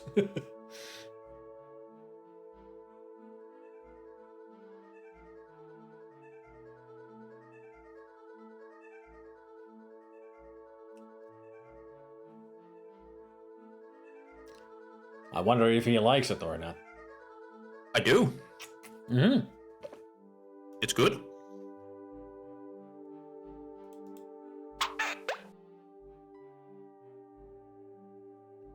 Oh. Well. He ate the banana, but nothing happened. So it's not yet. Aw. Not time yet. I actually do know that it's not time yet to do L space. It's toxic waste. This is what he has. This one. Purple. Toxic waste. Because I've got the also yellow and red. And orange. And there's a green one as well. So there's 5 different toxic waste barrels. I also have Brain Blaster. So I got plenty of sour candy here. I love it. Even though it's like not good for me. Because you know how my body reacts to it. But I love it. Which one's the best? It would be the purple and the orange. Toxic wastes. I mean, the yellow one is pretty basic when it comes to the flavors. The red one is pretty much just like fruity and berry ones, so also kind of basic. But the purple, green, and the orange ones are more... Well, green is also more of the lime, lemon likes of flavors. But the purple and the orange, the nuclear fusion, these are especially good.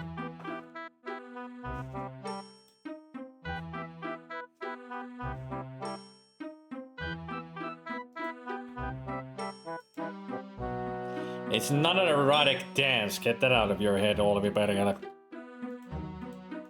Mä tanssin sen takia, että pääsee sen kivun ohi siitä, koska se on aika tuskallista se kirpeys noissa. Nämä on siis superkirpeitä verrattuna johonkin Miss Xään tai muuhun tällaiseen.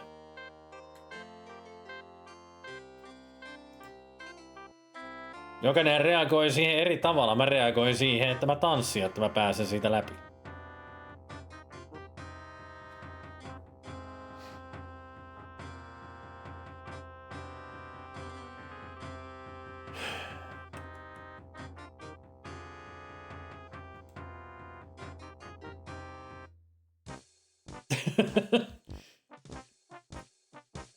You can see that he's got a little bit of a bump on his head.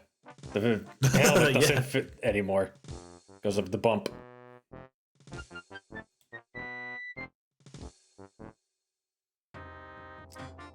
I am currently actually out of ideas. Question about getting into the palace. Yes? Are we at some point gonna utilize Carrot for getting into the palace? No. Ah. Carrot and Nubby are only at the gate. That's what happened in the book. At some point, Carrot tries to get in, and they don't want to let him in. So he just says, okay, walks away, and then starts a dwarven battle cry and comes back whirling his axe, running, pelting directly for the 2 guards who jump into the boat.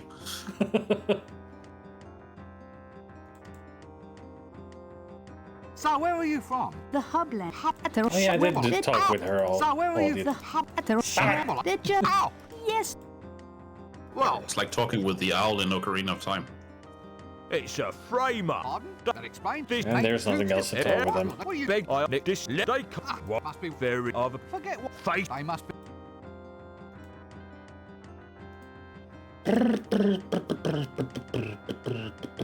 I'm trying to remember what I need to do.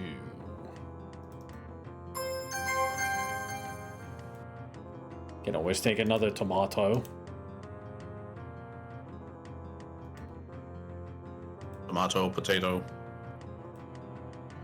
Let's see if the Arch-Chancellor actually will have something to say. Could be.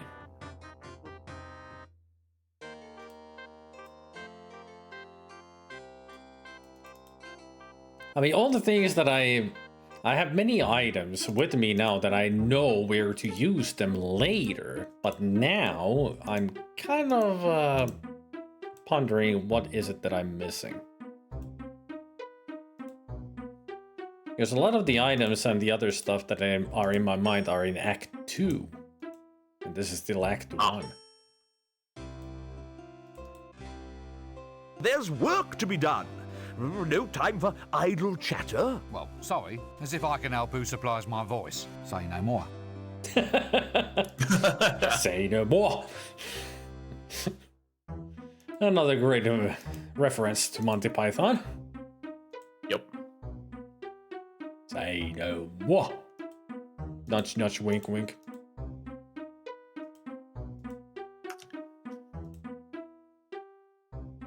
Shall I come up with an idea for something we can do? Yes, always. Let me look at the inventory again. Let's see what we have. There's luggage.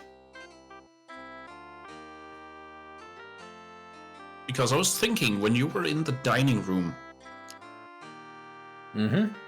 Could we exchange the broom for Windlepoon's staff?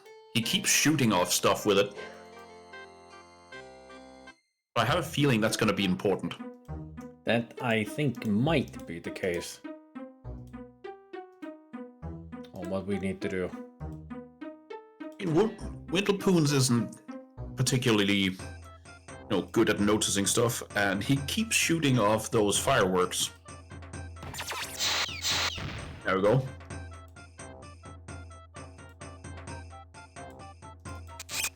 Yep. That's what it was. Ha! I know my Discworld. And now we have the staff. It's got a knob on the end. A wizard's staff does have a knob on the end. Yes. And also... And you do know that that's a dirty reference, right? Mm-hmm. I know. And the other song that Maniac makes up is The Hedgehog Can Never Be Buggered. Ah. And also, yes. it makes it even funnier when Rincewind said to Nanny Og that he doesn't. It's like, huh? Exactly. That doesn't work. Oh. Let me use the staff on them, Gong. We will play it. We just don't have the proper staff. I think we need to give this staff to the Arch-Chancellor, being one of the items that we needed. Could be. Let's go on what he says if we try to give him that.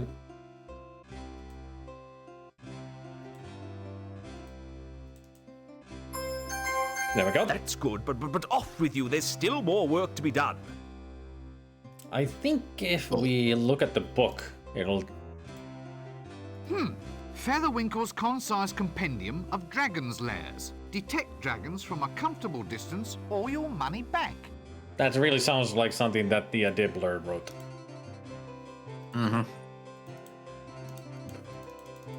Okay, so we can't show it to him anymore. That doesn't work. So you don't read it by using it on yourself. Got it. I've never seen a metal hair roller before.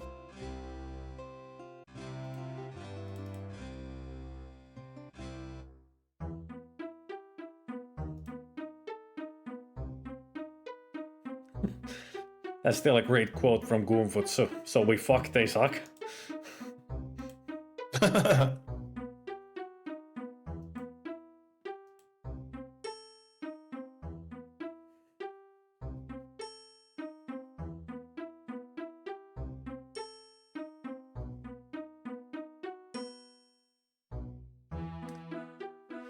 Let's ponder.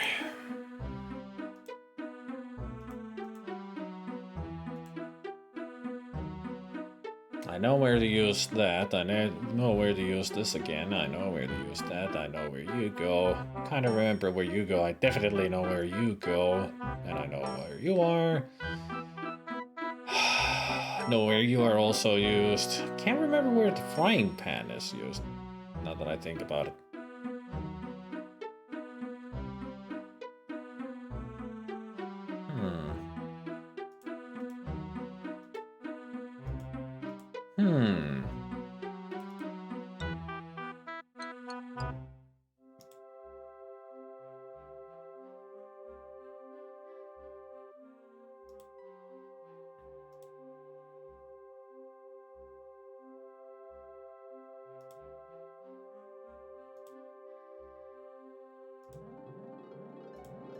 That doesn't work. Darn. Can't hit him with the frying pan. Something in the bookshelf that I need? That doesn't work. Alright. That doesn't work. Nothing works.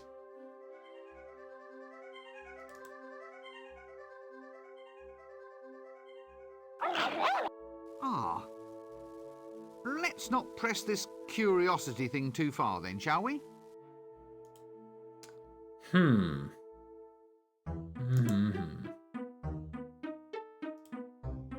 I feel like we're missing something. Yes, we are. Are we missing a place? Is there somewhere you haven't been? No, it's pretty much right now. It's doing the things that the Arch-Chancellor told us, gathering the items so he can make that dragon appear, or where we can find the dragon's lair. I think the roller is actually one of them. Yep. That's good, but off with... Is this also one of them? Yep. That's good, but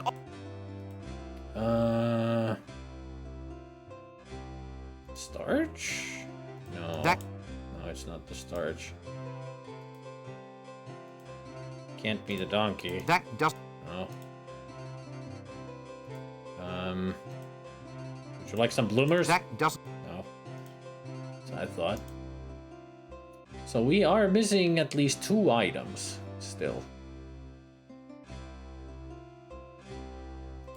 Oh, there is one character that I didn't talk to.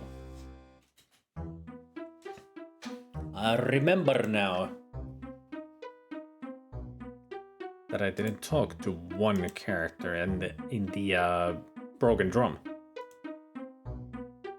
Oh.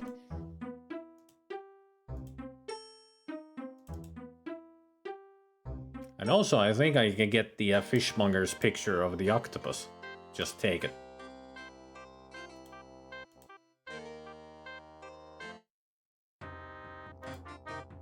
Why do I have a feeling there's something down to the south?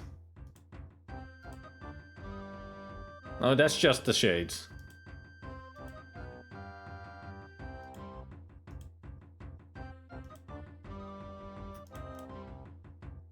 Let's see, can I just take it? Yep. I do know where we need that.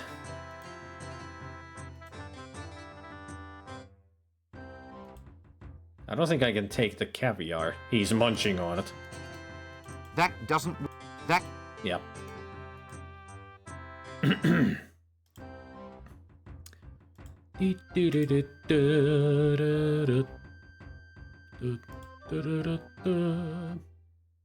He's still working with her. Nothing else to do there.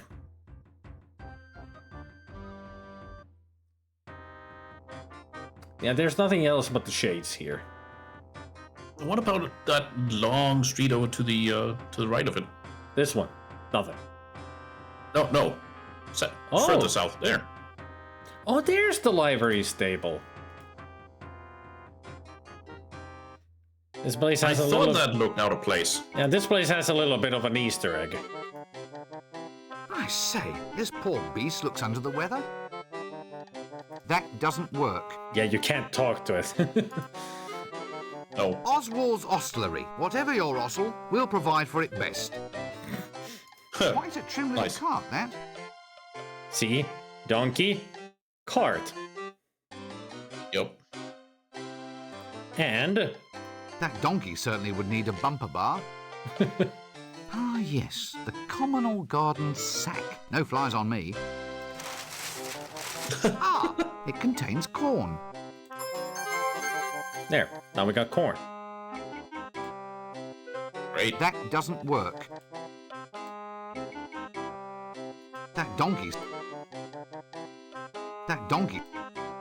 I mean, later on, when the sack is actually away in a different act, we can come back here and then we can see the number on the donkey cart. Yeah, great. But that's all that we can get from here is just the corn. Quadro triticale, I presume. We got a lot of food in our pockets. Corn and banana and tomatoes, starch.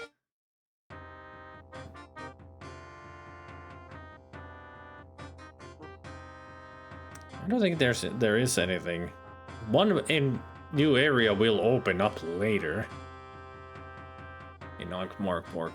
Can we connect the corn and the starch and make cornstarch? I think so.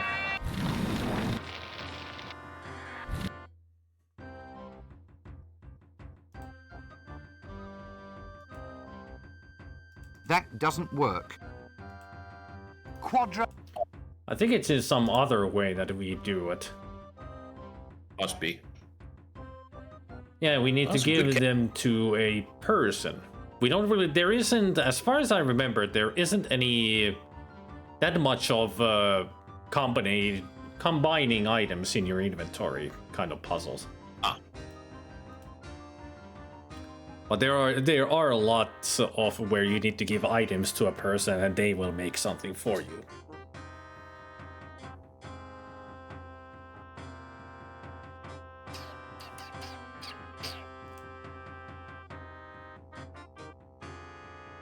Come on, luggage.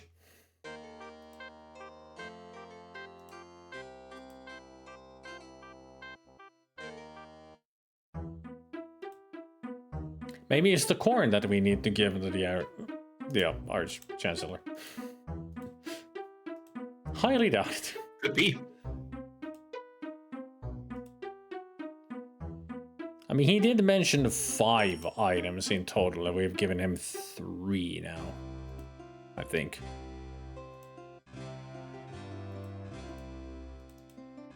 That doesn't... Nope. I mean, one of the things about this game is you need to write things down because it doesn't hold your hand at all. So if you didn't write down everything that he said, like I didn't,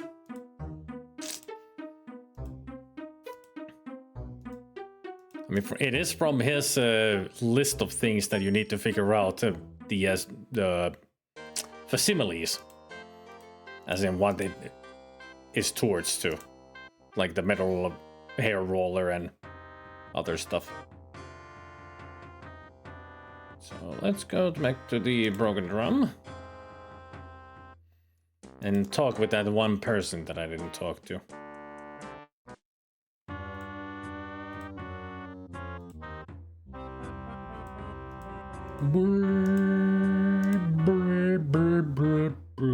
The braggart here.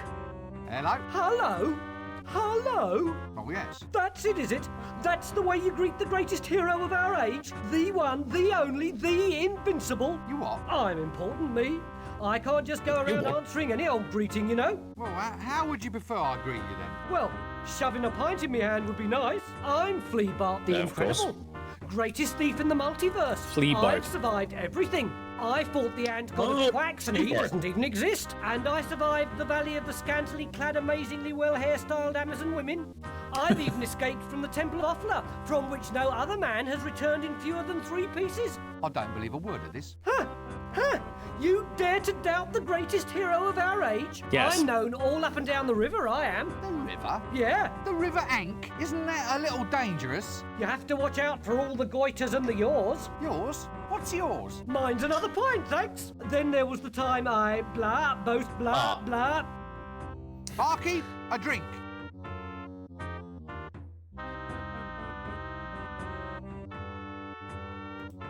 There, now we got beer. What, do you think you were going to give it to him? Not yet. No.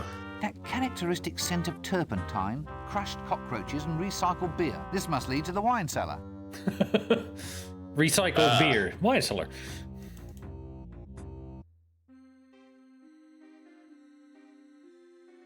Kind of a dark place, ain't it?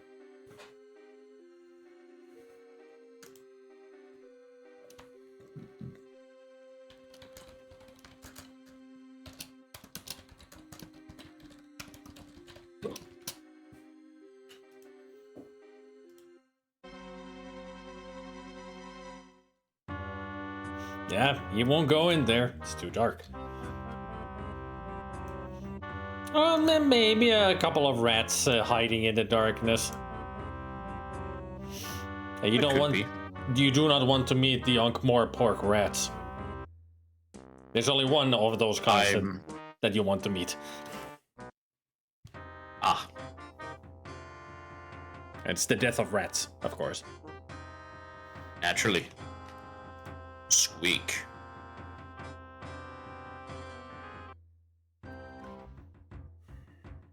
What am I missing? What am I... A clue. I'm missing a clue, yes. Squeak. Squeak says boo. Squeak.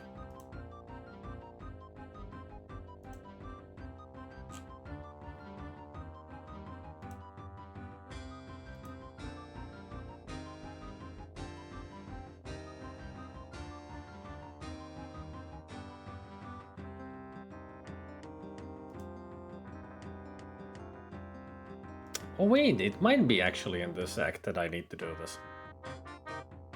Yeah. Back to the alley, to the alchemist.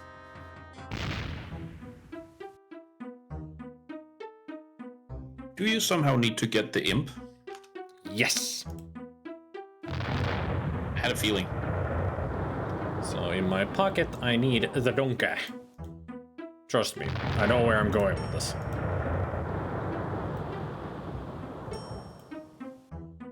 Donkey!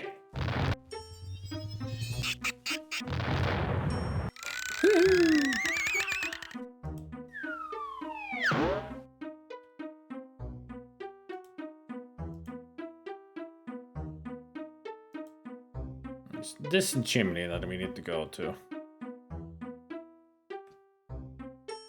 Chimneys. Ah, the march of technology is a fine thing. And what we need is to put the donkey into the chimney. That doesn't work. No. That doesn't work. It should. That doesn't work.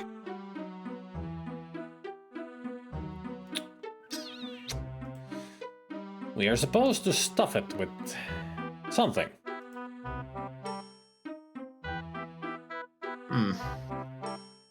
I thought it was the donkey.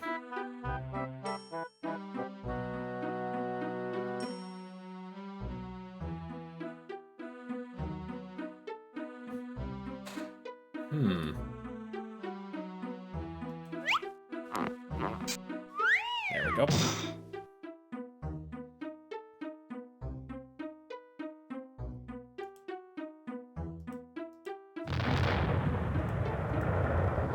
Come on, luggage. There you are. What else did you have? No. Can we give the corn to the imp? Like bribe it?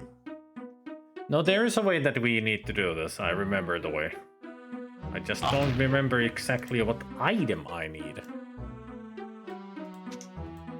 Maybe it was the bluers after all. Oh, right, we can only carry 3 items. Or 2 items, because one of them is a action. Rincewind really doesn't have deep pockets in this robe. Oh.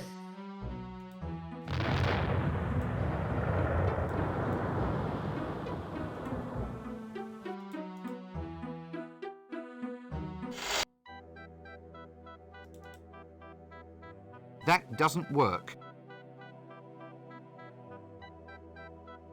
A sink. Indoor plumbing. Now, whoever said Ankh-Morpork lacked all the mod cons?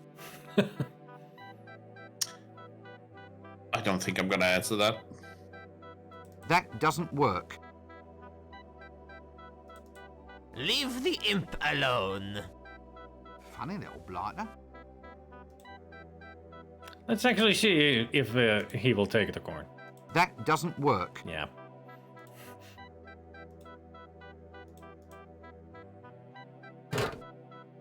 Can you distill it?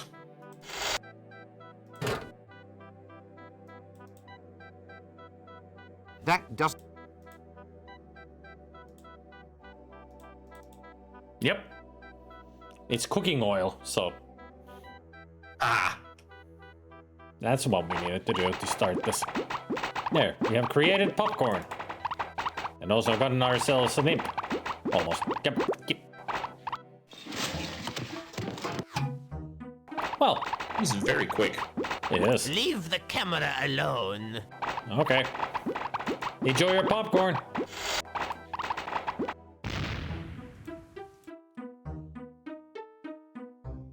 It'll be a craze just like popping hummus.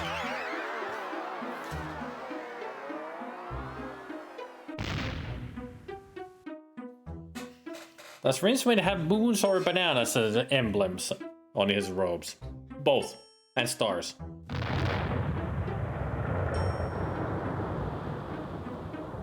If we're going with the book logic, it should be holes.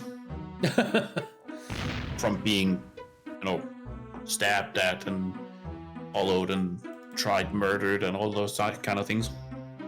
This is how you take an imp. You give it a worm. That doesn't work. Oh, he took the worm. Shit. Ah, right. Well, let's go get ourselves another worm, shall we? Sounds like a good idea. Because I forgot something. Something very important. Let's go get that important item first. Before I forget it again. Remember that? Forget? Remember that ball of twine? Oh. Let me guess, you need to tie it to the worm so you can yank it? Yarp. Ah. That doesn't work. It does. Stop being stingy. I need to use the glue for something as well, but I don't remember what it might have been.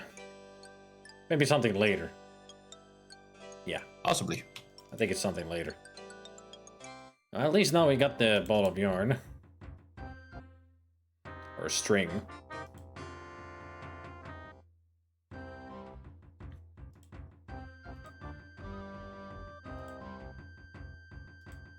Dippler? I already have one of those. Oh, right, because I do have one of those. Gotta throw it away. The only best way to do it.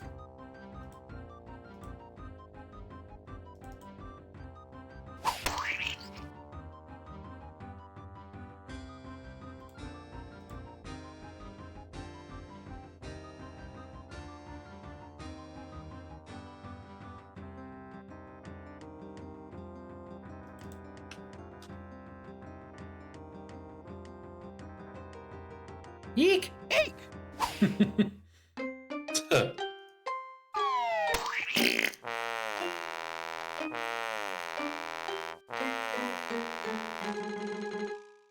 Oh, that sound. So now, there we go. Now we got a worm on a string. It's a worm with a string tied to its tail. Or head, or... Body. Body, yeah. I mean, they are nothing but a long tail. With two heads. Face. Now we go capture ourselves an imp.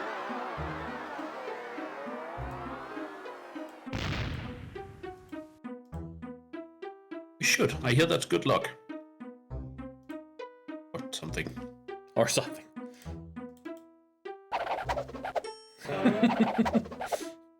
Really tying that string to it.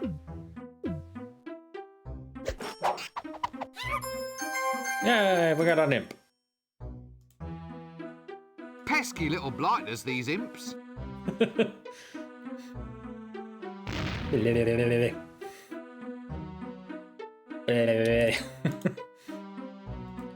Funny little blighter. Yep. I think we now give this imp to the Arch Chancellor. I'm not sure if we do. Well, let's see. I mean, that wouldn't make sense in my head. Which isn't necessarily to say that's right, but, you know. Yeah. You know what they say, you catch yourself an imp and Iselda will dance on your dinner table. Alright, no one says that. I mean, you just said it, so... Yeah, you just did! So at least someone said nobody it. says it. And I said it when I read it, so there's not two people who have said it. That's two already. Yeah. Must be true then. It is true now, because two people have said it. One in text and one in voice. And you didn't know that I'm actually on my way to Finland right now to dance on your There's dinner still table. more work to be done. And there is one more thing that we need to do, but I can't remember where I need to get the item for it. Because the last thing that is the breath. Which is dragon's breath. Oh. So we need to catch a dragon's breath. But to get that, I need an eye. I do remember the item. But I have no memory of where I get it from. Think. Now, why do you keep closing the door? I keep double clicking it so it closes. What item do we need? A mirror. We need a mirror, and I think it's from the street urchin. I mean, lovable street starfish. I think I know where it might be, because I think I remember seeing this the first time. Oh. Where do Chucky's you remember? room? All right, Chucky's. Right. We need to go back to the palace then. And we can also because get I distinctly have that, that memory of you saying that Chucky is one of the most annoying characters, and it's annoying that he's the only one that can give you the mirror.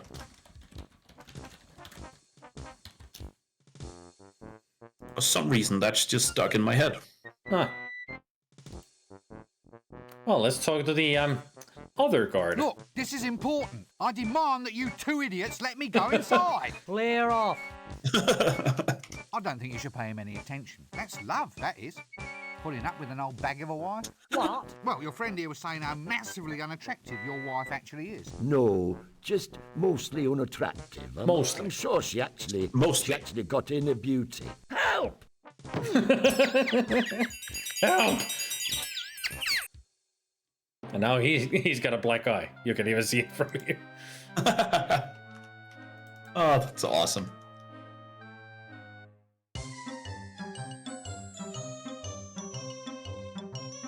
Great music, ain't it? There it is. The mirror. Rather an ornate little mirror, that. Yeah, I have a mirror like that. A small brown one.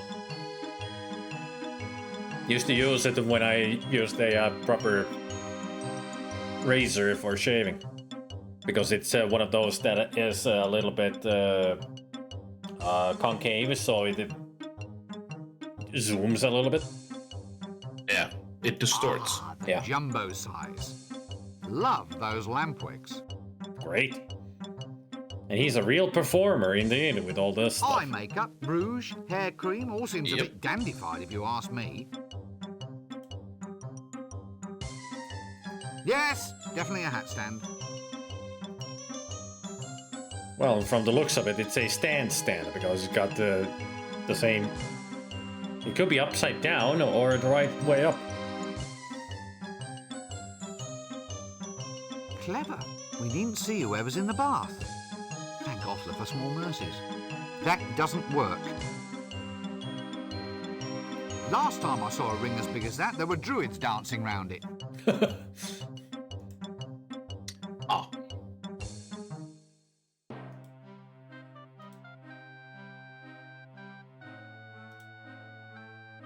No, I've never used a razor blade like that, no.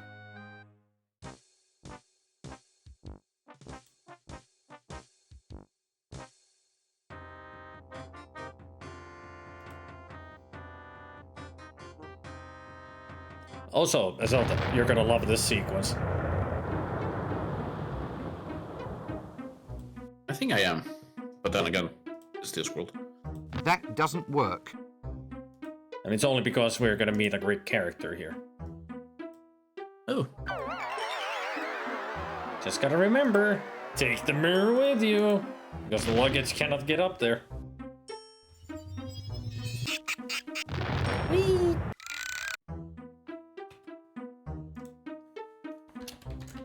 Speaking of real razor blades, I have used a safety razor, which has one of those thin razor blades that you tuck into the safety razor. I haven't used a knife, but the next thing up from a knife, I've used that. It takes skill and it takes, dedication. Mm-hmm. It does give a fairly nice shave, but it petered out for me in like six months. Yeah. It was just like it took a long time to prepare.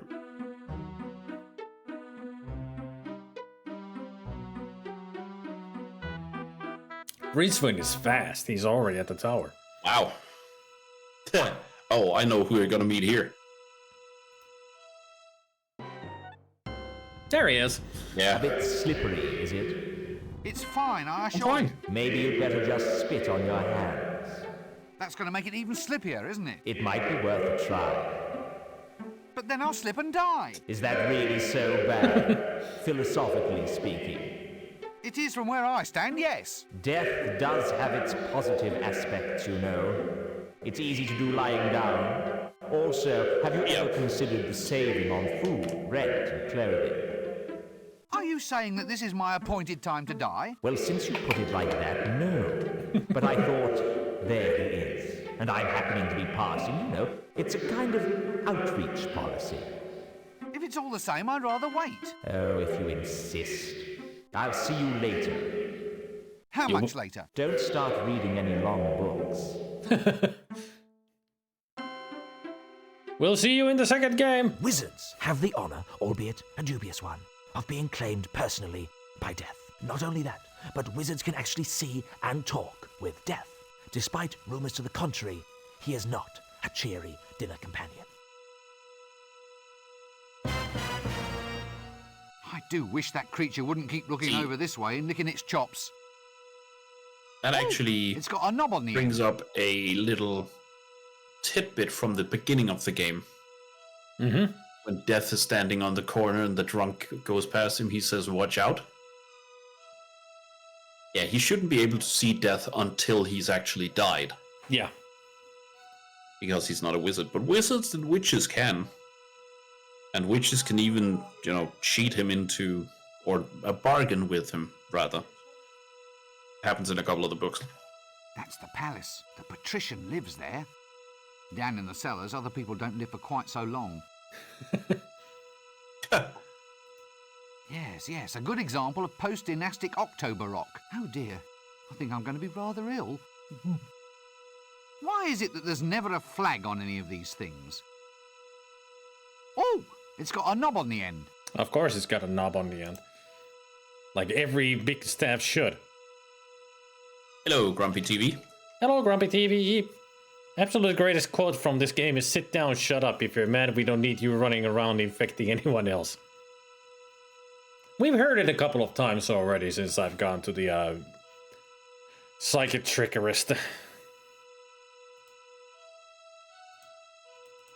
But here, put the mirror to the end.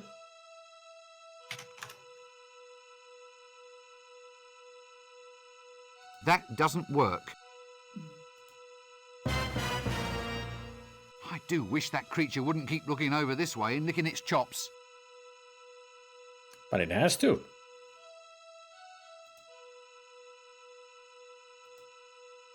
That doesn't work. He sounds so angry when he says it.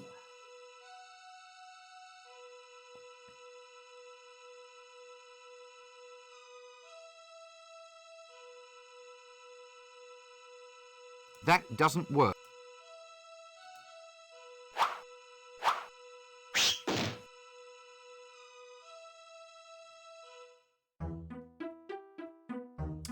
Now that I've got the mirror there, what is the next step?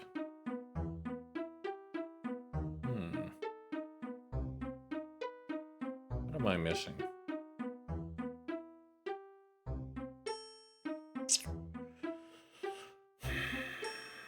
We need to lure the dragon.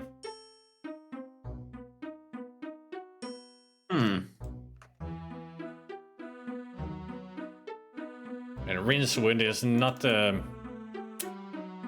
tasty enough, I guess.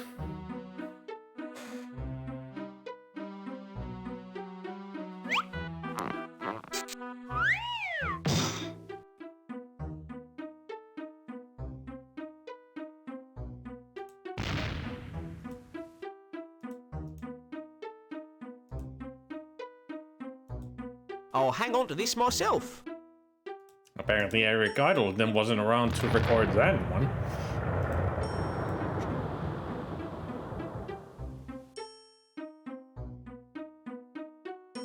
No, because that was Rob Brydon. Mm-hmm.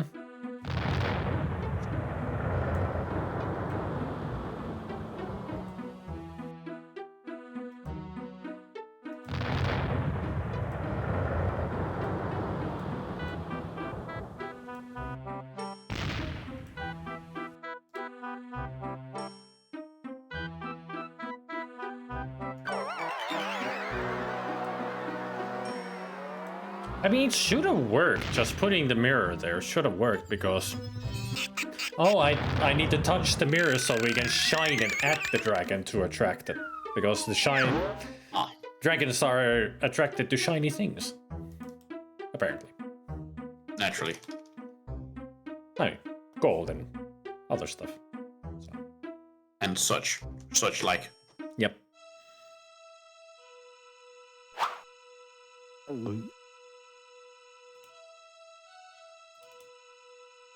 There we go. Shine, shine, shine, shine. Come on, Rincewind. There you go. Nice. Hello.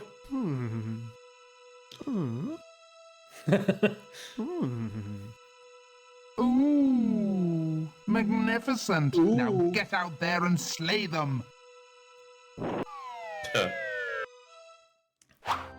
There. Dragon's breath. Cool. Good thing it didn't kill Rincewind.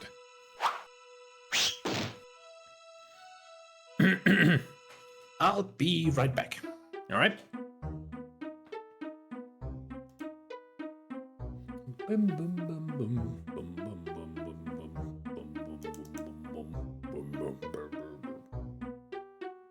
Luggage to save today. He's always where Rincewind goes. So does the luggage.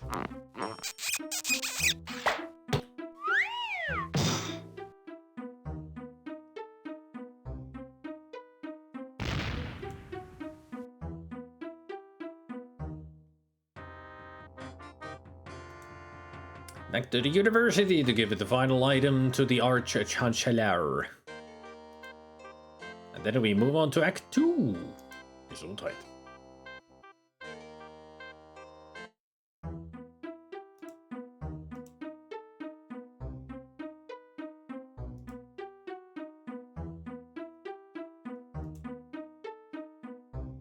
Yeah, I wouldn't mind to have a plushie of luggage. I mean, also, I wouldn't mind having a plushie of the donkey, or the frog, or the octopus. I keep it Rincewind. As long as it takes, Olavi perkele. As long as it takes.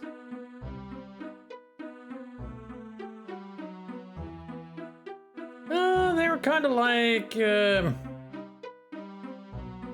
Oh. I think they're kind of like digigrade legs because the luggage is like a pet, kind of. A magical pet. With 10 legs.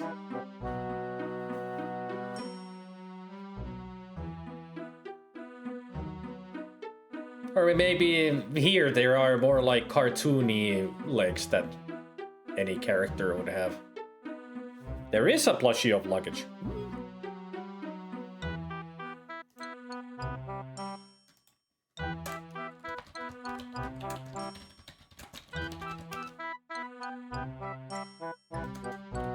There we go. I have returned. Discworld Emporium. Discworld Emporium? And apparently a shop that has the luggage plushie. Ah, nice. I like it. That pretty much the this plushie. It's more like the one that they have in the second game. With the tongue and... With a tongue, yeah, and teeth. Oh! They have Grebo as well. A cat.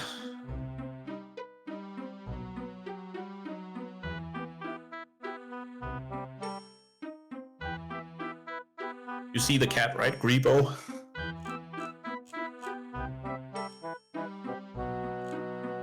There. There's Grebo. And also Death of Rats, the Librarian, Rat on a Stick, Death with Cat Plush. The librarian has a book that says ook. Yep. And also a banana. Yeah. The reason Death has a cat is one of the first times we meet Death in the books, somebody actually asks him what he likes. Because they have an existential conversation about death and stuff. Mm-hmm. And after a long pause, Death says, cats. Cats are nice. And that's it. But yeah, Grebo, I kind of would like Grebo because it's an Antioch's cat. And he's so well described in the books. He's the meanest, foulest cat, and to Nanny, he's just this kitten that she adopted long ago, even though everybody in the neighborhood is afraid of Grebo. To her, he's just, oh, this little one. Too bad Grebo doesn't appear in the game. Yeah.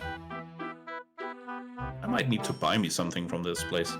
Me too, because those are really good prices, only 17.5 pounds. So in euros, that's like 15 euros or so. So very affordable plushies.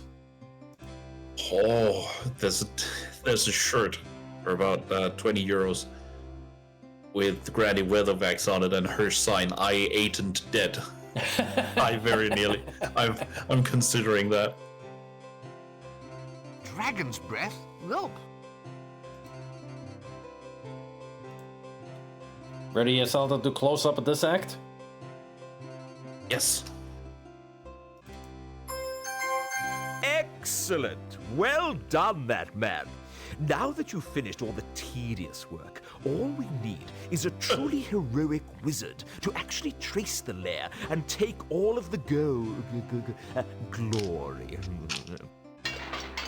Yes, of course.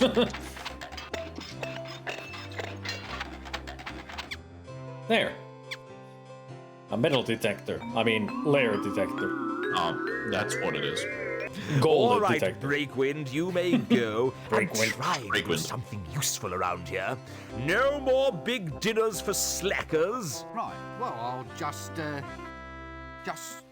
slink off down this corridor, shall I? Yes, good day, Rincewater. And you'll handle the gold. I mean, the dragon. You'll just take care of everything. Yes, quite right. Perhaps I should volunteer to assist, sir, having had hands-on experience in your actual dragon locating equipment. Don't be ridiculous, man.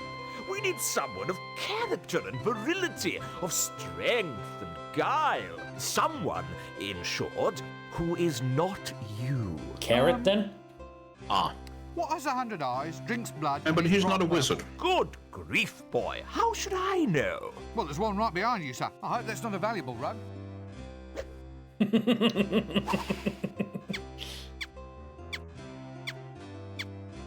Yeah, that squeaky noise is the gold detector.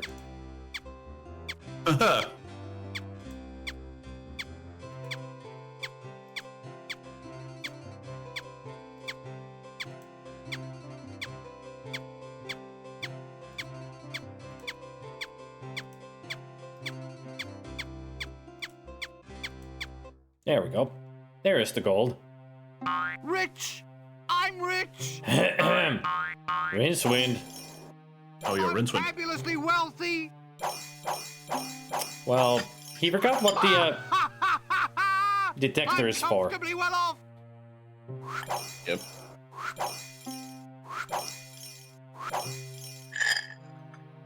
It's all mine, and no big, ugly lizard is going to stop me. Don't say stuff like that. Also, like there's a mouse eating cheese watching the scene. However, when I say ugly, I don't, of course, mean lacking in considerable wit, charm, charisma, attractiveness, teeth, claws. Hush. Yes, sir. I'm shutting up now, sir. I am angered, little man. I am angered and I am sorrowful. An evil brotherhood has pulled me from my ancient place of rest and have bent me to their will. I am being used for evil ends. They are inside my head. I cannot stand it. I am not naturally an evil creature. I wish only to return to my home dimension, seek out this evil brotherhood and destroy the spells that control me, or else they shall force me to kill again. I cannot fight off their powers much longer. Ah, yes, well, how do I break this spell? You must uncover the secret brotherhood. Each of them must own a golden artifact. 6 artifacts used to summon me here. Bring the golden trinkets to me, and I can sever the brotherhood's control over my mind. Yes, but where do I find this brotherhood? You said that it was secret. Seek out the one who stole the Book of Dragon Summoning from the Unseen University Library. He shall lead you to the others. Well, I suppose I'd better get out and get on with the job then. Oh, by the way, they really are building me up for a major rampage. If you fail to stop them, you will probably end up gritting down someone's path next winter. Right. Gotcha. Here we go. Gesundheit. I mean, Act 2. Nice.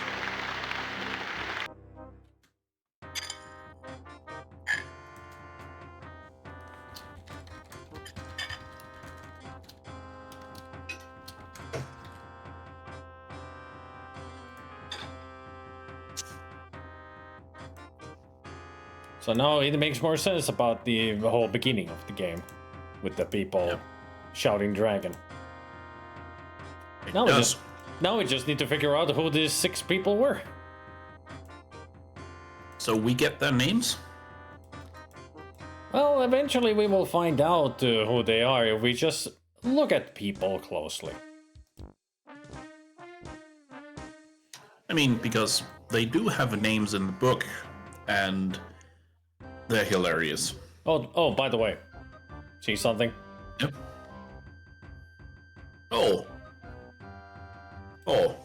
What's that? Is he all right? Malaria. Malaria? He's got a poison dart sticking out of him. Just ignore him. Probably put it there himself to attract the girl. He probably likes it there. I'm sure he doesn't. Well, he'd complain if he didn't. Look, I don't mean to pry, but are you sure your friend's all right? Oh, bitten by a mosquito, that's what. Happened on a treasure hunt, I reckon. Yep. He'll be better after he's had a nice lie down. Yeah. It totally was not assassinated or anything. Experienced virgin wanted. Good pay. Immediate prospects for promotion. Excuse me? Experienced virgin wanted. Experienced virgin. Immediate prospects for promotion. Yeah.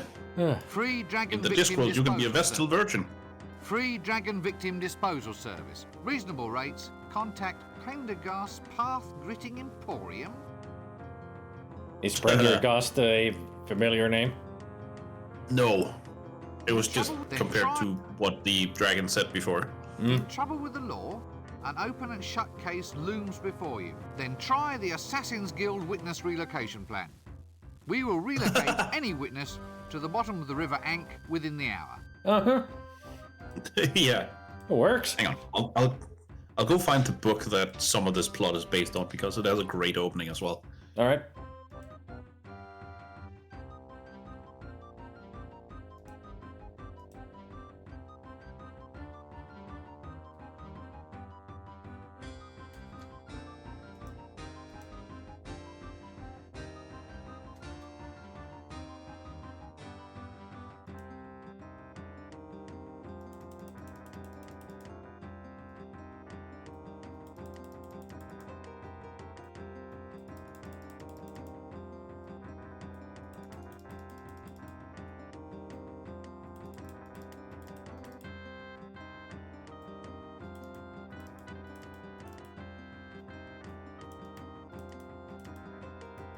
Alright, there we are.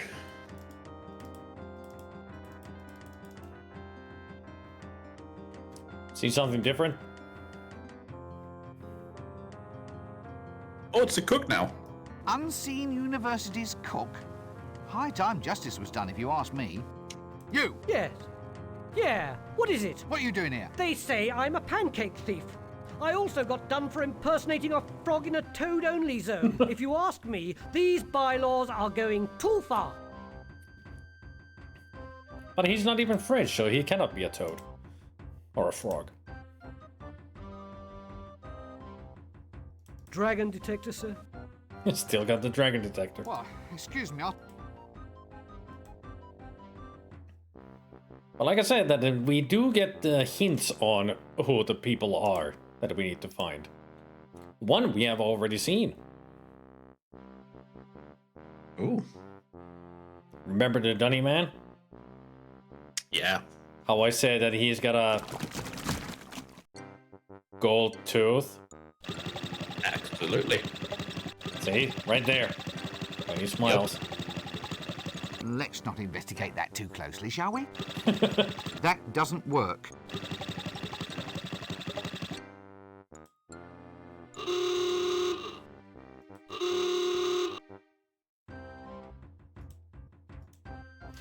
So with him, we need the gold tooth. Somehow. Who else was there? Alright, here it is. If you don't mind a longer excerpt from the book. Hang on, It's the introduction. Yep. I'll get to a more quieter spot. Alright. Why isn't this working? Huh. It's not letting me... You don't need to get up there again. No, I do. Huh. That's weird.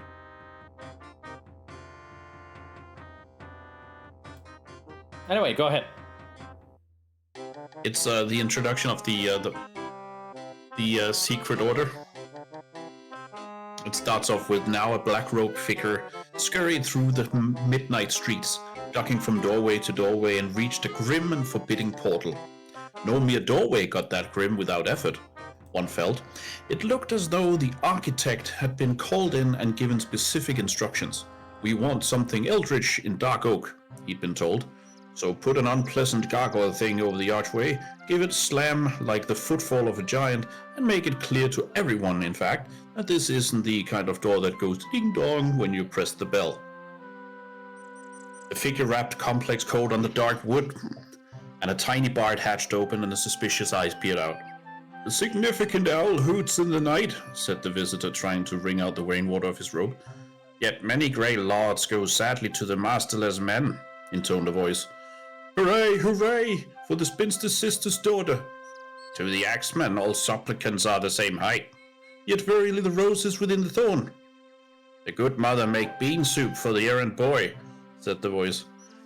There was a pause, broken by only the sound of the rain. Then the visitor said, "What?" "The good mother makes bean soup for the errant boy." There was another longer pause, and the damn figure said, "You sure the ill-built tower doesn't tremble mightily in the butterfly passage?" "Nope, bean soup it is, I'm sorry." The rain hissed down relentlessly in the embarrassed silence.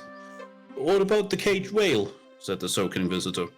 "Tried to squeeze out what little shelter the dreaded portal offered?" "What about it?" "I should know something about the mighty dips. If you must know." Oh, the caged whale. You want the elucidated brethren of the Ebon Knight. 3 doors down." "Who are you then?" "We're the illuminated and ancient brethren of E." "Oh, I thought you met over in Treacle Street." "Yeah, well, you know how it is. The Fretwork Club have booked the room Tuesdays. It was a bit of a mix-up." "Oh, well, thanks anyway." So all these secret brotherhoods on the same street. Yeah. And they know each other's passphrases. Also, I thought you'd like that. I just found a nice little glitch that they actually have in the game that I never noticed before. Like, there's this hotspot for the sign. Yep. But apparently it lengthens so the 2 pixel all the way through the tree. You And click then it up stops there. Yeah, I can even click it. This is the furthest. Keep off the grass. There. Actually, since they irrigate this stuff with river water, I'm surprised they even need the sign. The Nice, sign should be nice little glitch on the hitbox. Yeah. But yeah, that whole intro always has me laughing. Mm-hmm. That's a good one. Part of the reason I love the book.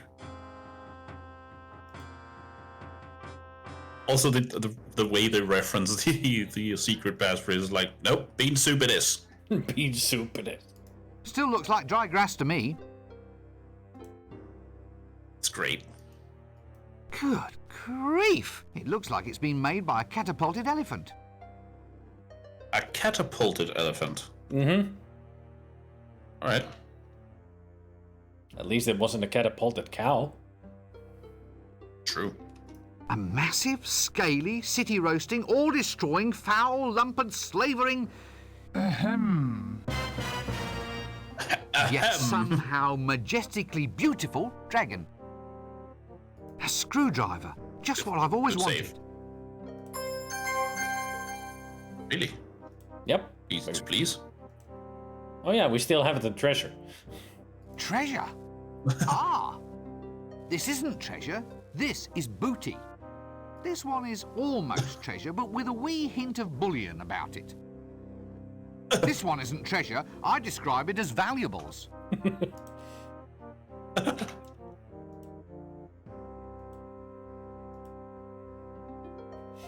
Alright, we got the screwdriver. Now is our time to go somewhere else. But where? I don't know. Ooh.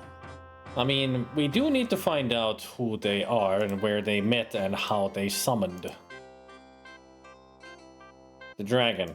And there's only one way to do that. Can you guess? Oh, do tell.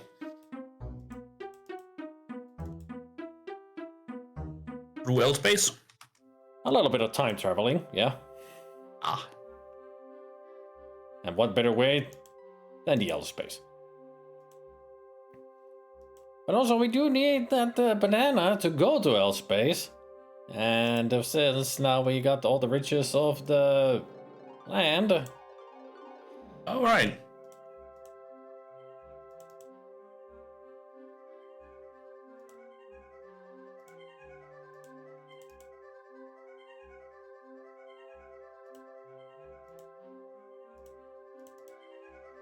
So many riches, and we just give it away to this guy for a golden banana.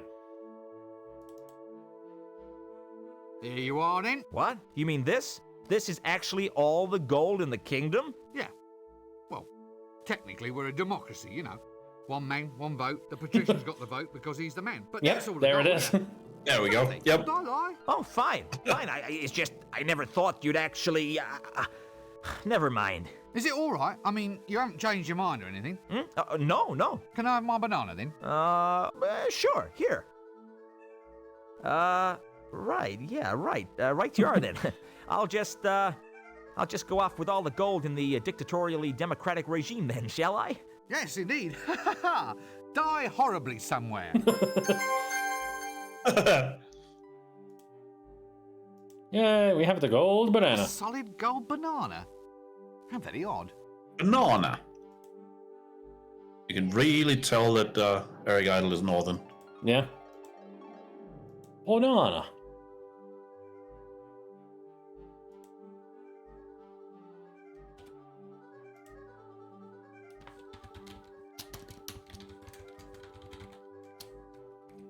Actually, it should be...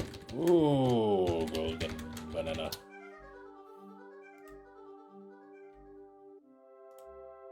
My spoon is too big. That doesn't work. Banana! What's that? Oh, I have to say the secret librarian's oath.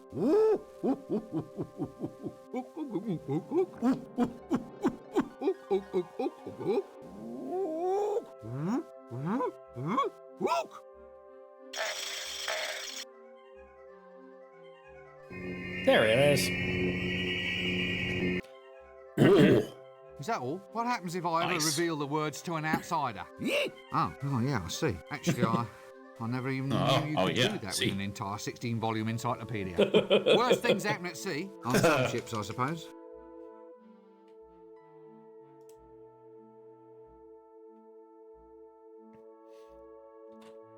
Time to travel to different dimensions. Well, same dimension, different time. Nice.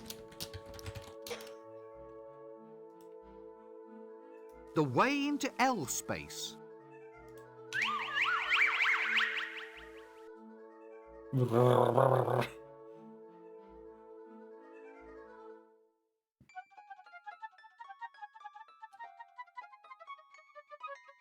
Definitely MC Escher design. Definitely. Yeah, I would say if you aren't going to read the books... Oh, nervously. Process L space. If you aren't going to read the books, at least listen to them, because they are really great. Ye illustrious tome of levitation. Oh, yes, that's levitating, all right. And it's asleep. Well, I suppose it saves on making your bed of a morning.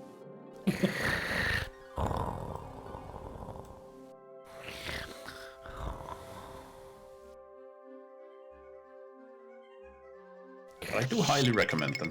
They are really good books. The Thief. Oh, no. We met at the palace. Yeah, of course it is. Nope, I can't shift it. Oh dear, there's the handy thing that.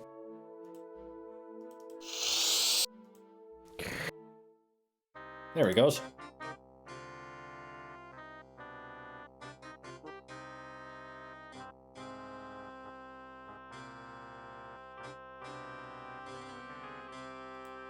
Aha! The hideout.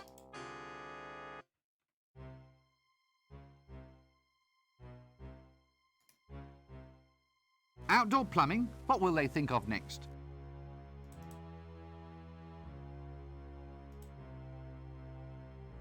Well, I suppose I can just hide behind here then.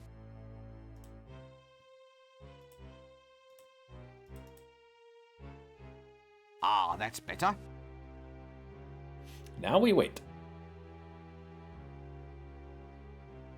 Well, the series is Discworld, but the books have their own names. But you can easily find them if you just look up Discworld.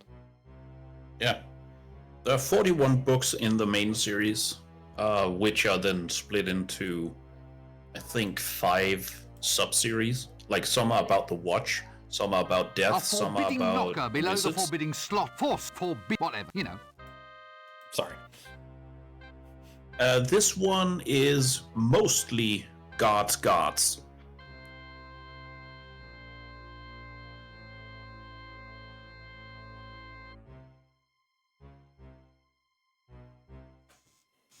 Exactly what I said. Yeah, I mean that's what this game is mostly based on. Guards, not gods, guards. Actually, it spelled like that. Yeah, guards. It's the first book in the Watch series, and absolutely one of the ones that people usually recommend. If you want to start in Discworld anywhere, start there. I think I would, because I love the game, so pretty much already know the book. I will say, in this case, I would actually recommend that you read this one. Mostly because the new recordings of the audiobooks has John Coleshaw as the narrator. And while he's a good comedian, he's a good voice actor, there's just something about the way he reads that irks me. Like, he reads as if every sentence asks some kind of mystery that needs to be solved. It's William Shatner it style. becomes tiresome. Almost. Though not as heavy on the punctuation. True. A rain barrel. Gad, there's no expense spared on this set. Yes, well, But I do recommend them all. Care to step outside and shut the door behind you? Sorry I clicked on you, mister. Yes, well, it's a forbidding door, all right. Ah, the old forbidden slot in the forbiding door trick. Of course. Besides the main series of Discworld books, the 41 books, there's also a series of folklore of Discworld. I think there are 3 books. Then there's geography or science of Discworld, which is a sub-series on its own. It's great. There's a lot on Discworld. A forbidding knocker below the forbidding slot on the forbidding door. Forsooth, it gives me a sense of foreboding, forbidding, whatever, you know. I think I've seen this knocker's face before. Don't remind me, Olvi. Agent 9. My nemesis. You know, I think this is all just one pipe. It actually is. This pipe that you see here, this one goes up here and comes down here. It's the same pipe. This is one pipe that goes from the barrel to this box. Like, there is no rain coming in from either. Great. That sounds like it would. I don't know. It sounds.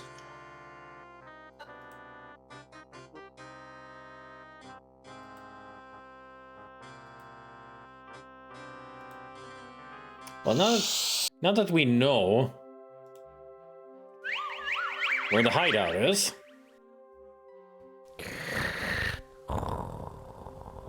we were too late for the meeting, or whatever we need to find out here. Rincewind returns to the present.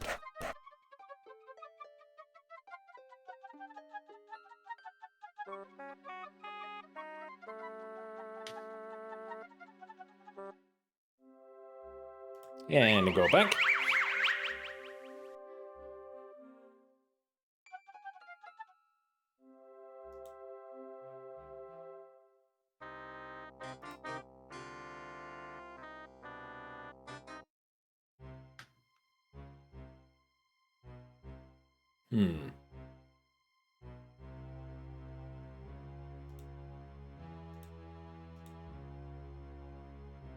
I think skipping the animation doesn't let me get here again at the proper time.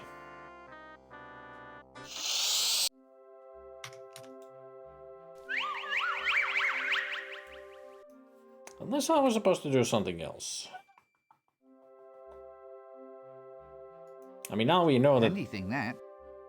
Now we can actually use this as the exit from the Unseen University. Yeah.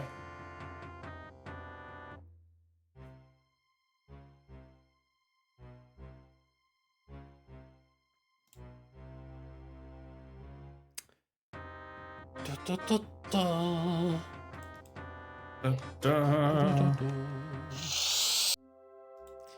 Wasn't that I needed to close the door in the past so that the event will happen again? I don't know. It's all timey-wimey, wibbly-wobbly stuff. Yeah.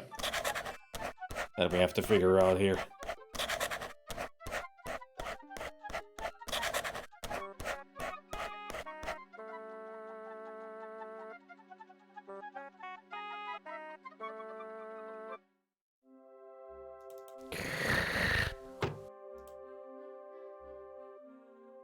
There's something about the way that snore is recorded that I keep thinking it's you.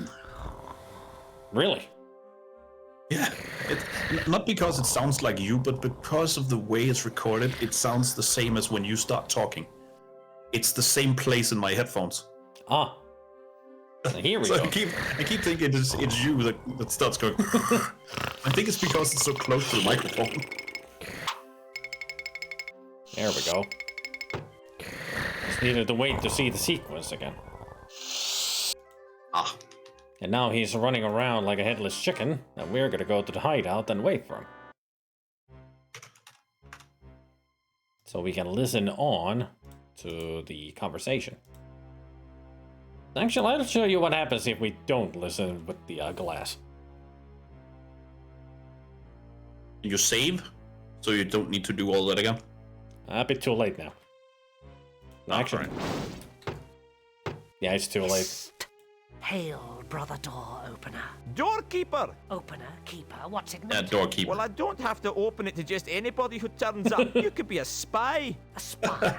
Well, it's a possibility. You could be a very clever spy wearing a very effective disguise. Open the blasted door. What's the password? All right. Lean closer. Yeah, of course. We need the glass to hear. Yep. Right? No. What? You didn't say Simon Says. Open the door or I'll kill you. Ah, the other password. Yeah, of course. Yes, the other password. Of course it is. Hello? Hail! Yes, hail, brother doorkeeper. Hey, hang on. You're not dressed right. There's nothing forbidding and black about you, there isn't. Yeah, we gotta wear black to be more forbidding and foreboding. Of course we do. And since we are in a place of more of a, we believe, wobbly, timey-wimey stuff, how about we do some we believe, wobbly, timey-wimey stuff? Let's do. Now remember the wine that we drunk? Yep. And the bartender said that we must have had a heck of a hangover the previous night, but Rincewind doesn't remember.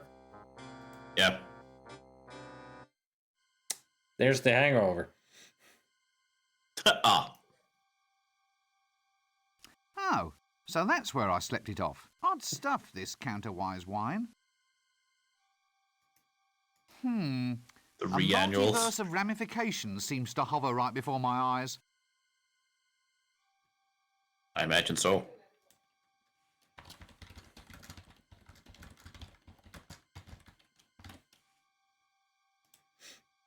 Now remember when the apprentice at the university was trying to teach us the new spell to open the door? Yeah. And Rincewind failed, and a frog came out of his mouth. Yeah. Oh, that's where it's coming from.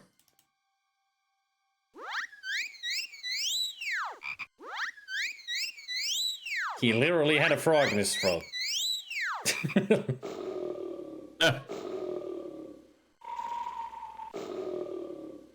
And also we needed to do that because now the butterfly is closer. Get over here. There. Now we have a butterfly. Aha, the Nice. lesser spotted Marmaduke. A Marmaduke, huh? Ah. Oh, Yeah. so that's where I slept it off. I know those. Odd stuff, this counterwise wine. And also he's still snoring just into the frog now. That is disturbing. Kinda. And that's the only thing that you use the frog for. You just need to put it back into Rincewind. Time travel is weird. Otherwise, we would create a paradox if we didn't put it back in his throat. I have absolutely no desire to talk to that person at this time. Don't like talking to yourself? Oh, wait. Probably not. I mean, he is constantly talking to himself. True that. Can we go to the shades now? I'd need a very good reason before I go into the shades. All right.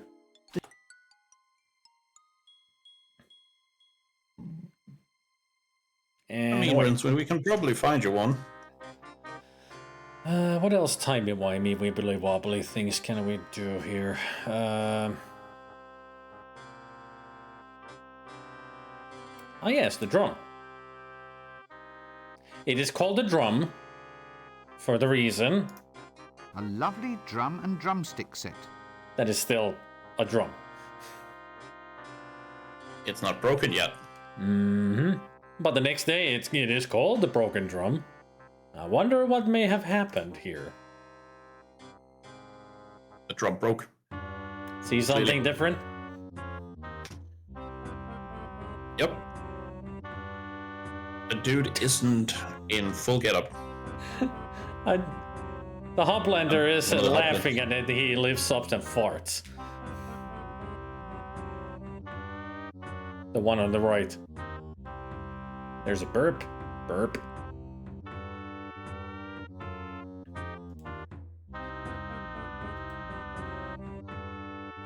There. Oh.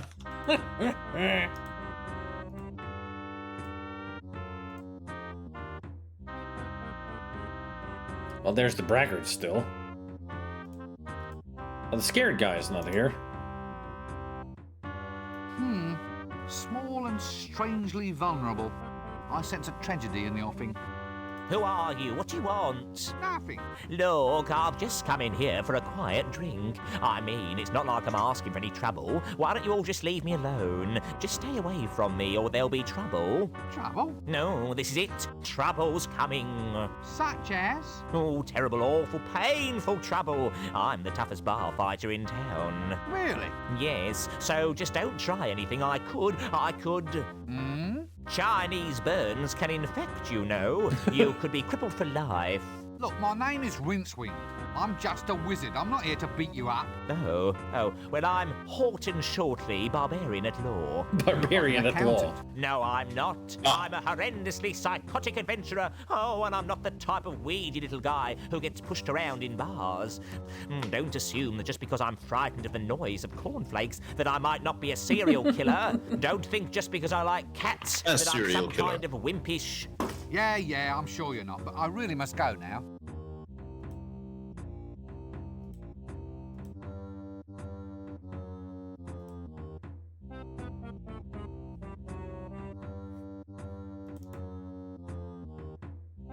I mean, in the future, he's tattooed.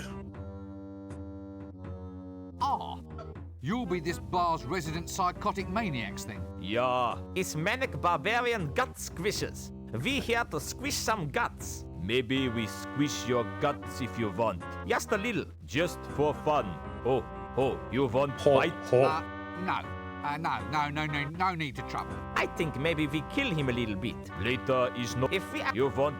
No, still... Yeah, we heard this one before. How about this one? What you two lummoxes do? Get out of my way. I think maybe he talked to us. Yeah, to what we do with him? I say we take him. We crush him with... This one is just... Crush him between the biceps. There is a way to antagonize them for a fight. Just trying to remember how. Because, you know, there is going to be a fight between these three. Yep. And he also, we gotta take his word that he is a tough bar fighter because he did beat these two up, but because they're also bandaged. They are. And the one on the right is tattooed, or has blue lines running up him. So it is, and worthy of considerable contemplation. He's really married to that drink, isn't he? Not anymore.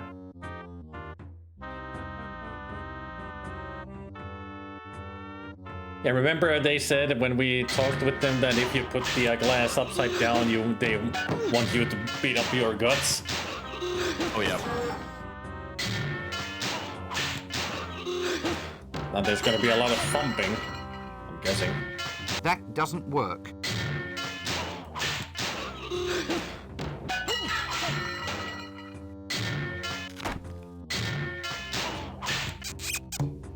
There we go. And thus, it is a broken drum. Ah. And we got ourselves a drumstick. Drumstick might come in handy. Damn me if I can think how, though. Well, there's a gong that we need to play. Sounds like they're having a great time in the bar now.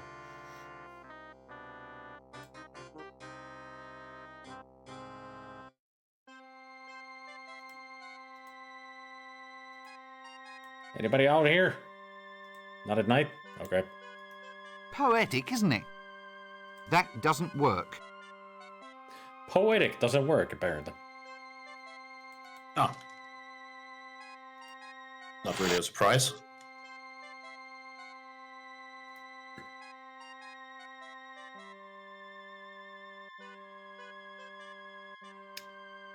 Remember that story he told us about the ghost? Yep. Now we're Is that gonna be us? Yep, now we're gonna reassemble that scene. We're just not ghostly enough. Ah. So we need a sheet. Can't remember where we're gonna find the sheet, though. What was it that we do at the street? I don't remember there being much that we can do.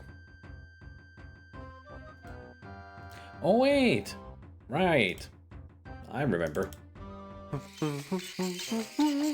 Ah! Therapy in action. Good thing, because I don't. Ignatius the Troll's all-night pottery shop. Well, all night, it's true. It was closed during the day. True. Well, you do know that butterfly effect, right? Yeah. Butterfly flaps its wings and it rains somewhere. Yep.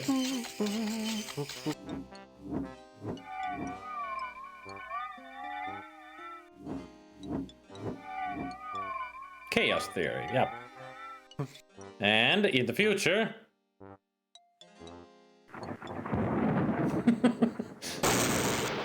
I like that he's not reacting to it at all. He's just there. Accepting his fate. This is life. Yep.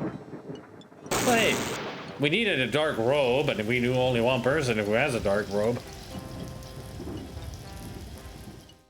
Game, we get it.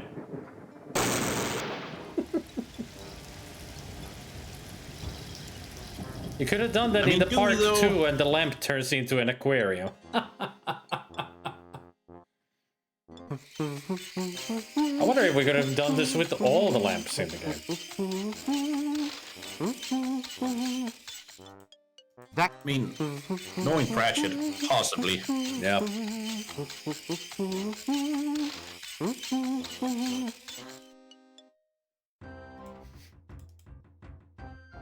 I mean, this lamp is on now, so... Butterfly probably could have worked there, too. I never tried it. I never tried using the butterfly with the other lamps that we know that exist. You should at some point. Yeah. If I remember. What else? Shades we cannot go. Park we've done. The inn we cannot do right now. So let's go back to the future. I mean, present. I mean, we can go to city gates, but I don't think there was anything that we could do. Let's check it out anyway. Yep, it's just them asleep. Obviously the commander of the guards. No, that's the commander up there. No. The commander's Vimes. Oh, right, yeah, that's He's just not present. sergeant. He's not present. Ah, you'll be the mandatory pink idiot youth with sword then.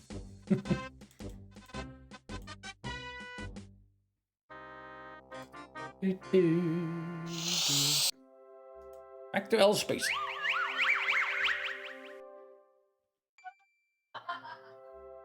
Indeed. Ha ha ha ha.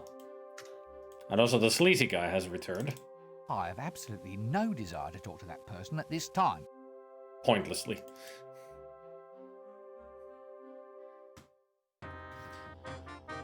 So now we go to the street, and we find ourselves a very drenched monk.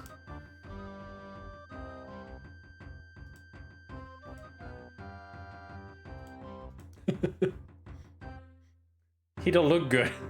A wet, dripping monk. No. I wonder if I can muster some crocodile tears. Damn! The dye's running, turning my skin all blue!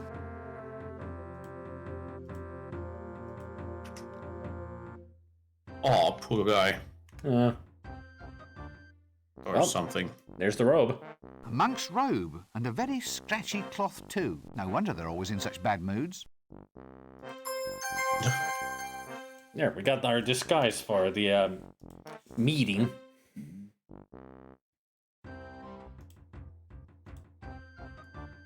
So now we need to go back to the past and then find out the password so we can get in.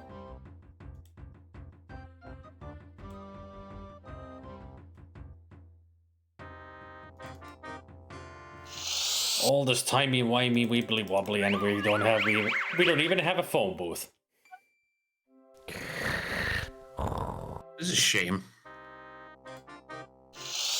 Alright, I gotta wait until he appears here so we can follow him so we'll know that he'll be getting to the hideout.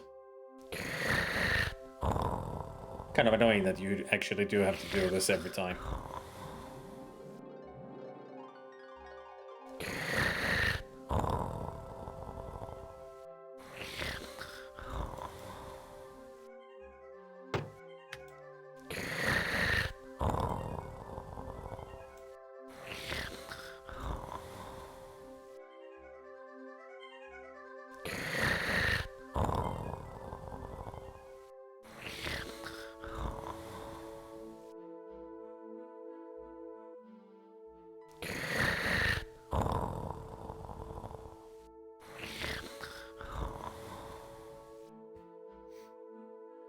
You know, I just realized that the, now that I saw the luggage's plushie in the store, what the luggage actually reminds me of.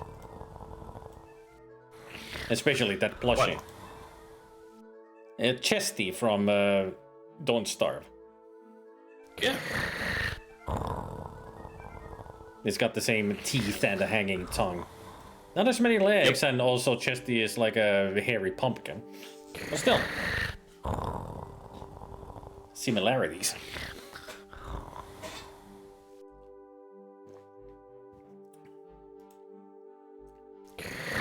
The thief not coming tonight, huh?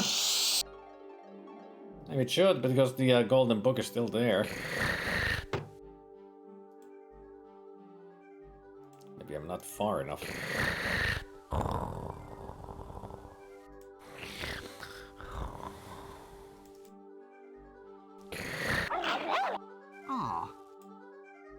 I think I woke up the book. Don't do that. Sorry, book.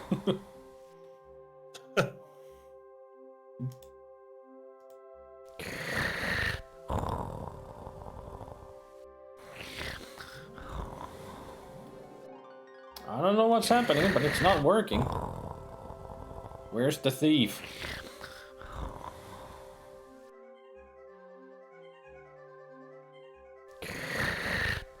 I mean, then you do know what's happening.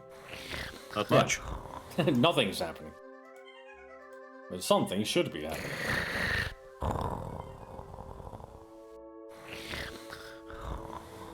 I mean, it didn't take this long last time.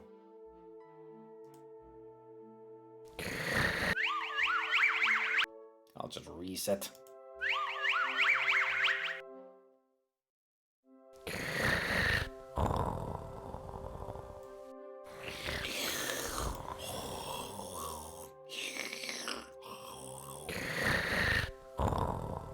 At least now the green book is sleeping.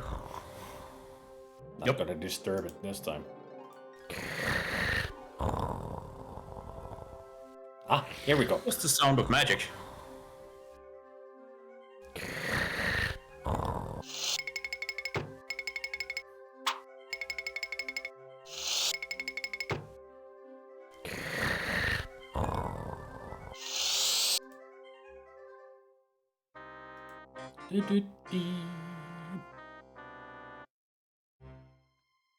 All right.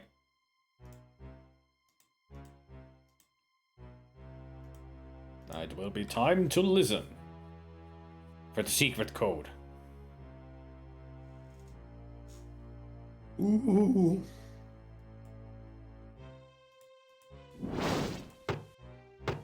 Hist. Hail, brother door opener.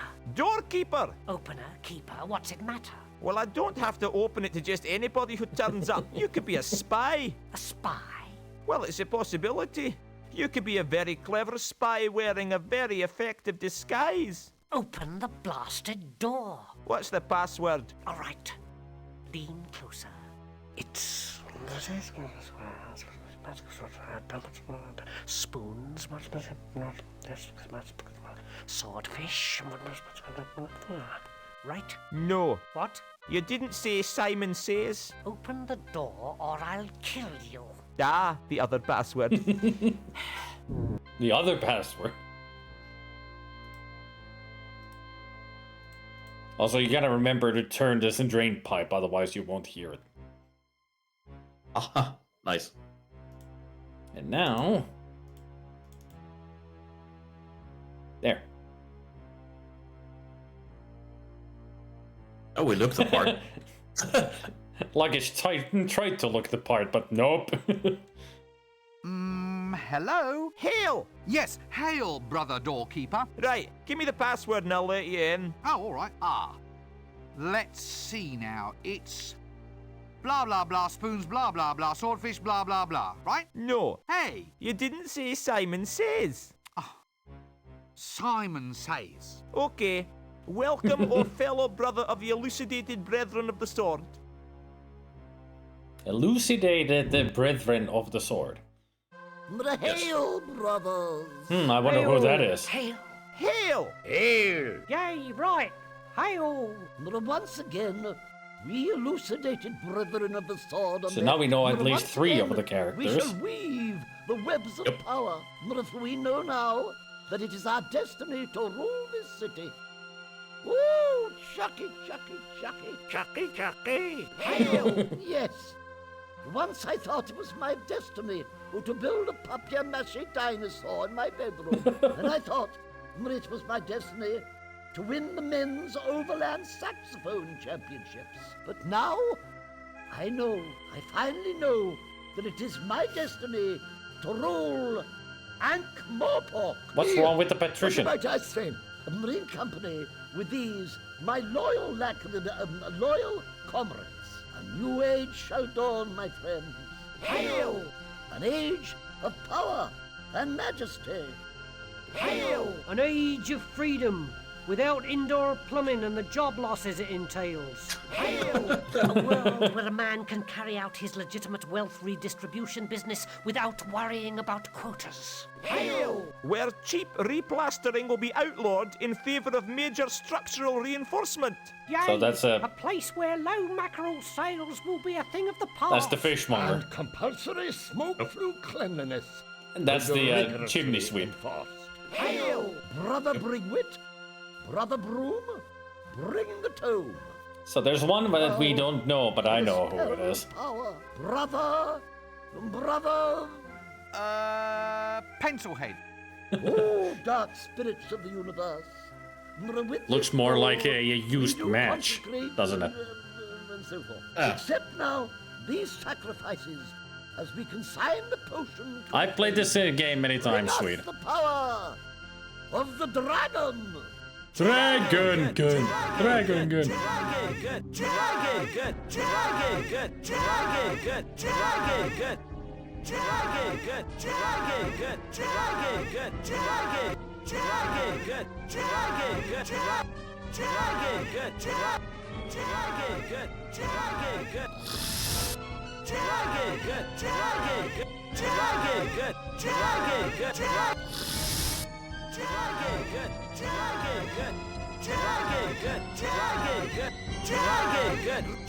Hey, Monty. Dragon. Dragon.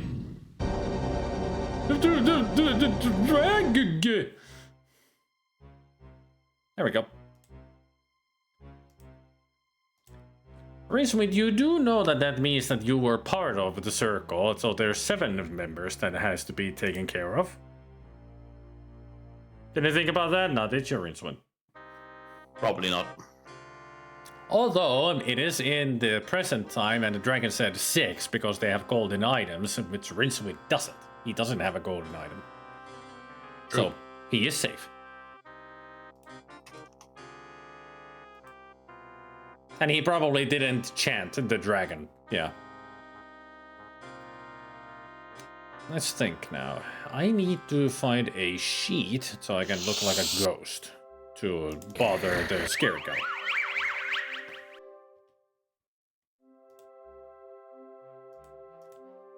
This is the part where you go, the thought applicants. Now that we know who they are. -1. Flat Thockins.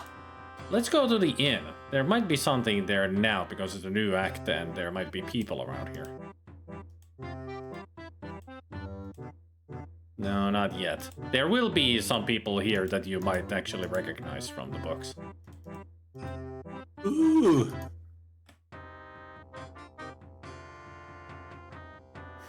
That was a very enthusiastic. Oh! Oh! They're like, okay, calm down, keep your pants on. Whale dance. Yeah. Ooh.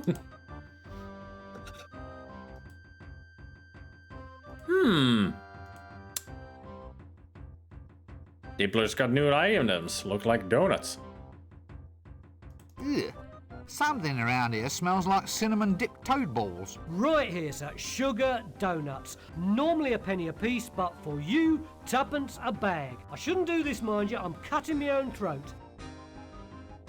Oh, all right. Just give me some donuts. There. We have a donut. This donut is more than just a little bit sticky. I mean, if it's sugar covered, yeah, they're super sticky.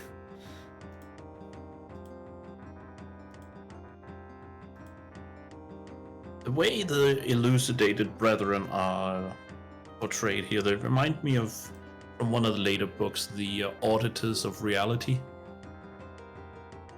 Who are these grey-robed beings that audit reality. And they try to make everything neat and in its place, and thus they hate humanity because we are essentially chaos. Oh. There's a funny scene where a group of them are talking and they don't like personality. They are all, one and the same. So once they're referenced, it's always one set. Instead of which one, it's just one set. Because it doesn't really matter which one said it. And they refer to themselves as us. Except, sorry, just my little joke. One who would seem to have been thinking about something. Did you just use the singular pronoun my, not developing a personality, are you? Guilty? Who? Us? That kind of thing. Later in the same conversation, he says, I hate them. You're doing again. You said I. One said, no, I didn't say I. I didn't. I never said I. Oh, bugger. And then bursts into flames and disappears. It's great. Will you shut up and sit down? I haven't even said anything yet. They keep switching places. Yeah, it's our turn to go in. Will you shut up and sit down? Or maybe not. Oh. Why is it everyone in this city has a decent desk but me? Because you're a wizard. The wizards don't use desks. It's not a desk job. Will you shut up and sit down? Fine. Not even saying anything. We'll shut up and sit down then. Nice music. Yep. Take care, sweet. Stay sweet. Sleep well.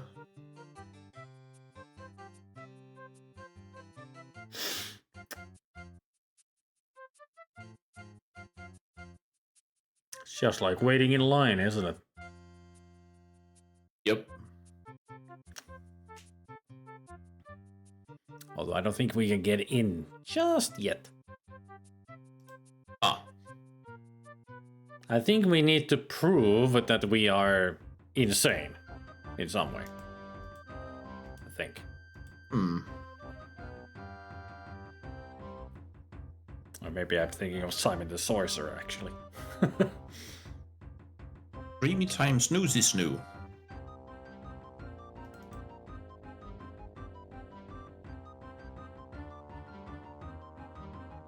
That's the toy maker. What was that handshake? And it is. What handshake? The one you just did then. I never. Excuse me, young man, but you did. I saw you.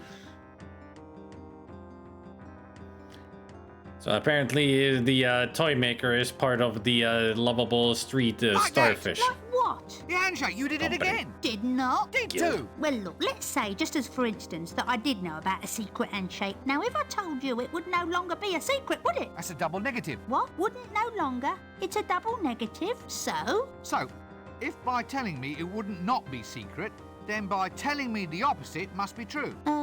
Yes. So, by telling me it would be a secret. So, you see, it's perfectly safe to show me how it's done. Look, I think we might need to revert to some sort of proof of your last statement. The logic seems highly suspect. And? Well, if you could go over this double negative thing step by step, maybe on paper, like. You're a street urchin. Starfish. A street starfish, yes. You can't tell me that being a lovable fantasy street stereotype in any way prepares you for understanding the vagaries of symbolic logic. Well, if you could just prove it by means of a Venn diagram or an if-then-else statement. Can you read? Ah, you've put your finger on a problem area. So just show me the handshake. How do you do it? Couldn't tell you, Gav, not just like that. Not without an initiation, like. You can only learn the secret if you prove that you're a man. Shall I report to a doctor? Well, he'd only know the physical. What? You know, sir, the real, the substantial. What I originally meant, sir, was for you to prove an innate yet unseeable quality of manhood, being a stereotype classification of... Now look, we're verging on that philosophical proofing problem again, aren't we? Look, Gav, just go and prove that you're a man. Then you'll be good enough to earn the secret handshake.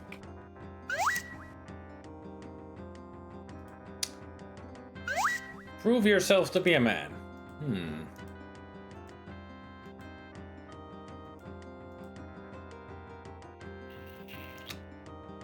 Trying to think of what we needed to do that.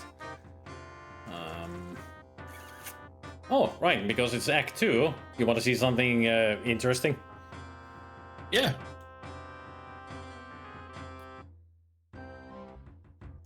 Oh. Watch your squire. Good gods! That's... inventive. Ill work has been afoot. I have you to thank for this. Business is booming. You must really have the market on the hop. It's going forward in leaps and bounds, sir. I'm trying to give business a leg up. Oh, no. Everyone says it's a good career move. Just think of the saving in footwear. I'm surprised they let you stay here. They don't like beggars. Didn't the city guard try to shoo you off? Oh, no, sir. I told them begging wasn't my sole reason. Let me guess. You wanted a toehold into a bigger market. The puns. So, do I have legitimacy now, sir? No, now you just haven't a leg to stand on. Ah, I see your point. I'll work on it. I'll work on it. I have a feeling I know who that's gonna turn out to be, but it isn't yet. This won't hurt a bit. Open wide. There, no. He says open wide, we leave. No dentistry. No. I have a feeling the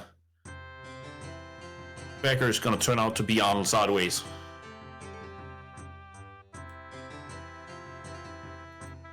Hey, actually, this is quite a cute octopus. Well, as far as mollusks go.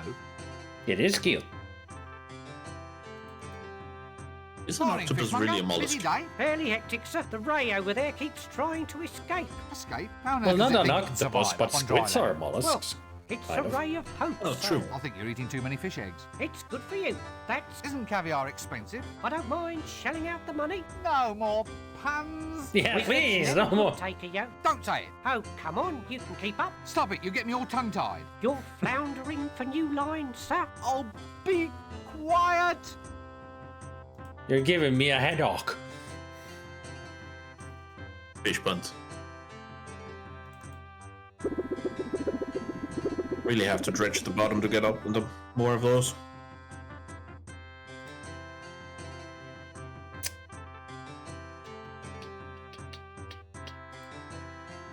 Well, there's two. That doesn't work.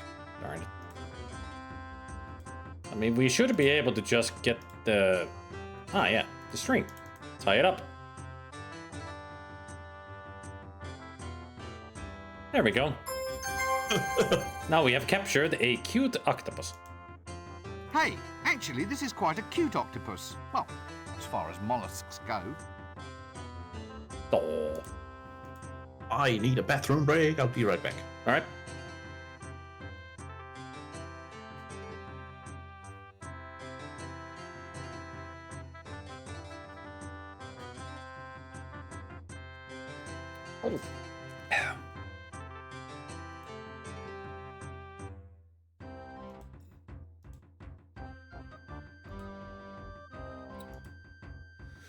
Pop, pop, pop, pop, pop.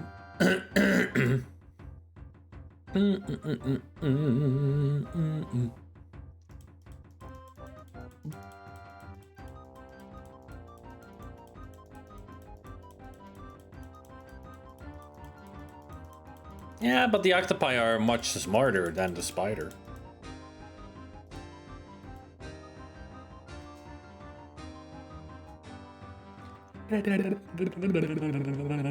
Mini Cthulhu's.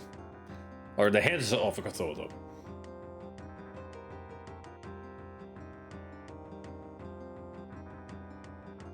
Yes, spiders don't have beaks.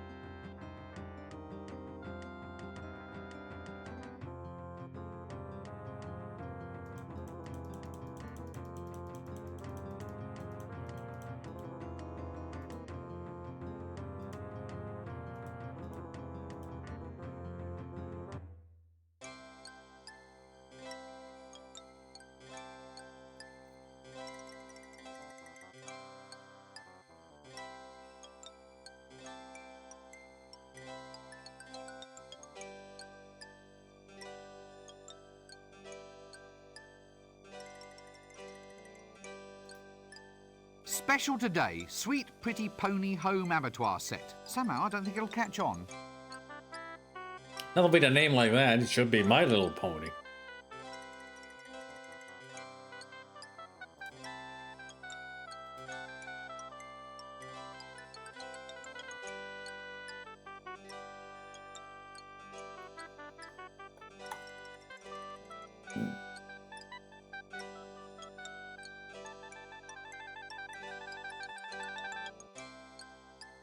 Who knows? I can't remember.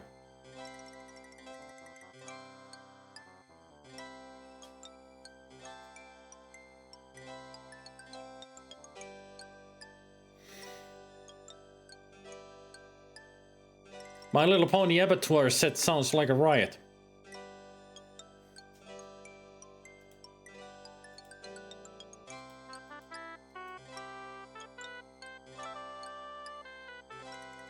Keep it clean, people. All right, there we go. Had to go prime pet Dexter as well. Hogfather dolls. Would you like a Hogfather doll? Absolutely. There. Now we got a donkey and we got a Hogfather doll. Ah! It's a doll of the jolly old Hogfather.